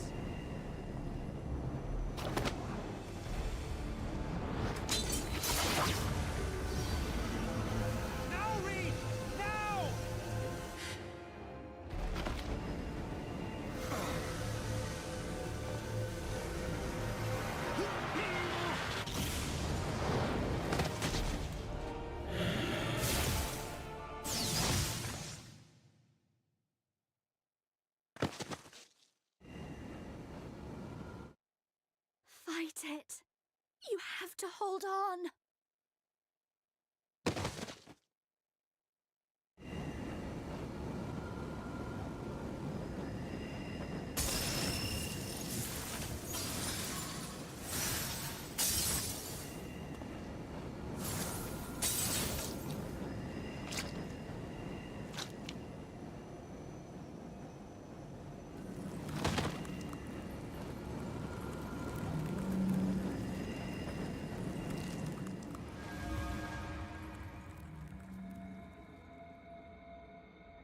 Miniphilia.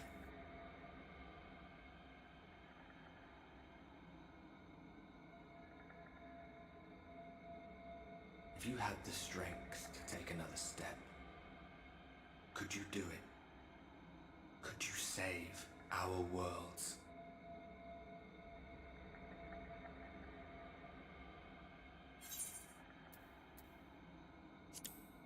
You know damn well I could.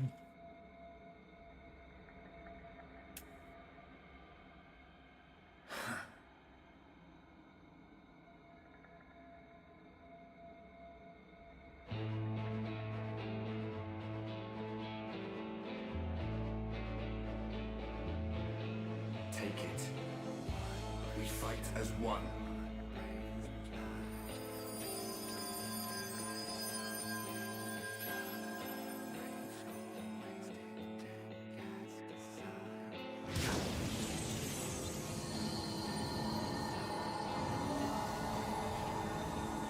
This world is not yours to end.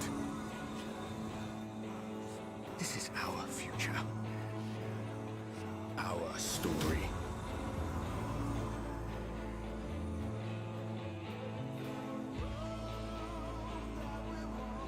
No, it can't be.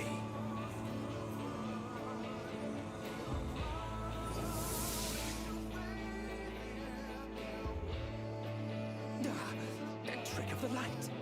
You are a broken husk, nothing more. How can you hope to stand against me alone? We stand together!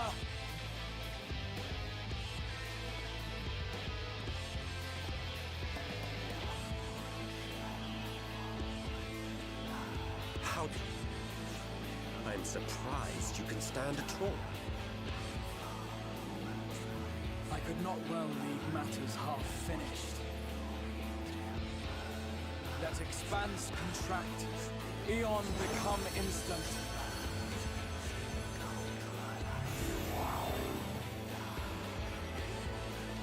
Champions from beyond the rift, heed my call!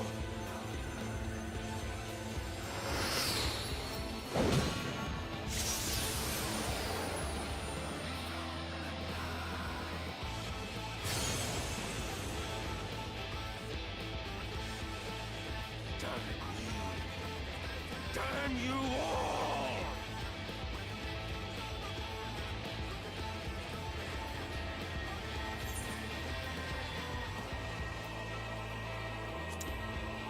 It ends this day. One way or another, it ends. Very well. Let us proceed to your final judgment. The victor shall write the tale, and the vanquished become its villain.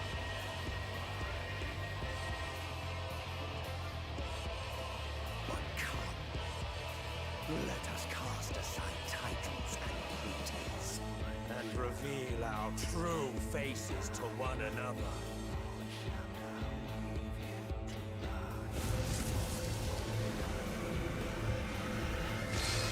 I am Hades, he who shall awaken our brethren from their Nope, we're doing it now. slumber. Finishing this quest.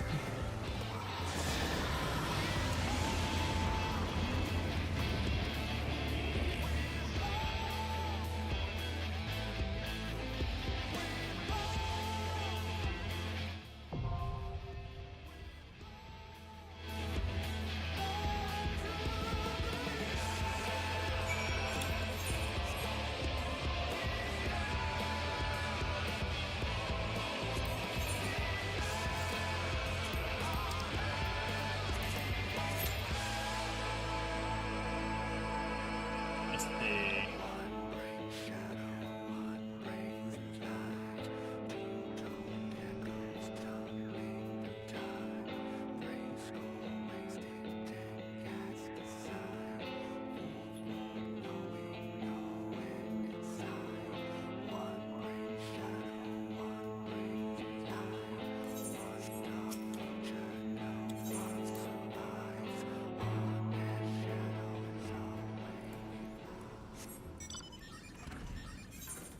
Alright, while I wait for this to pop.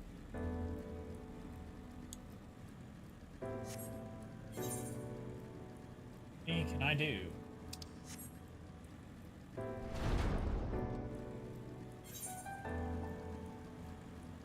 Y'all got some of them flying quests on you?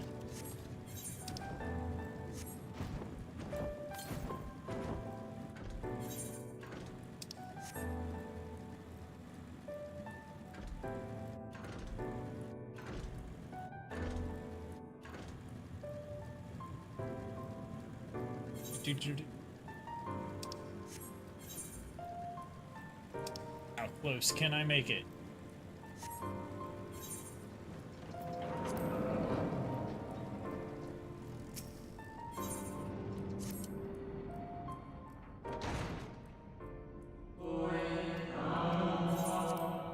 Alright, well, one.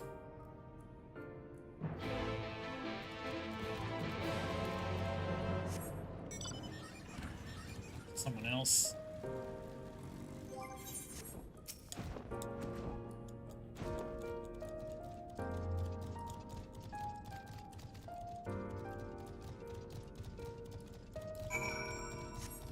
the person.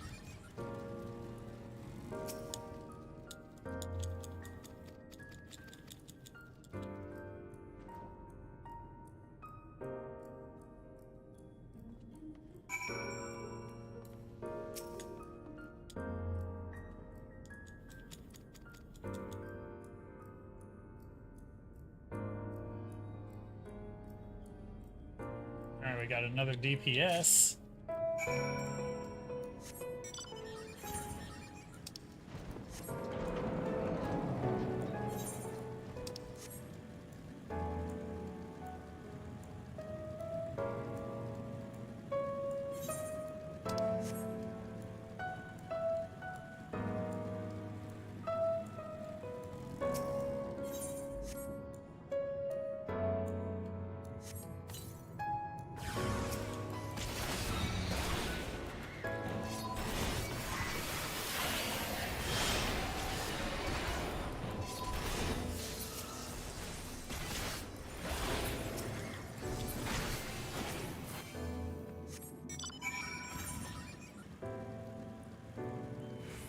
Back to turn that one in.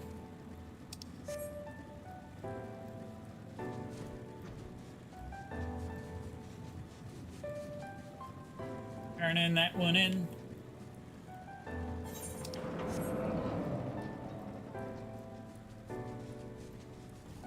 And I basically unlock flying here before it pops.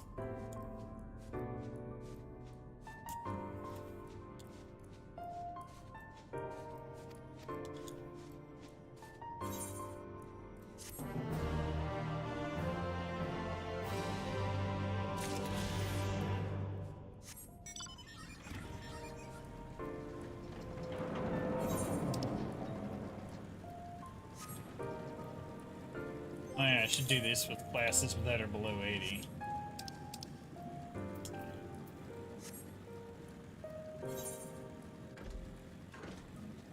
Should do the turn in with them.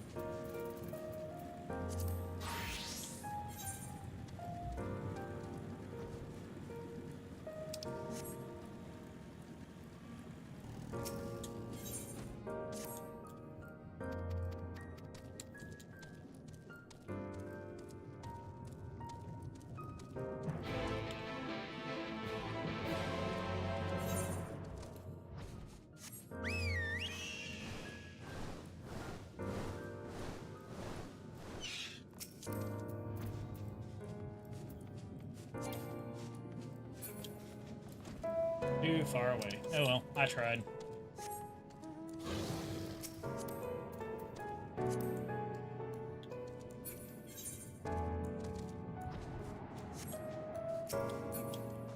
Oh well.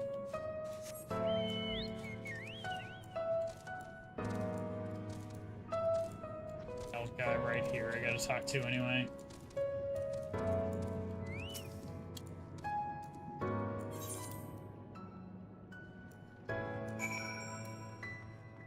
And I'm gonna set the quest right in here.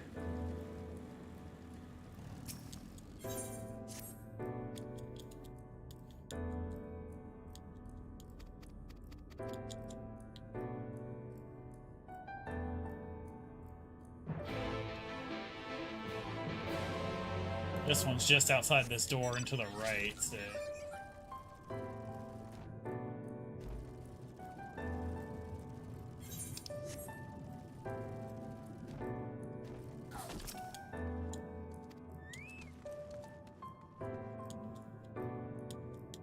Come on. You guys gonna finish talking so I can do whatever this objective is?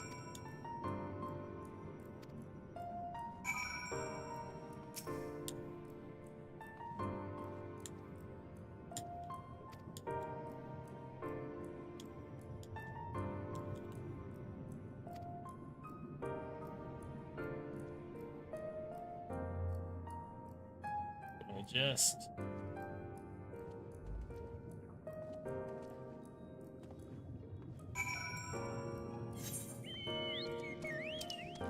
right back inside the building.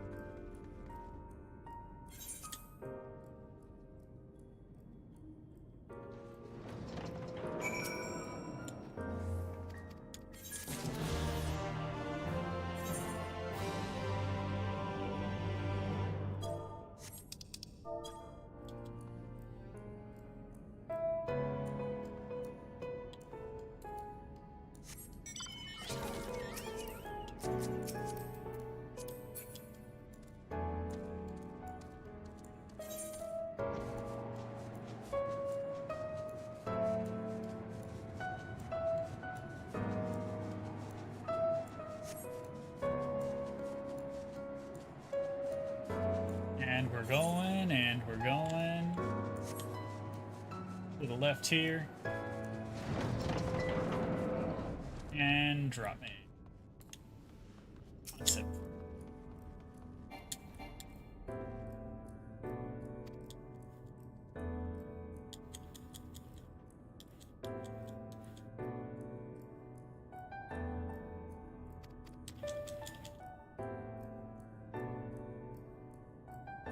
Loading.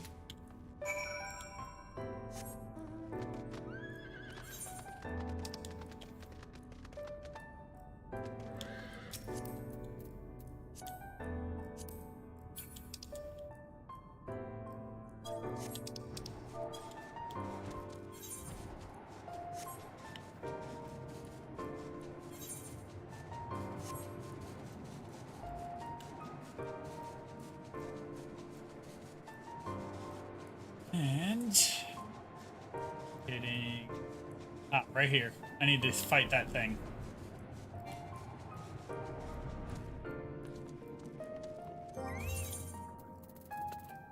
Okay. And I have to weaken it and capture it. Alright. Use key item.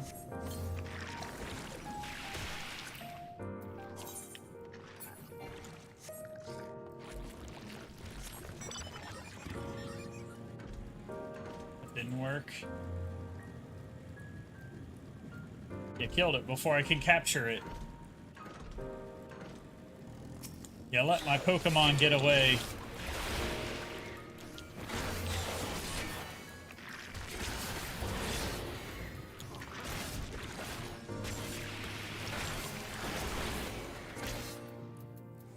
Key item.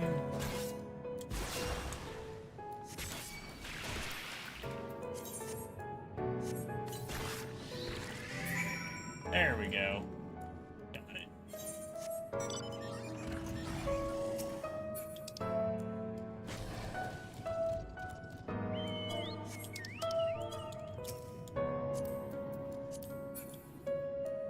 Go for it.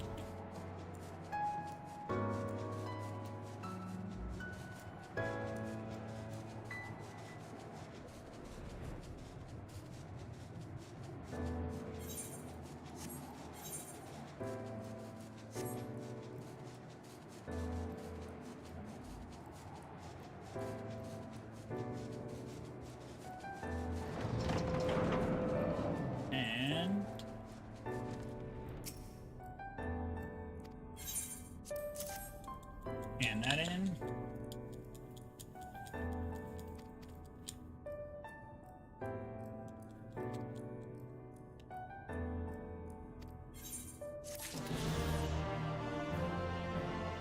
Oh, oops, forgot to do that as my sage. Oh well.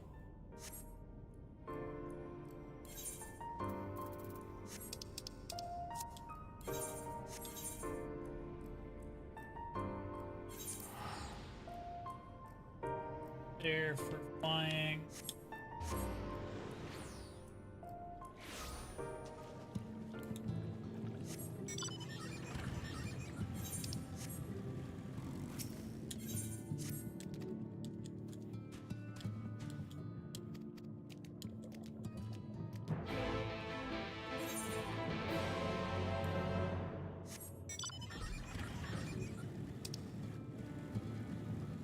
Nah, it's not that far away.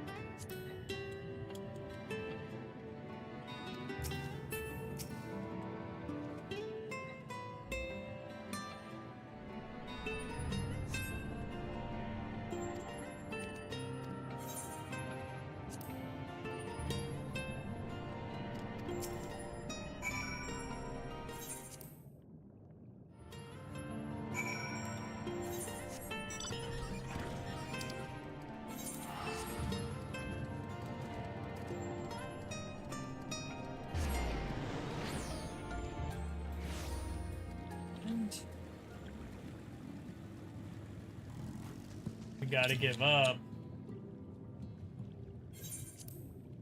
Where we at? 15 out of 14 minutes.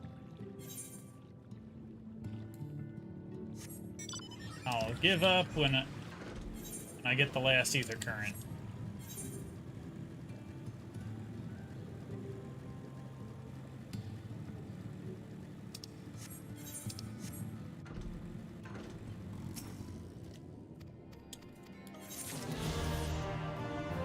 Okay, there's that.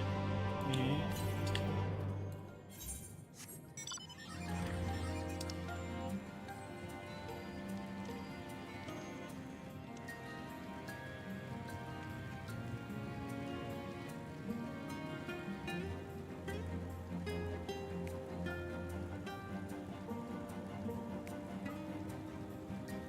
I think it was underground somewhere, so we will find out if I can find that one. And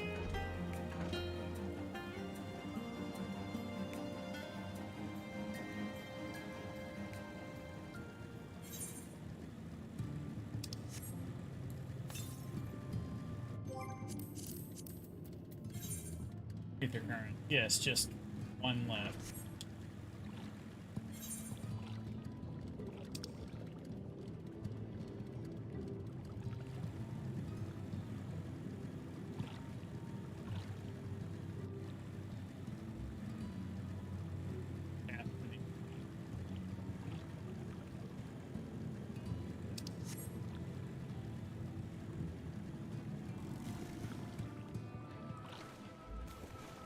Not there.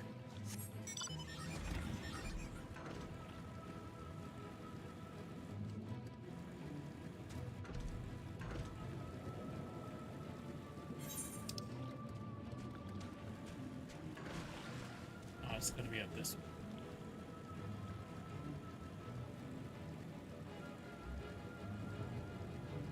Yeah, this is it.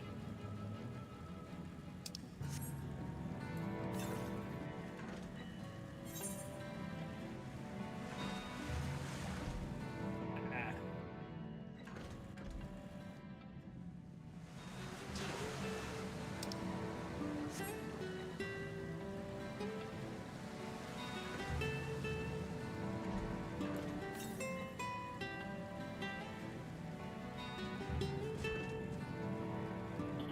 1,700 yards away. 100.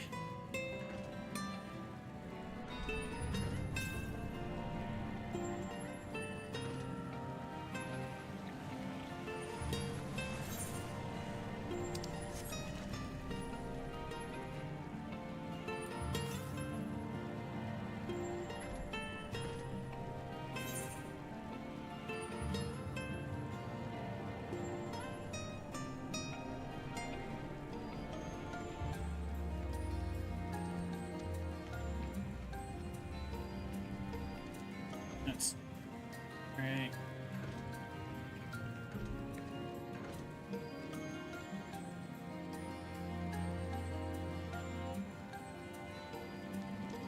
This way.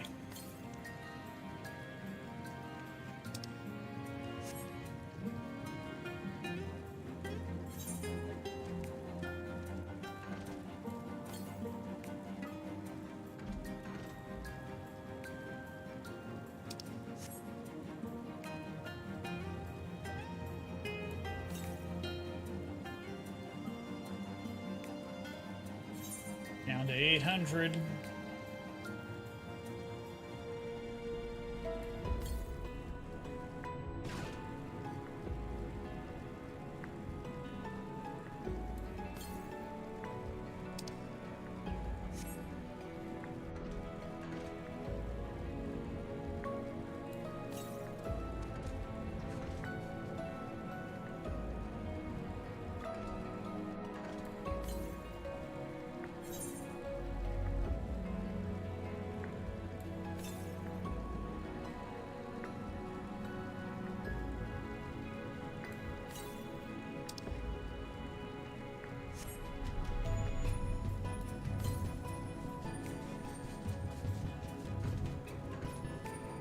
Three.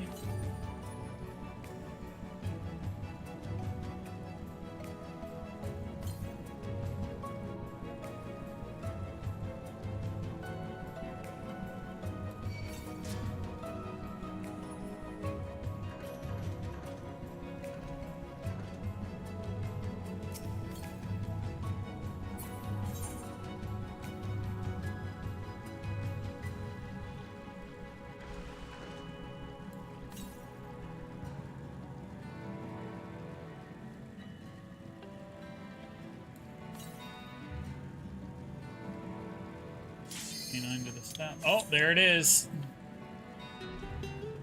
Looks like we're going in.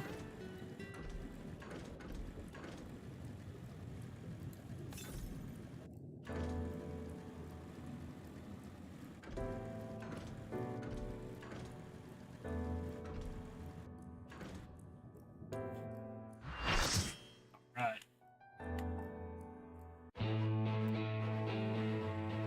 We're going in.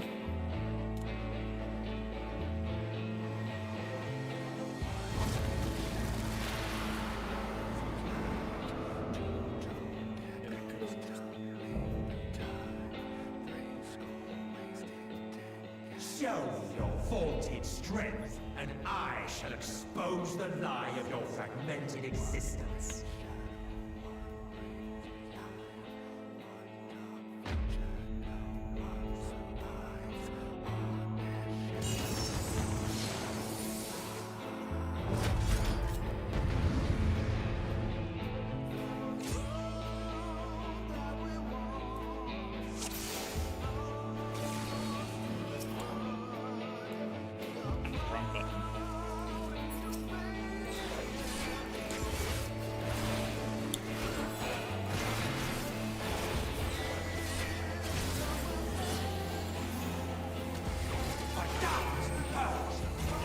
Got a tank buster.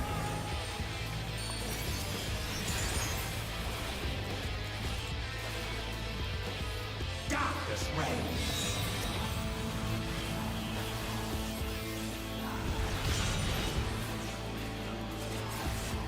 Flee forward.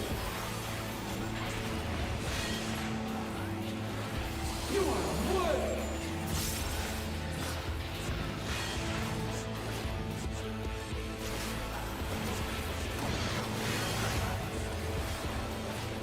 The arcane might command.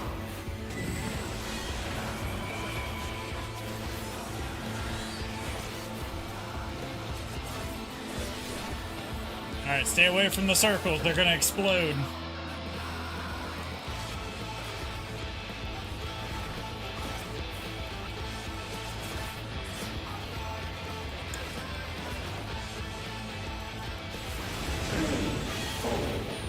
Maybe go in the circles.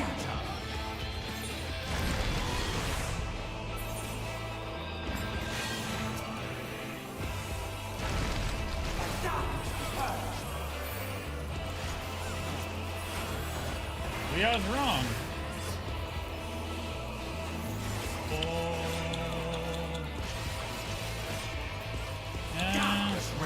No.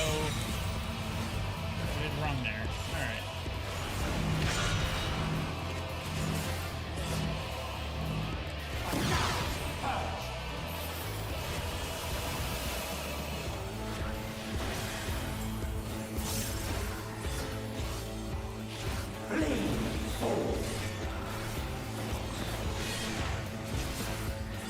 You are a wood!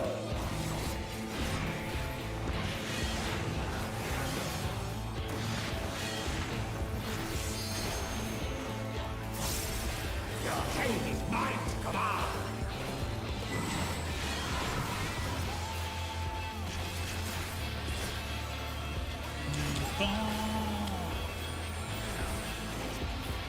Get in these then? Flee forward!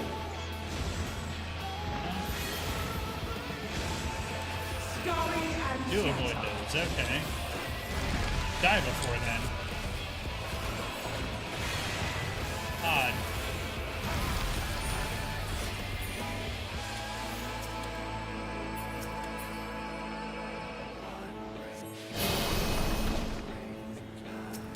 Alright, we got an ad phase.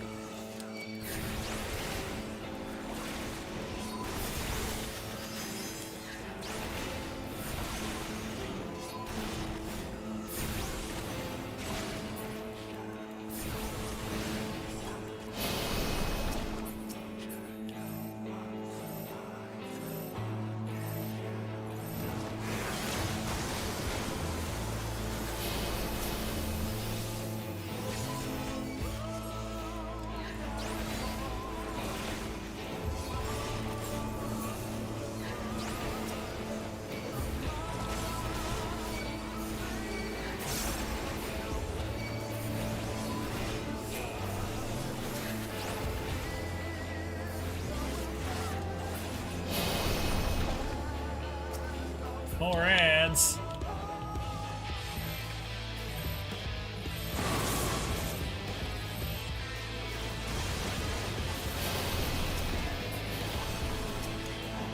And then more.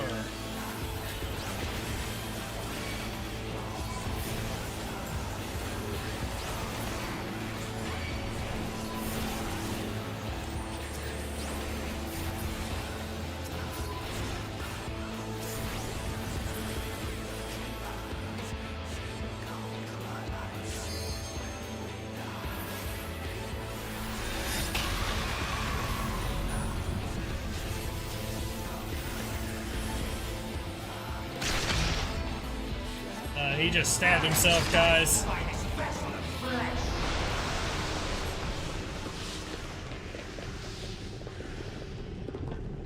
Oh, we got a phase change. Music stopped.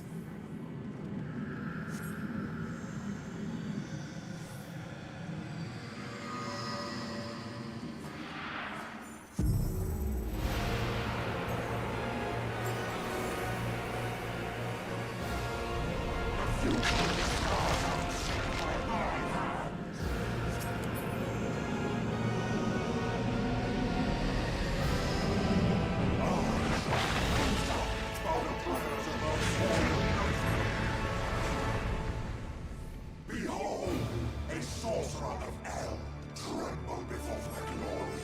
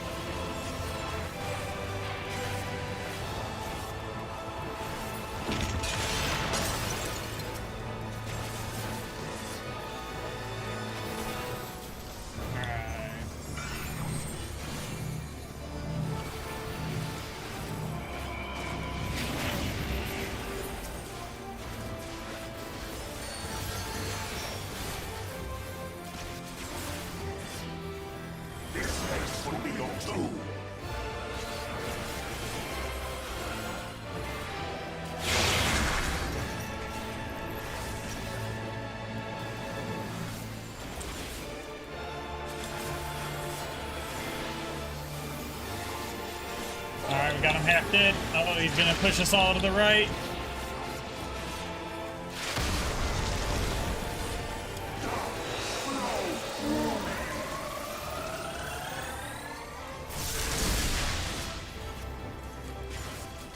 Ah, that sucks. Got hit by that one.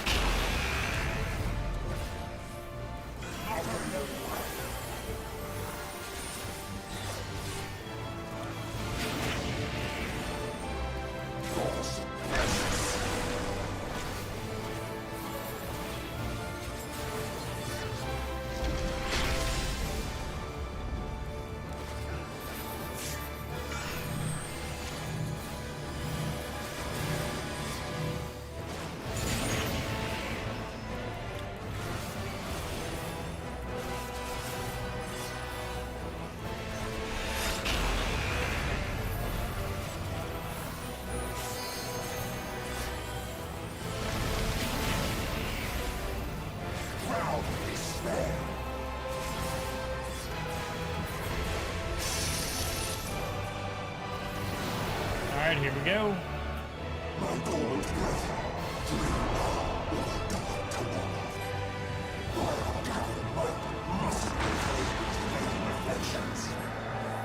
Button mash.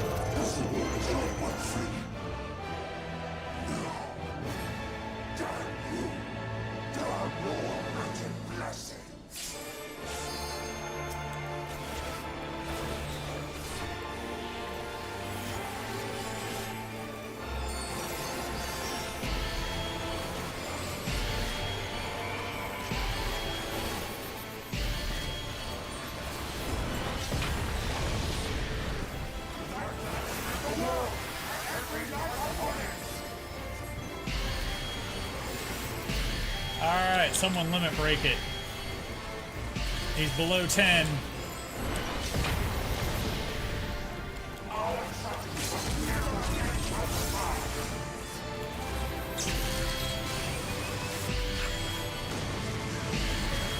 And there's Frank with the limit break.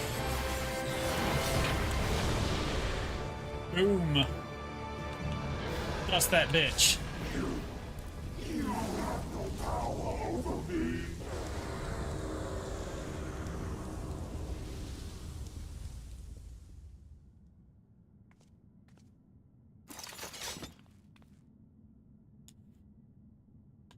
Da da da da da da da da.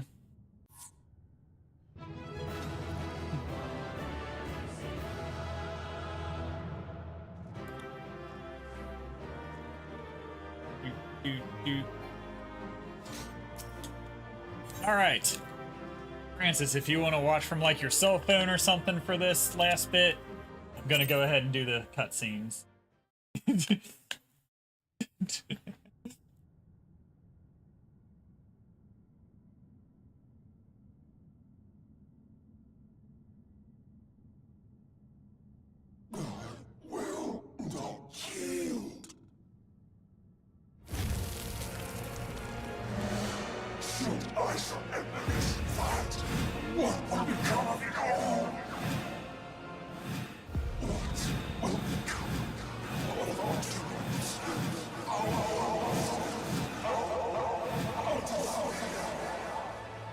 Oh gosh, he's got Vopry's reverb.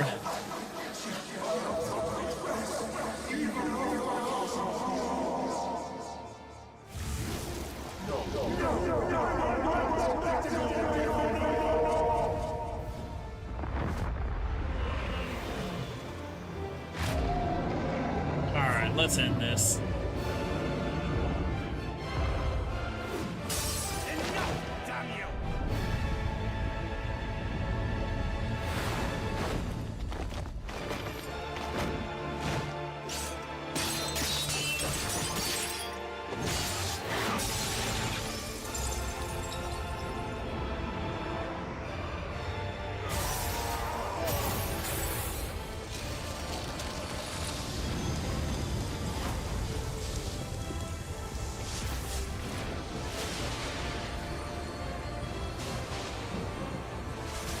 They're all okay. Infernal strength!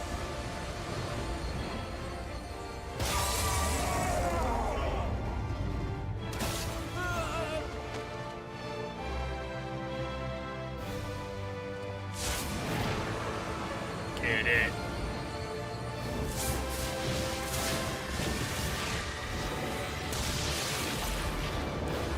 Now! Strike with all thy might!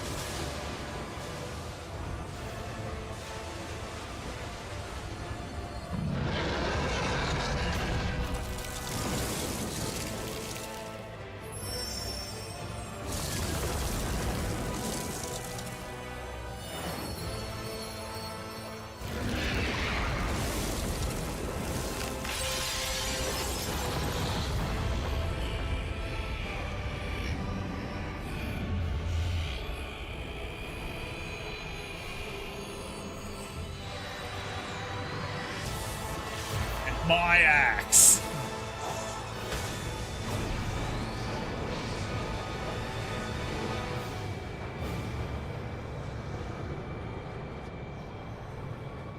That's a pretty cool effect.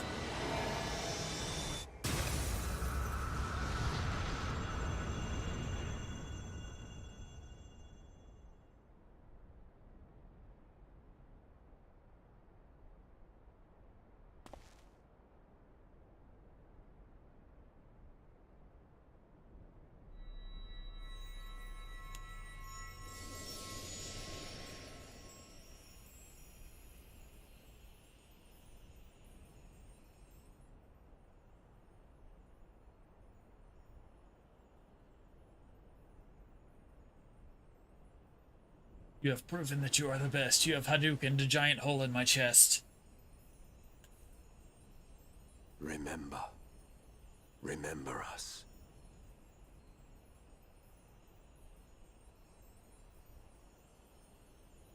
Remember that we once lived.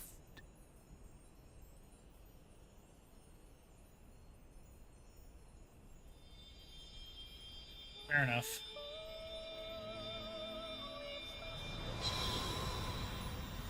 Can't remember that I killed you if I can't remember that you lived.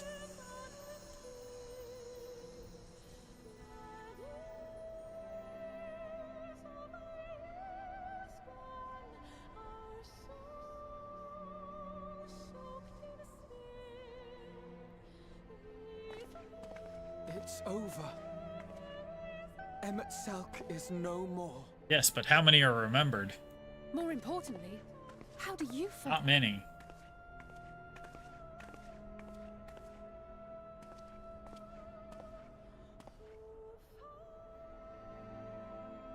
What dost thou see? His ether. It is as it used to be. As a disciple of Zodiark, the Ascian was the darkness to your light.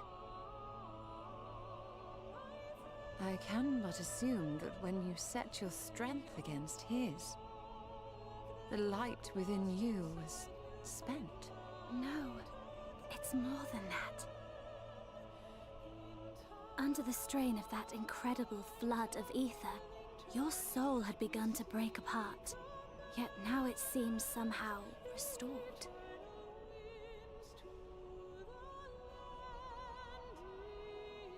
I tried to help you before the battle, but Emmett Selk stopped me.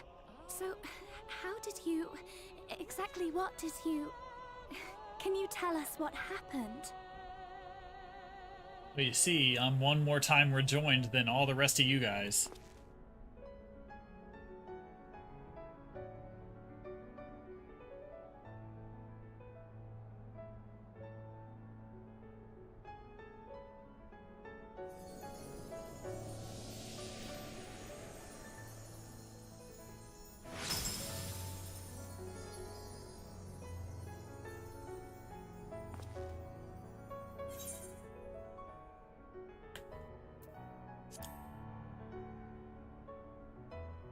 Explain it all another time.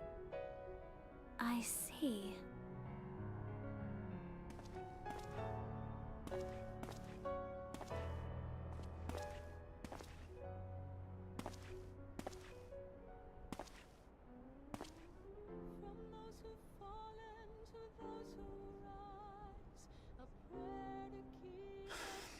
Where to start?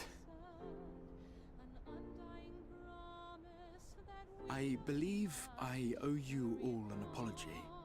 And you, most especially. Well, it was just captured and tortured, so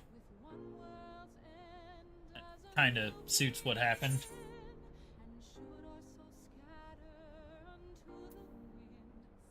I'll leave the lecture for later.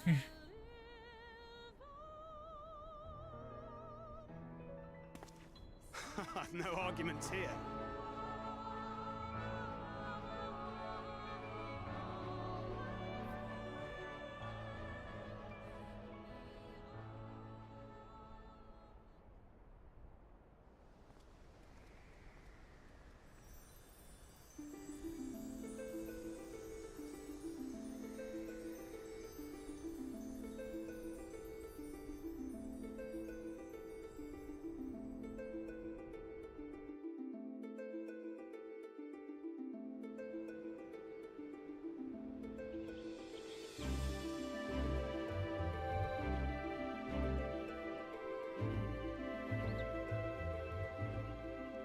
So, those mad souls dove straight into the ocean over there, did they? All I could see from here was the whale, Master Chai. 'Twas surely Alphino and those friends of his. They did something heroic, mark my words. You need only Hey, they're look up okay. there for They proof of survived that. drowning. They managed to avoid drowning. As you say, my love. They're sure to be back. Any moment now. Any moment.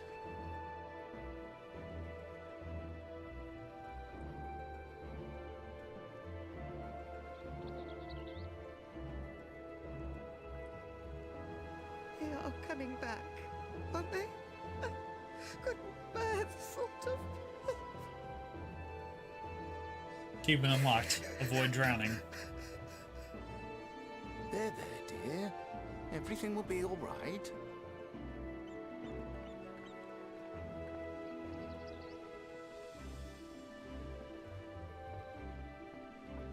There, look! Over there, over at the beach!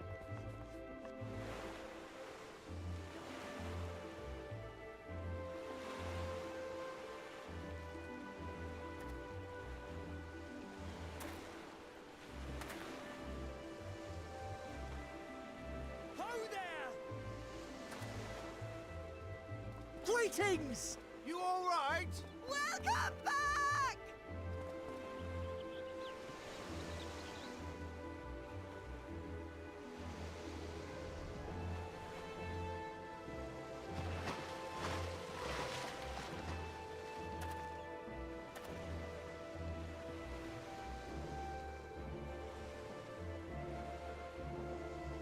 I didn't think we'd be swimming the whole way back. Heavens. Heavens. Take me. Alphino! Oh, hells.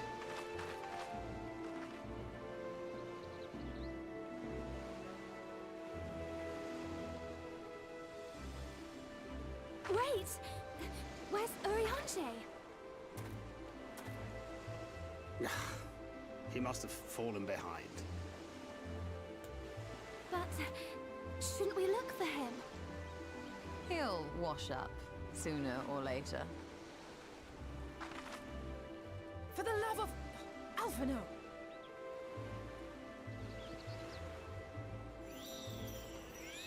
Welcome back, dear ones!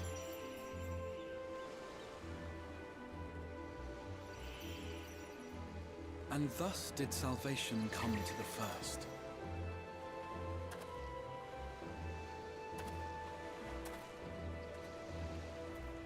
The lamps of Amarot will fade along with Emet-Selk's enchantments, and the depths shall be as once they were.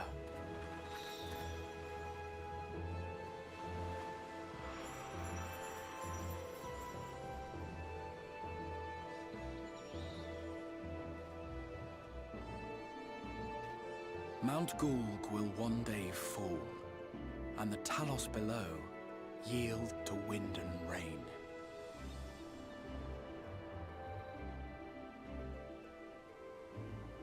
This tale, too, will fade with time, passing into legend as the world heals and moves on.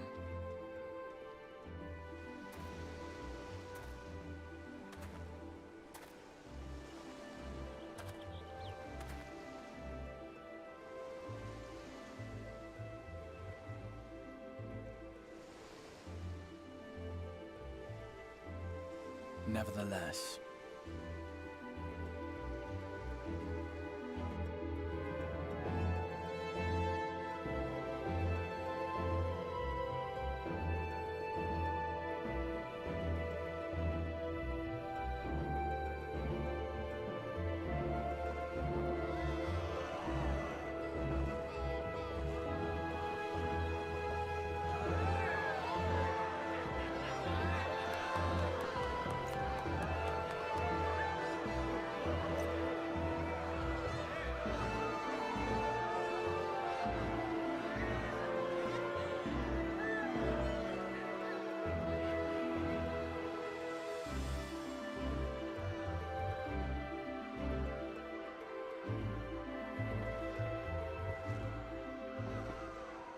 as ether obeys the cycle, as death and decay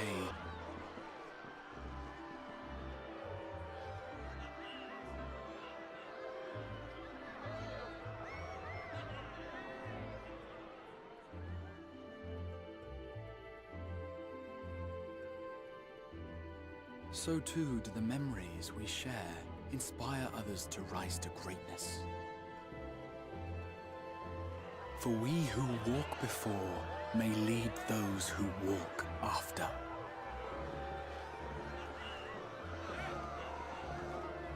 Your road goes ever on, as does your story, as does your legacy.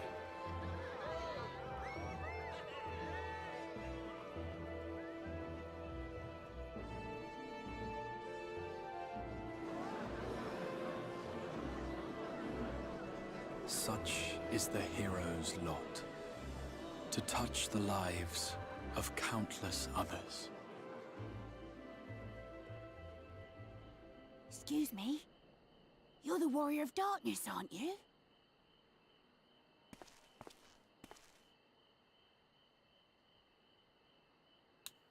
Where are you from, really? And how did you get to be so strong?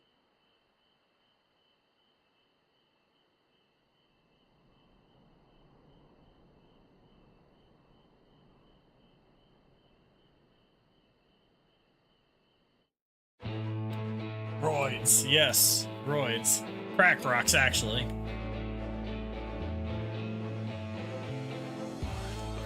Push-ups, sit-ups, and plenty of crack rocks.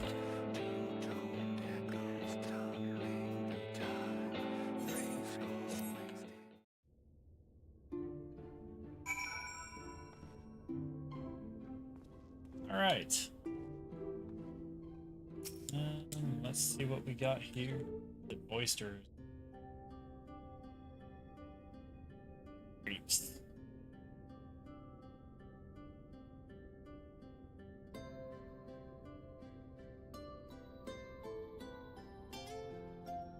By your deeds has the blinding light been banished from these skies, and the Sin Eaters driven to retreat.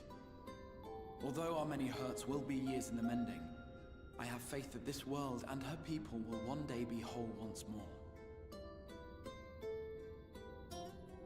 With no rejoining in prospect, the Source need no longer fear the coming of an 8th umbral calamity.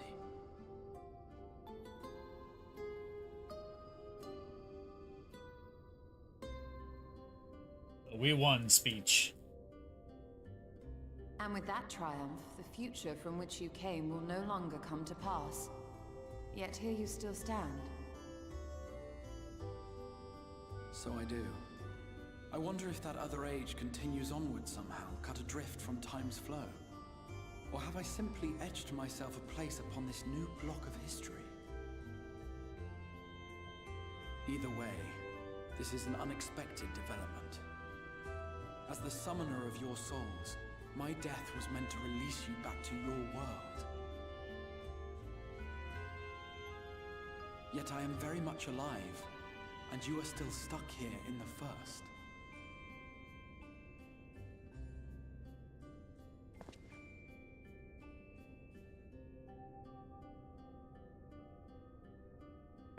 I believe I speak for us all when I say that we are happy to postpone our return if it means your life is spared. We will seek out another way.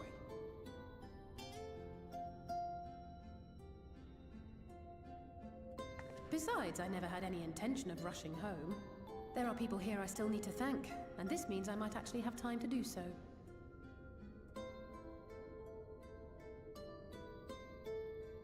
Yet we dare not neglect our comrades in the Source. Mistress Tataru, to name but one, will be most anxious to know how things stand with us. So, you'll just have to make the journey alone for the moment. Be sure and give a full report to our fellow sires, would you? Oh, and we'd also appreciate any news you can bring us. One of them just stab him. Knife later, bitch. I can open the path from here.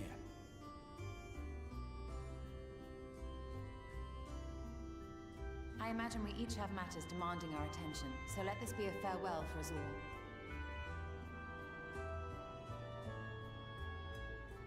Send word when you've resummoned our friend. Oh, and do try to ensure he arrives within the city next time. Of course. I shall strive for utmost accuracy. No strange forests or unplanned passengers, I promise.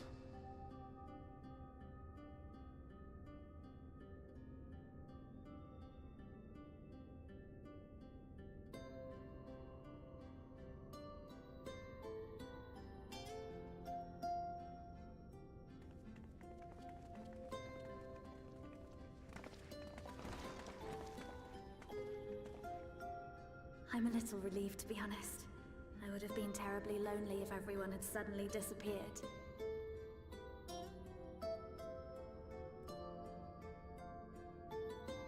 But I understand that you have to go. Safe journey, warrior of darkness. I hope to see you again soon.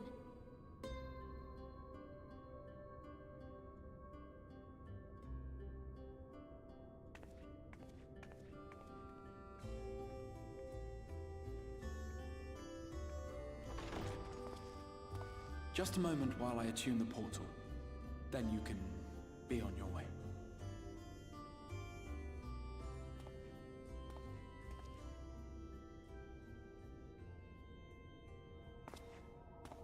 When I was a boy, many long years ago, I yearned to stand tall as the heroes of Eld. But like a fool seeking to pluck the stars from the heavens, my every attempt to reprise their deeds fell short. And then one day, an all but forgotten dream from my youth stood before me in the flesh.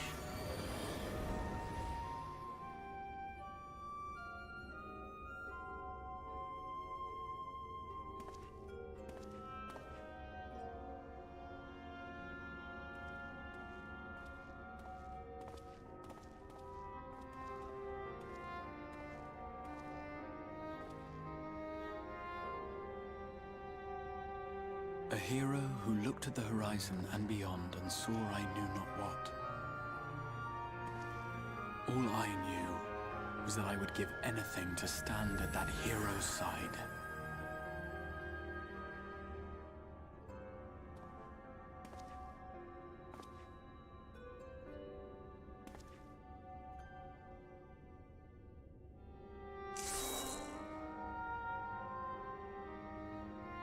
Would that it was so easy. The glory of the heavens was ever beyond the grasp of those who never thought to reach for it. But if I have gained anything from all of this, it is the courage to stretch out my hand.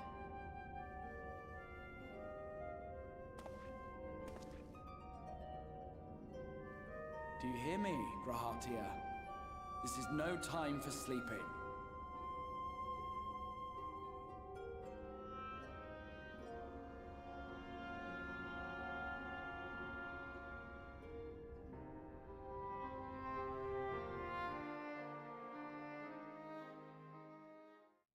Meanwhile, in the Imperial Palace in the Source. Ooh, we get a meanwhile.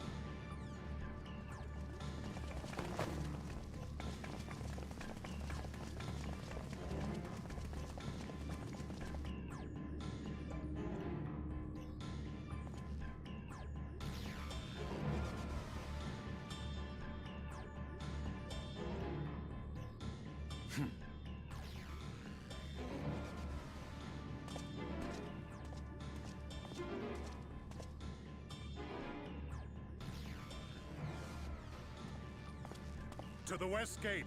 I want to know what's happening there.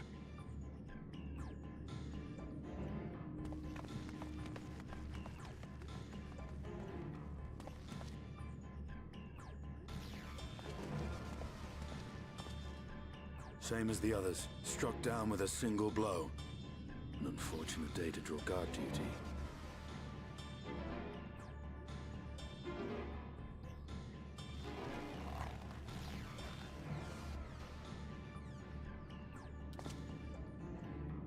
Forgive me. These were your people. We took advantage of this slaughter to slip into the palace. 'Tis not for me to grieve them.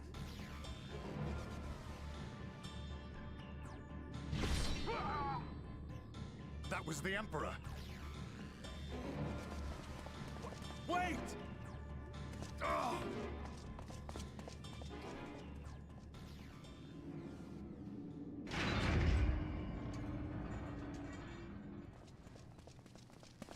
Your radiance!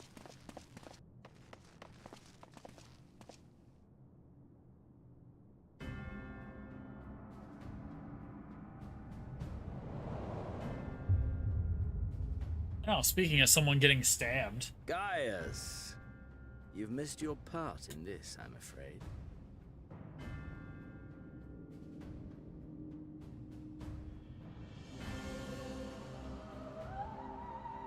Identify yourself, demon!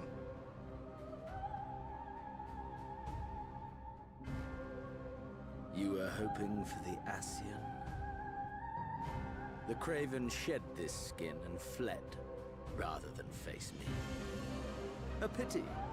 I was looking forward to crossing blades with myself.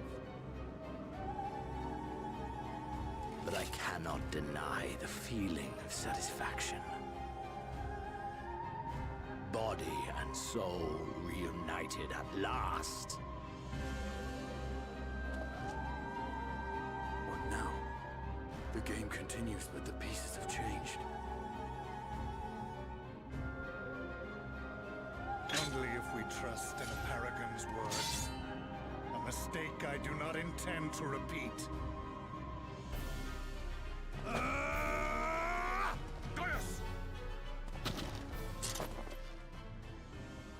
He speaks the truth. Elidibus is gone. Tore a hole into the rift.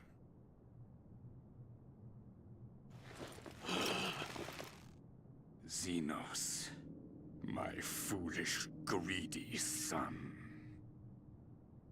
Was a second life not enough? Was the Empire too rich a prize to ignore?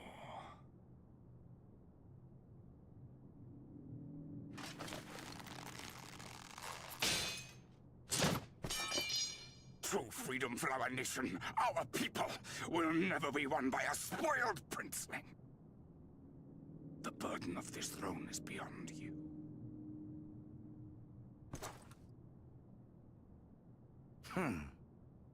'Tis you, father, who have struggled with this burden.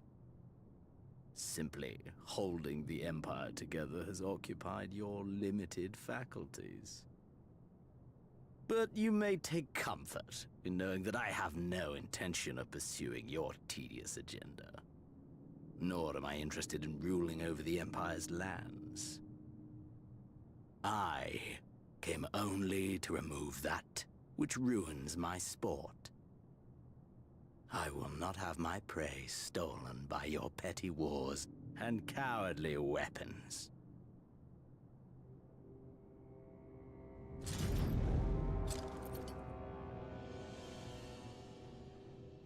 You would kill me just for that. Oh, he'd kill you for less. I need no other reason. Any and all who interfere with my hunt will not do so twice!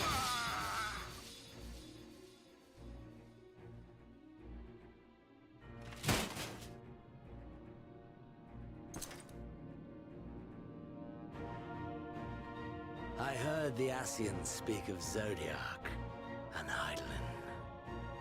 Even the will of this star is but a construct of our own making. We shall gorge upon their strength, and then, my friend, our contest shall begin anew.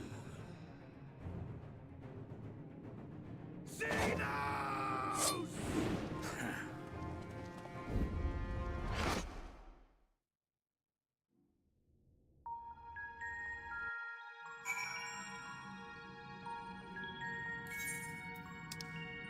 And turning this quest in. We're done. Allegedly.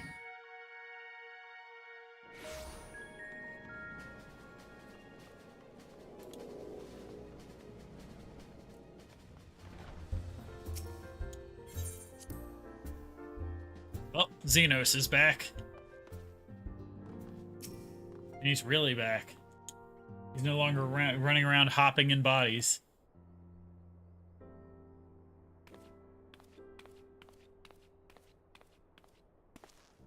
You run away from me. I'm trying to turn this quest in. But how? When?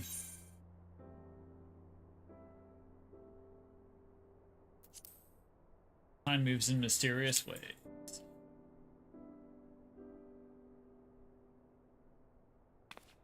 Right, so it does. The reports have been you had delivered by that excitable little pixie said as much.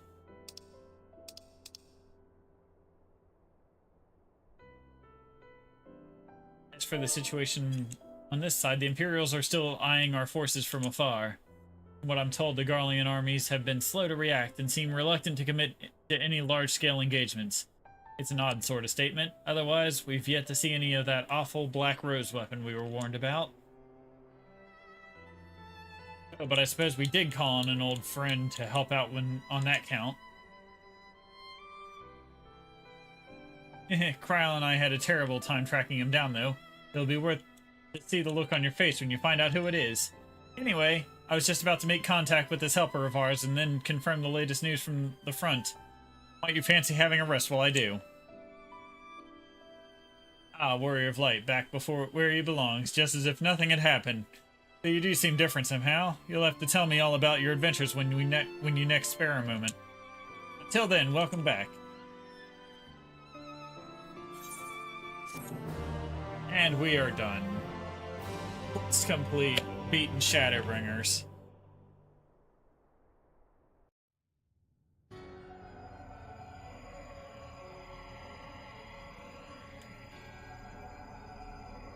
Litibus is on the moon. Oblivion has claimed him.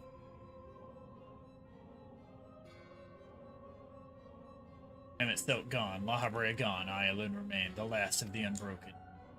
Once more, I am moved to reevaluate the potential of these tattered souls. Ah, Xeno, never did I dream you would overpower me so completely, just as I was of your body, and all its uncanny strength. And now that I had shared with you the truth of this world and reflections, who can predict how the events will unfold? Not I. Emissary, what a poor jest the title has become. The flow of history has become muddled, its currents wild beyond my capacity to direct them.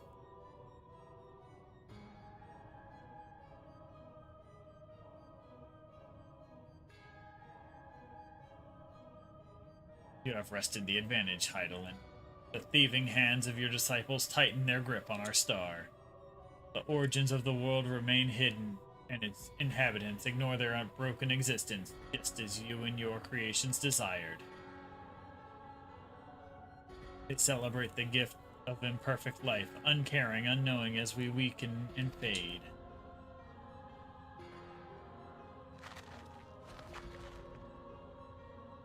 But do not imagine yourself rid of us. Though your champion has indeed proven the most egregious obstacle to our ascendance, a barbed thorn in my side, he may yet be removed and cast into the abyss. Oh yes, it can be done. I will keep these heroes mired in the first, and victory will be ours at last.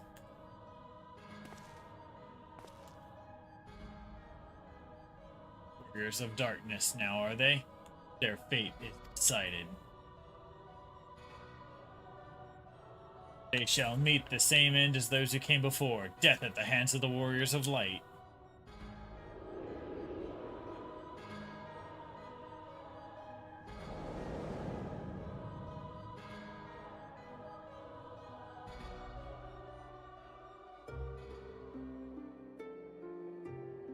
And this is the raid scene.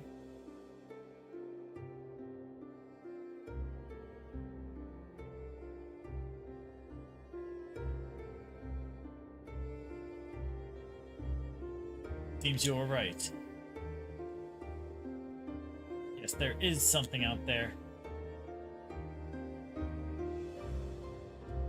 But it would mean crossing moms and moms of this infernal emptiness, which is rather unhealthy for living creatures, as I understand it. Even were we to restrict ourselves to brief forays, I don't like to imagine the effect it would have on our ether. But you still want to go, don't you? May have saved the world, but we haven't reclaimed it.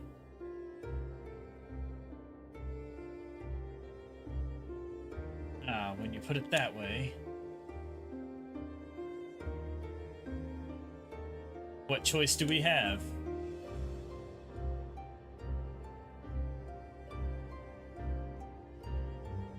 Well, of course I'm going with you. That's what family is for, isn't it? Let's head back and prepare for this mad journey of yours. Thank you, Thancred.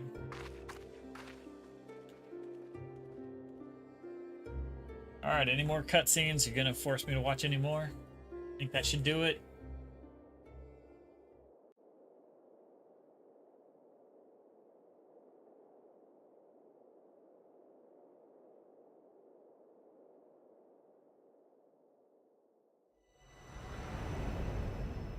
Blazing skies give way to gentle light. What hand can end the door of dark and light?